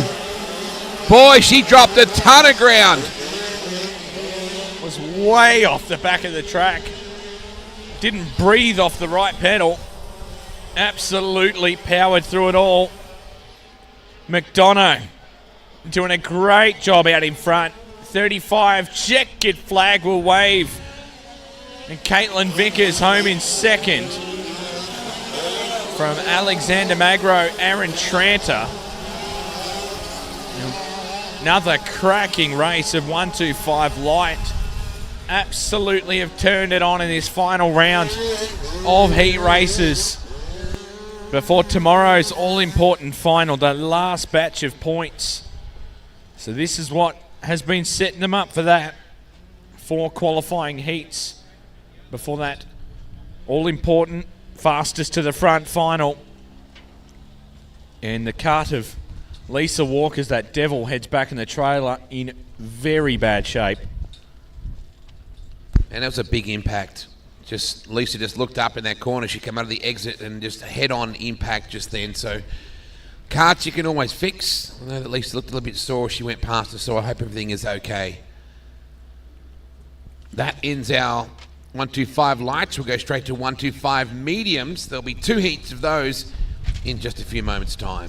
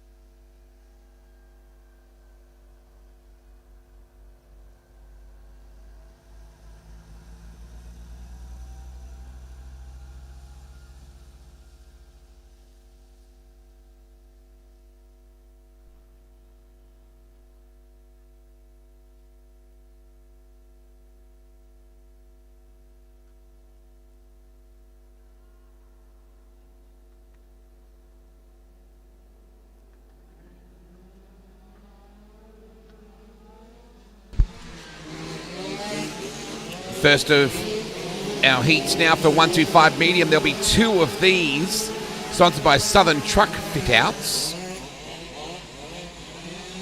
Big thanks to them for their support this weekend. And also GTE Technology. Michael Woods, Matty Slater, Nathan Walton, Hayden Vickers, Alan Reynolds, Daniel Wensky, Shannon Patch, Corey Brahm, Mark Burford, Jake Curvers, Chad Rodder, Ridley Sullivan, Wade Beaton, Reese Hackett, and Joe Chalmers off the back. That ought to be entertaining.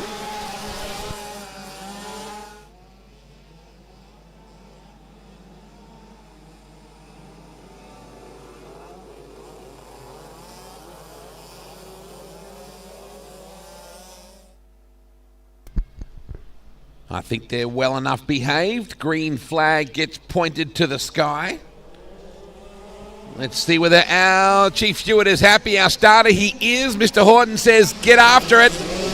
Oh, man. The 5-card around the top. Matty Slater.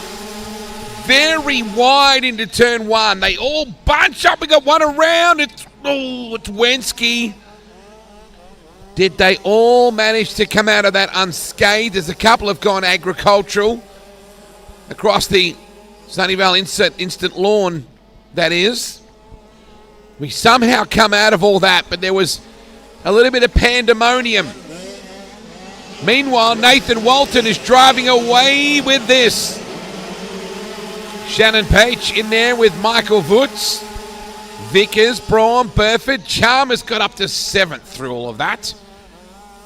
So he's pulled a Houdini and driven through the middle of all of that chaos. It's still going on back here. Now, who have we dropped out of Kerry's corner just then? We saw a cart backed up in the shadows.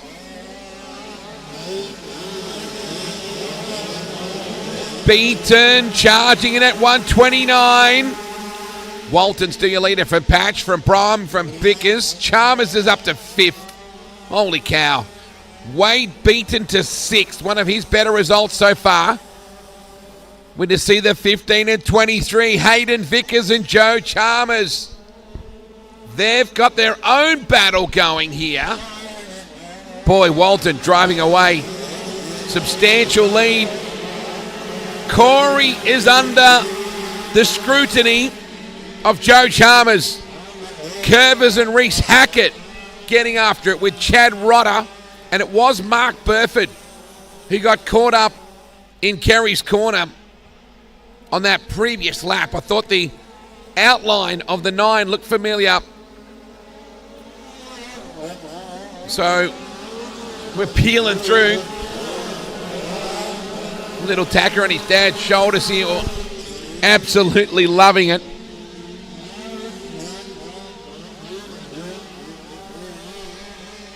Oh, she's busy now. What a battle this is. Not for the lead because Walton is belting them, but 2nd, 3rd, 4th, 5th, etc. is very much up for discussion. Oh, somebody running very, very wide then. I think it might have been Hayden Vickers possibly. Walton's going to drive away with this substantial victory for him. Boy, he's got the whole length of that side straightaway. Battle is on for 2nd, though. That was the shot on our cameras just then. Shannon Patch will hold on to 2nd. Joe Chalmers pulled a Houdini to get through that early wreck and ended up 3rd. That will really help the points haul for the West Aussie. Walton, your winner. Daniel Wensky, disappointing for Daniel. He turned around on that left-hander. Mark Burford, too, got caught up in Kerry's. So Walton from Patch, from Chalmers, from Brom, Jake Curvers, Wade Beaton, strong result from the Alice in 6th. Chad Rodder got to 7th. One of his better results today. Hayden Vickers got to 8th, ran a bit wide late in the race. Reese Hackett got 9th. And Ridley Sullivan Rounding out your 10, that was a brutal affair, that's for sure. Heat 1 of 125 mediums in the 4th and final round.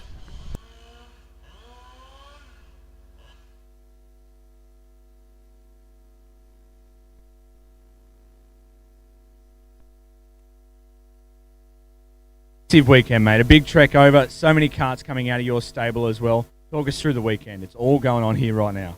Oh, mate, it has been crazy going on around here, but we've been punching pretty good. We don't have as much crew as what we would have liked, but my partner, my mum, my dad, my other brother, Aaron, he's been a dream. He's been awesome, and he's made the weekend a lot easier than it should have been. So the racing's been awesome. This place has done a great job.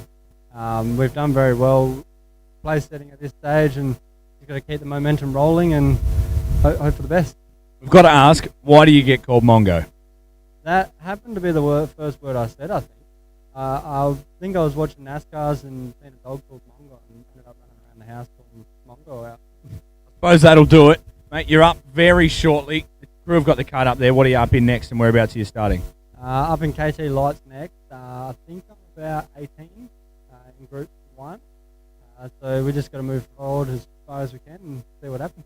Should be super exciting. Good luck, Nathan Chalmers. Look forward to seeing you in action. Awesome, mate. Thank you.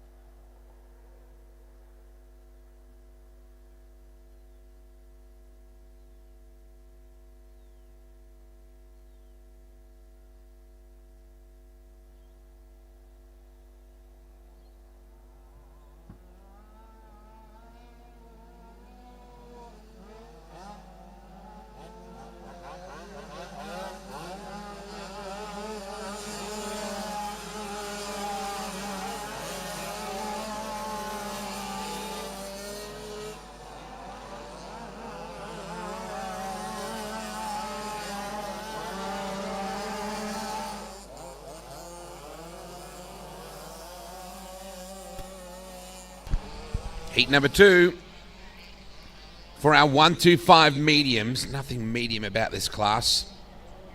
It's always next level. Brad Hembling from the Loxton Club, lining up alongside Jake Whitehead from the Adelaide Club. Josh Bull in the 16 from Lucendale. Corey Jackson from the top end in the 122. Jesse Patch from the Adelaide Club out of 5 from 6 at Tom Callahan from the Great Southern Club in WA. Angus Larrity out of the Alice lines up out of 7. Brett Billing from Tatiara upside down earlier today in the 70. Todd Prest in the 148 from the top end. Reese Heinrich from the Loxton Club. Aidan Norville from the Adelaide Club. Josh Ryan from Renmark. Declan Morrison from the Adelaide Club, Tom Francis from Port Pirie, Kate Pitt from Adelaide, and Jordan Barrow, the JFK, Jordan Factory Karts entry out of Morgan. So a very wide representation of acre dirt kart clubs here today, in particular this race.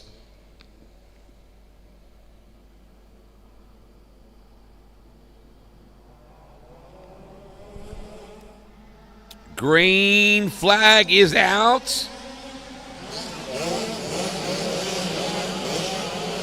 Boy, it's busy. You would expect nothing less. Hembling, Bull, Whitehead, Jackson. Hembling out to a pretty good launch. You just got to get a lap in at least so they can settle down and get some lines. It's absolute chaos early.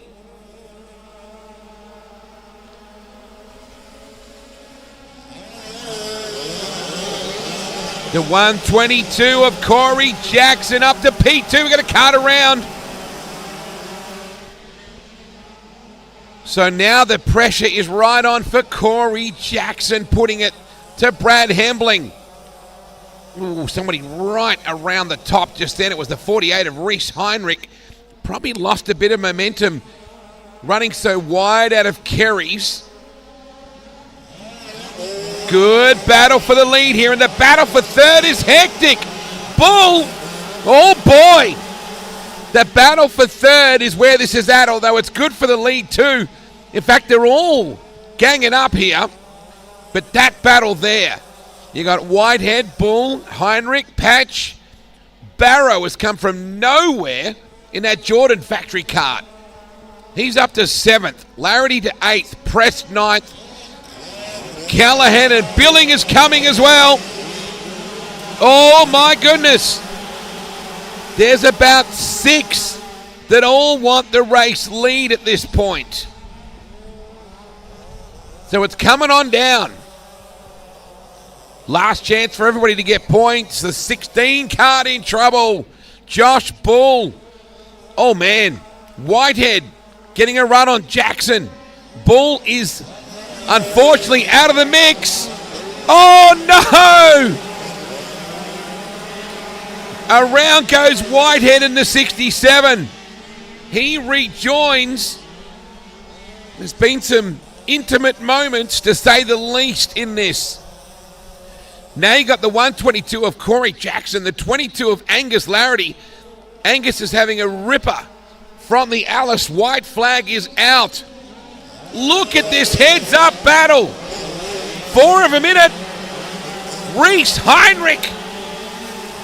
He buys into the argument as well. There's 4 of a minute for the race lead. And I just saw Larity go through to second.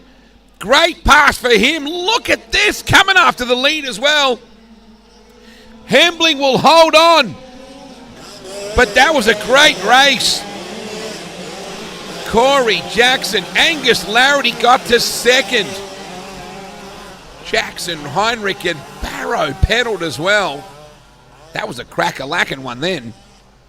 Hembling, your winner by 0.313 of a second. Thank you very much. Larity got second. Corey Jackson third. A lot of territory action in that top 3. Reese Heinrich fourth. The top 4 karts were covered by 0.6 of a second. Jordan Barrow, Declan Morrison, Todd Press, Tommy Francis, Josh Ryan, and Brett Billing. Kate Pitt got up to 11th. Ooh, that was hectic.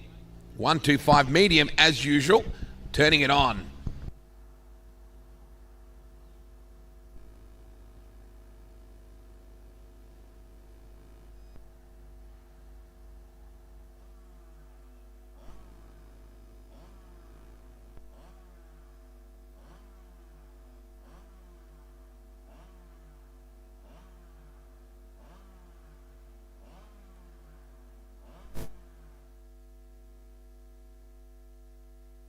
Chat with Jaden Dawson, current A2 here in the KTs. You're up a few rows back, but how are the points looking so far for your defence campaign?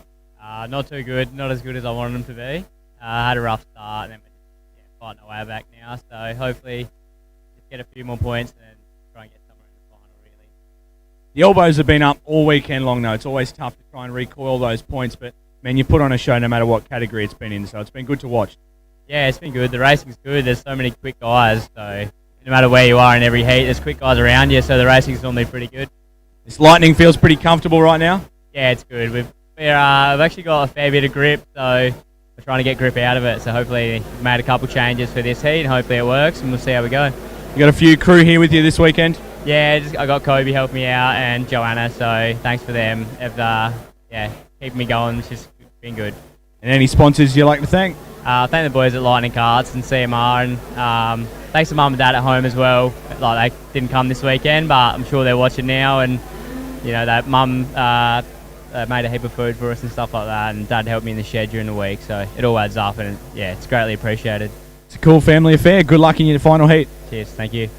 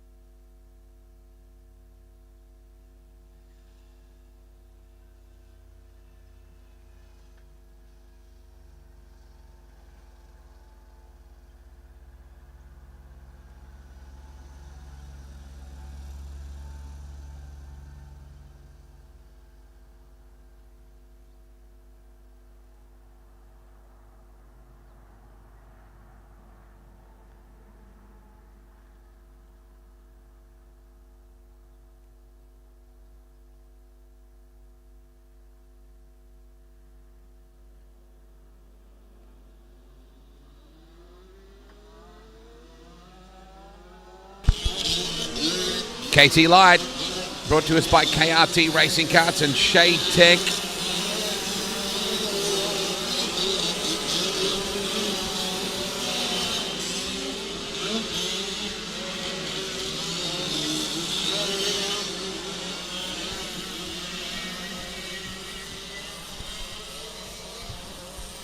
First of 3 heats we'll see in this super competitive field. Got the 90 and the 51 respectively. Nate Greenslade.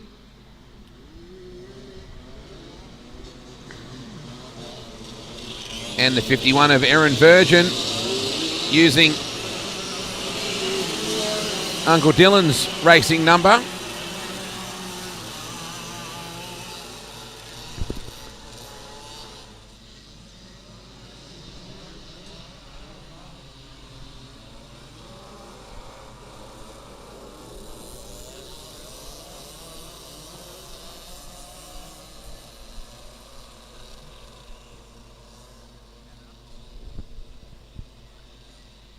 ACRE officials just coming out to make sure everybody is formed up correctly. Green flag is out. Virgin got a ripping start. Huge field as you would expect. Virgin doing the job. Hopefully our telemetry will come to life. I know that Mitch is desperately trying to drag him up for us. Might be some link issues for him at the moment if he hasn't got enough in his hands. Oh my goodness. Into the tyre barrier and out of the kart immediately. That was very quick. It turned, there was contact and it went straight into the tyre bundles. So there is your SA2 in amongst all that. That was Alexander Magro. Generally, there's something going on with the Magros out there somewhere. Hayden Mason in the 22. Oh, 3 wide. Wow. 3 wide. Oh, contact in the battle for second. What a drive at the moment from Erin Virgin. She has got them covered. This battle is fierce. The 90 and the 45 respectively, Nate Greenslade and Jake Tranter. Tranter asking the question of Greenslade. They go by our speed camera. The SA2 of Alexander Magro trying to run down Erin Virgin, but she's got a good head of steam up. Magro is starting to eat into the racing advantage that Virgin has. Oh, heavy contact then with Tranter and Greenslade. Fletcher Moore was in that battle pack as well. There's a stack of them.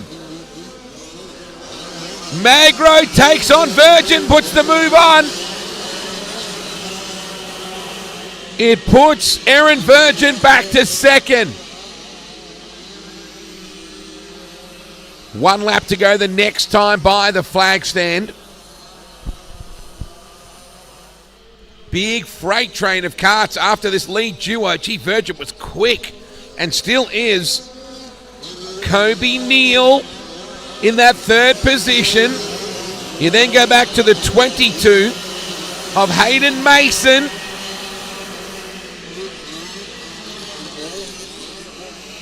That's a good battle pack right there.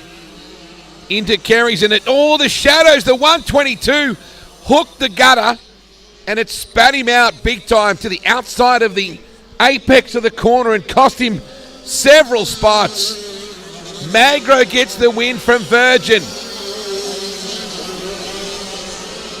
Tranter will end up 4th. Hayden Mason, very quick indeed in that 3rd spot. Wow, there's a lot going on in a short space of time then. KT Light, as per usual, turning it on. Gee, Erin Virgin nearly ran away with that. If it wasn't for Magro running her down, she was gone.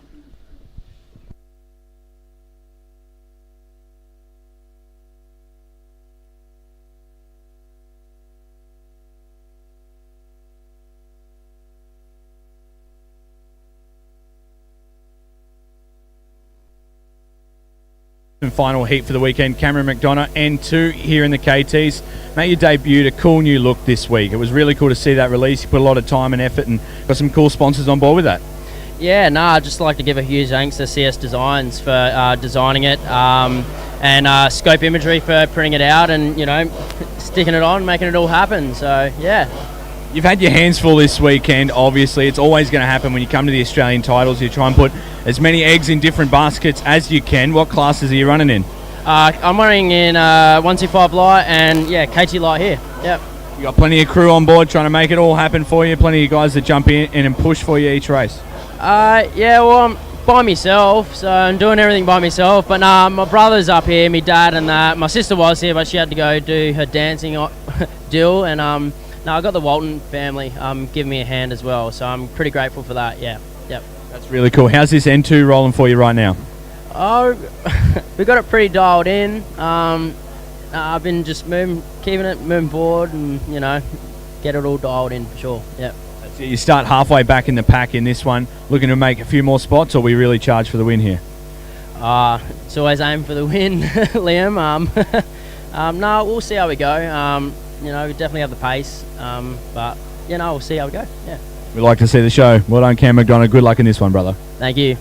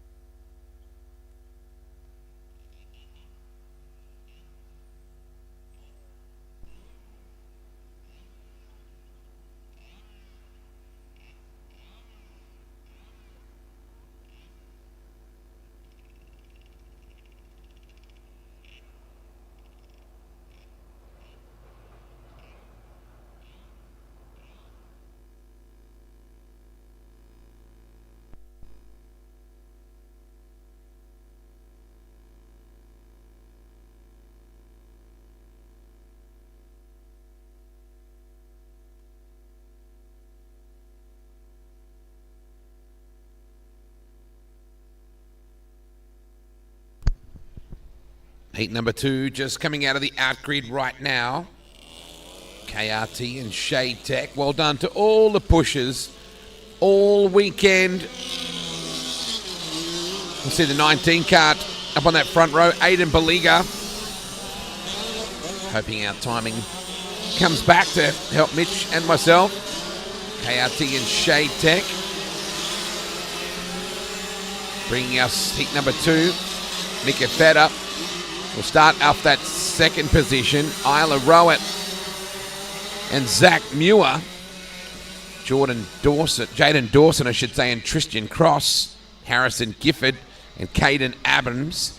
Brett Manuel, Melissa Crouch, Charlie Hodson, Ryan Crofts, Tyler McQuilkin, Kayla Squires, Aaron Tranter, Caitlin Vickers and Brock Thompson.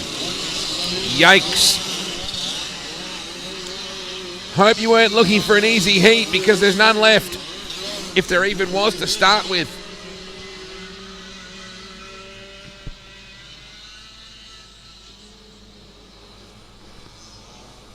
And so Isla's mum takes a rare break from the canteen to step up to the fence and keep an eye on her girl.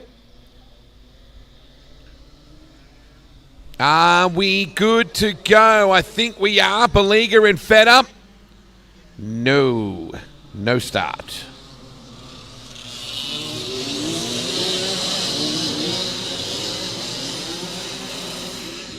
A bit of sun and a bit of smoke creates that haze effect down in turn 1. Boy, Jamie Crouch, if you had $1 for every time you leant over the fence at a kart race, we'd both be retired. This time, are we better? I think we are. Green flag is out. 3 wide, down into 1. There's trouble. Couple are hooked up, but I think we get clear, except, unfortunately, 2 of us don't quite get out of that corner. That's heartbreaking. Baliga to lead from Rowett, from Feder, from Muir, Adams, Manuel, Crouch. Dawson, Crofts, and Cross. That's your top 10. Oh, challenge for the lead. Rowett just railed through in the inside groove. Isla has the head down. She leads. Baliga through. Carries. Wow. Local lass on the gas here at Tatiara. She's opened up a little advantage. There's a big pack behind her. So she certainly can't put a wheel wrong.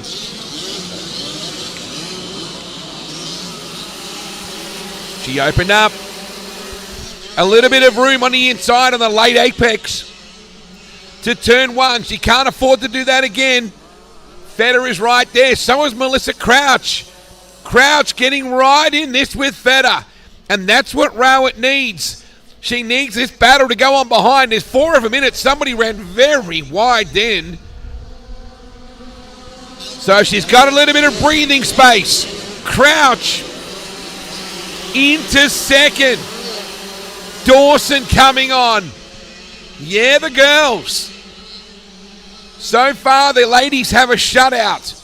Rowett, Crouch, Feder, Dawson, Muir, Baliga, Crofts, Manuel, Gifford, then Kayla Squires. So the girls are dominating in this top 10 right now. Oh, the inside run. Crouch. Once again, Rowett just left enough room. That entry to the corner, just a little bit too much of an opening. And Crouch went through. Clean move, not much in it between them. Feder, Dawson, Muir, and Manuel. And Melissa getting away with 1 to go. And hubby is amped. What a drive it's been from the 2 ladies out in front. Battle is a ripper for third. Feder, Dawson, Muir, Manuel. Into Kerry's for the final time. Melissa Crouch getting better as this one goes on. The mum of 2 will take victory here at her final heat race for KT Light. Isla Rowett. Great drive from her. Jaden Dawson, the A2, will get 3rd. Zach Muir gets 4th. Ryan Crofts and Mika Feder. So, yeah, the girls, a 1-2. Melissa Crouch and Isla Rowett, 1-2. Jaden Dawson, 3rd. Muir, 4th. Crofts, 5th. Feder, 6th. Gifford, 7th. Vickers, 8th. Manuel, 9th. Aiden Baliga, 10th. Back to Kayla Squires, Caden Adams, Tyler McQuilkin, Tristan Cross, Charlie Hodson, and trouble for Aaron Tranter and Brock Thompson, unfortunately. Boy, what a race that was. What a drive from Melissa and Isla.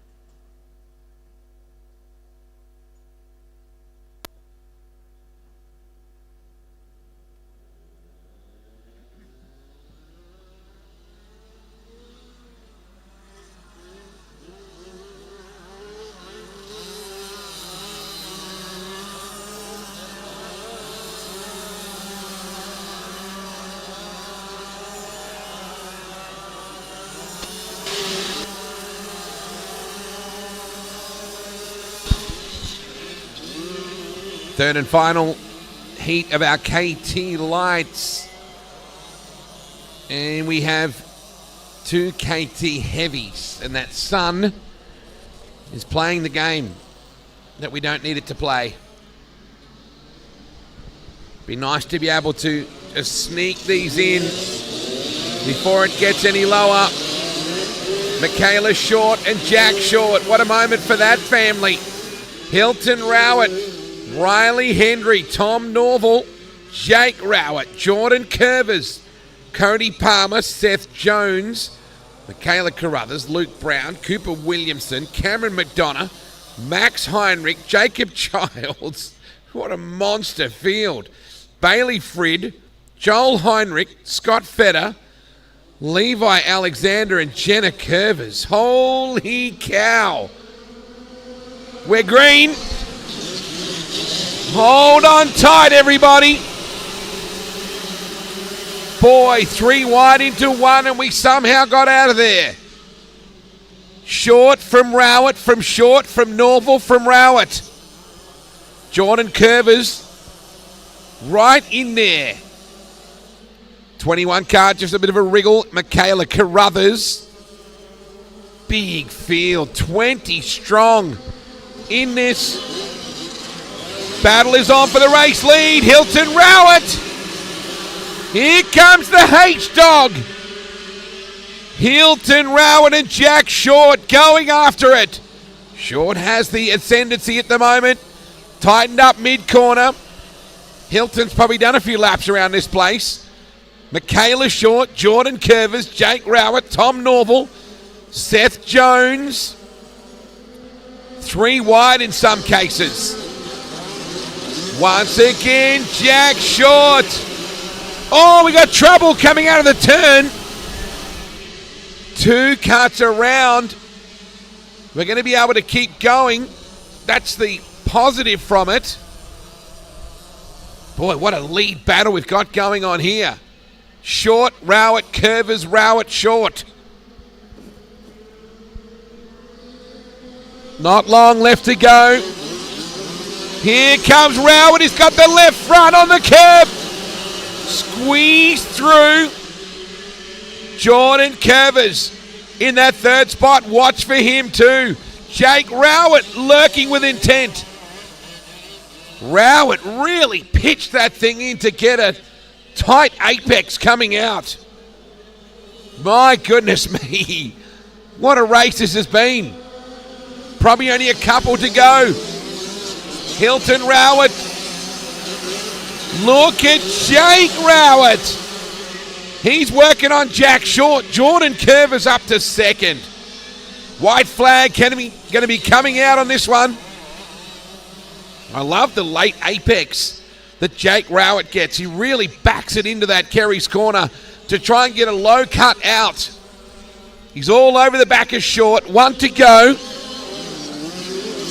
Hilton Rowett should be able to hold on.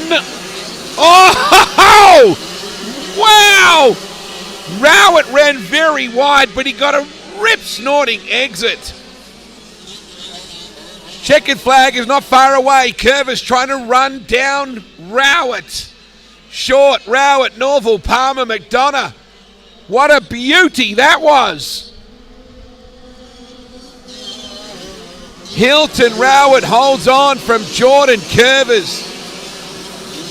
Jack Short, Tom Norval, Jake Rowett, Cam McDonough, Cody Palmer, Cooper Williamson, Michaela Carruthers, Jacob Childs, Scott Feder, Max Heinrich.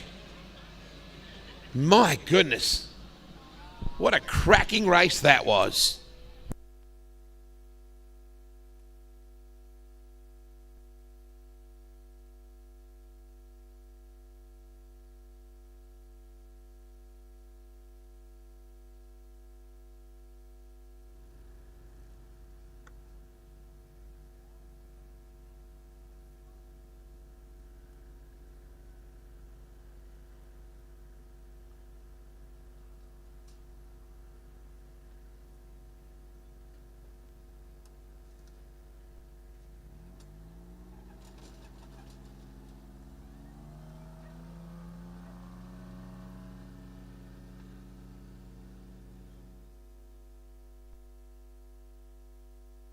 On the front row this time, mate. You sit about 13th in the points following night number 1 and then your prior heat race today where you drove from deep in the field and made up a ton of spots in front of Nan and Pop, so that must have been pretty cool.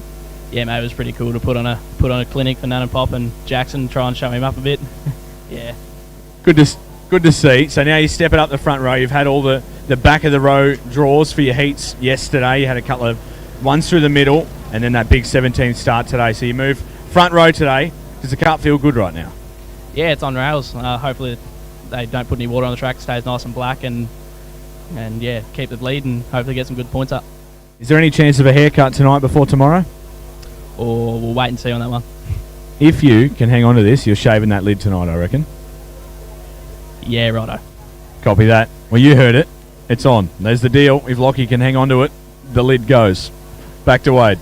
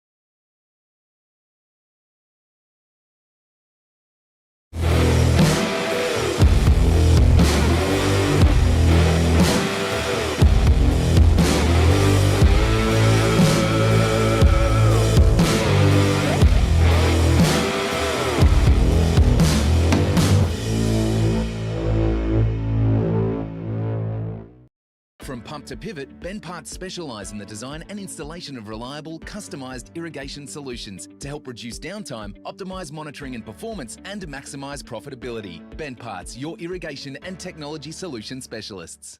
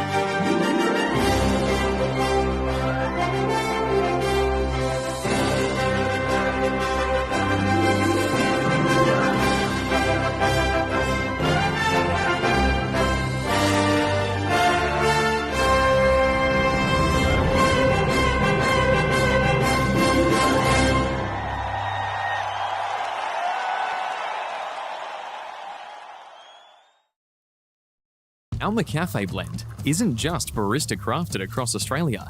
Our beans are also sourced from Kenya, Honduras, Ethiopia, and Brazil, then roasted in Melbourne. Just another reason it's coffee fit for an Aussie.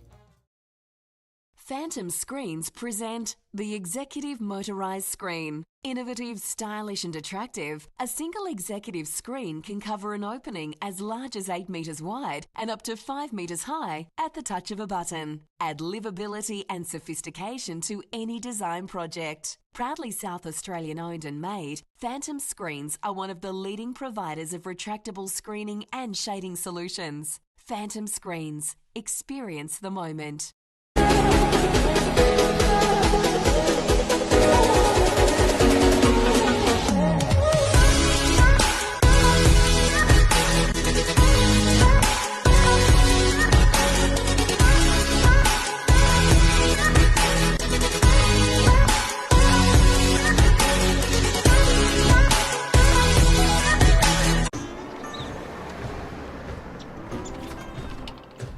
G'day, Hodgie.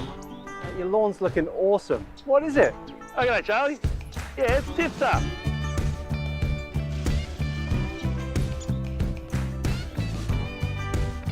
Lawn's looking good, Hodgie.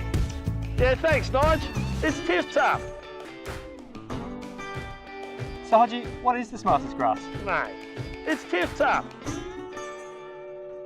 Tatiara Truck and Trailers Bordertown, your one-stop shop with number plate to number plate service. From an expert team providing a wide range of maintenance and repairs to a variety of vehicles, including trucks, trailers and stationary engines. New trailer sales are their latest offering, enhancing their industry expertise. Modern facilities with everything under one roof. The team at TTT go the extra mile to keep your wheels moving. Stocking a comprehensive range of tyres, genuine OEM and TRP aftermarket parts in-store and online to keep your downtime to a minimum.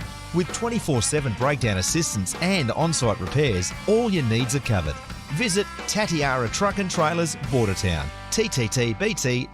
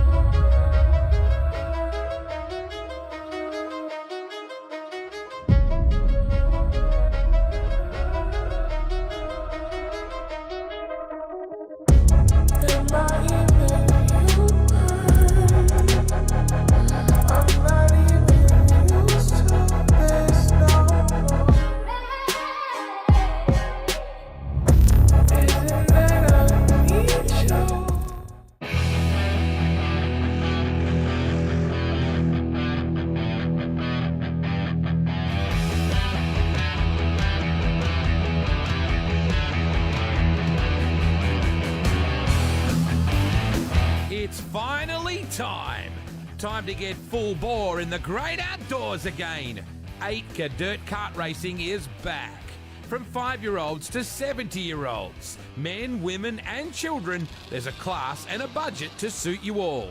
Come and see why acre karting is so much fun, so family-friendly, so affordable and so fantastic. To find a full list of clubs and tracks in your area and how you can get started and get karted, visit acre.com.au or check us out on Facebook. Dirt karting. Time to get dirty and let it all hang out. With tracks in SA, WA, NT and Queensland, there's bound to be a place where you can bring your mates or the kids to the skids. We're ready. Are you?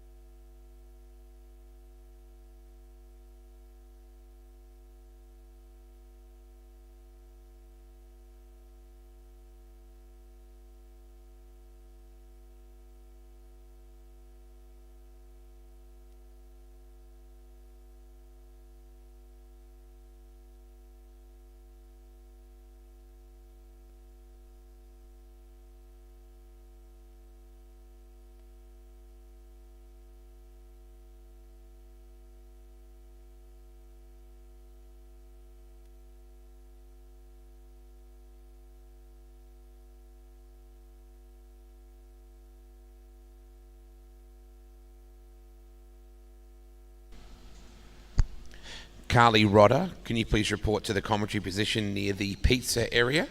Carly Rodder, can you please report to the commentary area near the pizza area, please?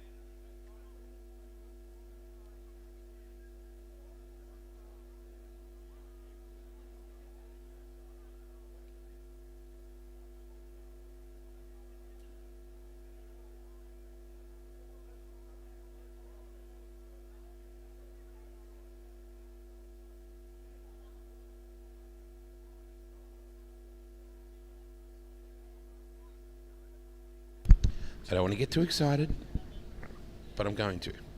2 races to go. 2 races to go. Norval Diesel Service and Tatiara Truck and Trailers will bring us your KT Heavy Heats 1 and 2. Starting to chill off just a touch.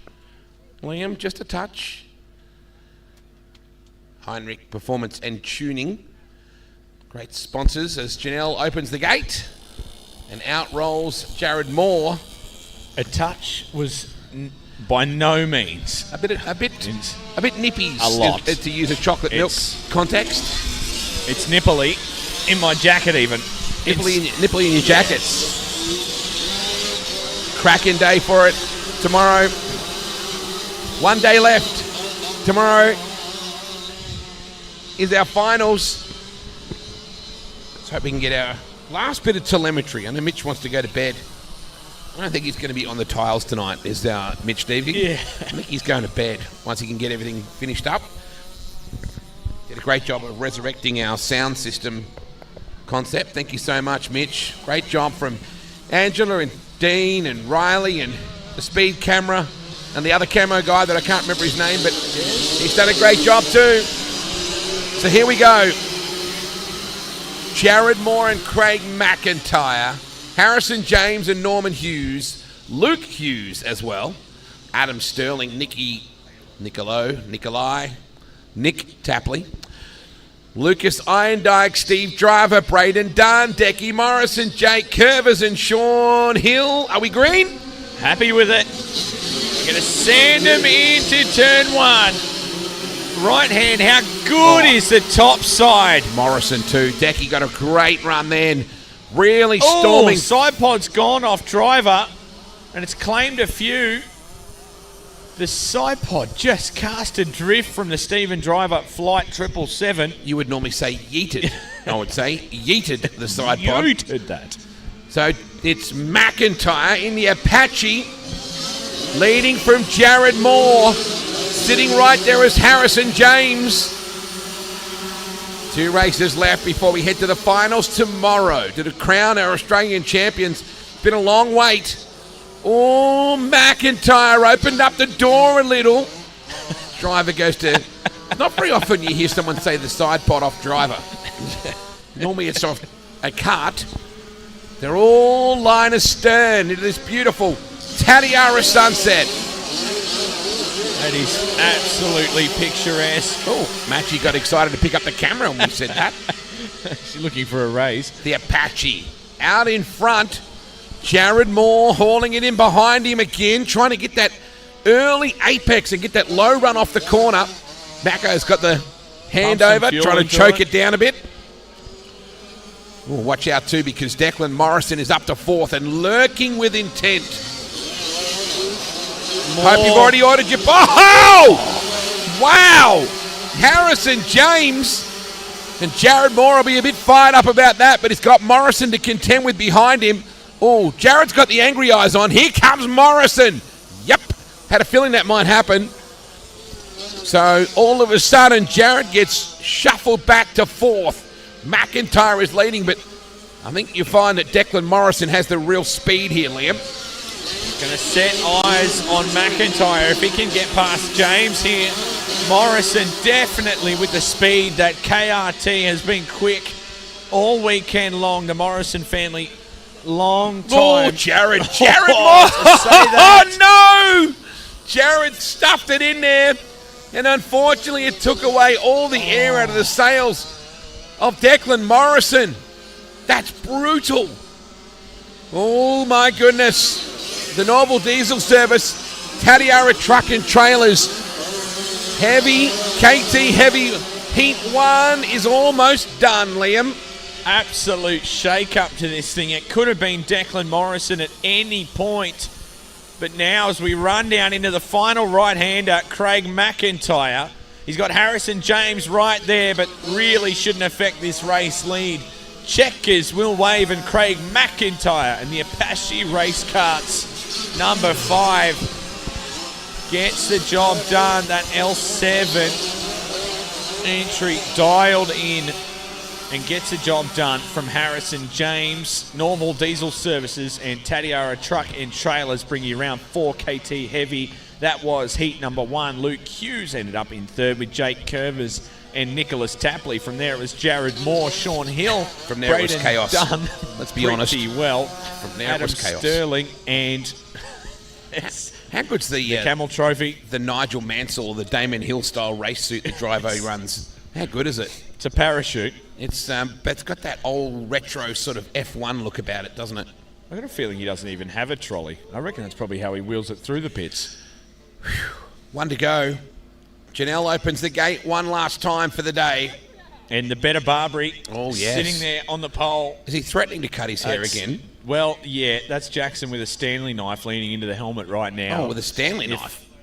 If this doesn't come off, the hair's going. Has Jackson shown up just as we get to title time? Is it sort of he made the arrival, he's worried about the preliminary stuff early? He's like, yeah, don't stress with that. As we get to the Aussie title, I'm there. What a duo. Sammy and Jackson ready to roll him out. It's literally like the movie Step Brothers. I'd be worried at any point if those two were behind me.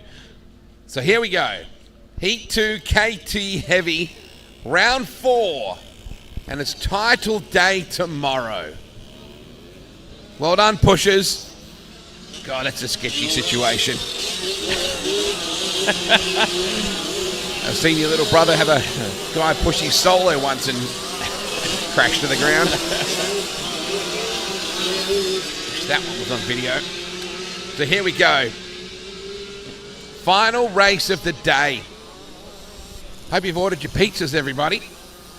Very good pizzas. I might say very They are good fantastic. pizzas. Maggie's, get around them. They're going to stop cooking at 7:30. Oops, in 5 minutes. If you haven't already ordered, you're Kaputski. There's people carrying around suspicious little refrigeration bags at the moment in the pits. They're lurking, aren't they? Oh, really? Mitch, did you have to do that? On Halloween weekend, did you have to put the full moon shot up, Mitch? Do you need to curse us? This pack looks slightly more intense. What are you doing, Machos? I think. I don't know if she knows how to use it. El Macho. Set for the start, Chad Rodder and Lockie Barbary on the front row. Barbary on the inside, Rodder on the outside. Barbary was never going to back an inch. His haircut's on the line. He was never going to give that spot up. And here we run back through the left. Barbary, the early leader. The S3 of Cooper Davis. Rodder up the inside. He left the door like he could have driven a car through there, not a go-kart. Wow, Schnuckle, he's gone backwards. He's ended up back in about 5th place out of all that. He just ran wide out of Kerry's. Get it to the bottom, son. Oh, a big move. Through on the inside. Rodder, your leader from Furler. Will Brown, back to Cooper Davis. Schnuckle Barbary. Shane Price, Daryl Tolmer, Curtis Lynch, Luke Brock, and the L7 of Damian Lewis. Rounding out your top 10 in the final, did you hear me say that? The final race of the day. It's not a bad thing to be, not by any means. Furler's coming on too. Watch out for Ryland. He's always quick. And Chad Rodder, this would be his first win of the weekend, I reckon. He would love to have this. A lot of things haven't gone his way by any means. So Rodder absolutely hunting this down, but Ryland Furler isn't going anywhere. That Omega, he's sticking with him like glue. The Australia 3 of Rodder from Port Pirie. Drafting him. Furler is in this thing, as is Lockie Barbary, right up behind Cooper Davis. Barbary would love another spot here. And Adam Pop, Peter and Julie up here with Anne, and I think Lockie's dog as well is up on the hill. Be loving this. Talisha back at home watching. Macy here.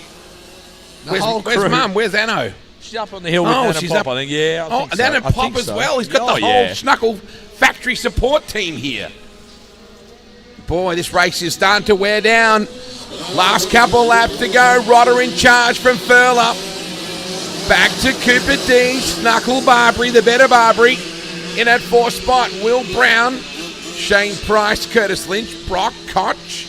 Back then to Lewis, Earl, Tolmer, Woods, Eakins, and Teresa Cornwell. 1 lap to go. Is this a haircut on the line? if he doesn't win? If he won, it was a haircut. Oh, if he won, it was a haircut. That's why he backed up. It should just be a mullet now. Furler trying to get by Chad Rodder, who's desperately trying to hold on. Oh, as exhaust off the 99. Checkered flag about to come out if he can hold on for another corner. Furler having a good look.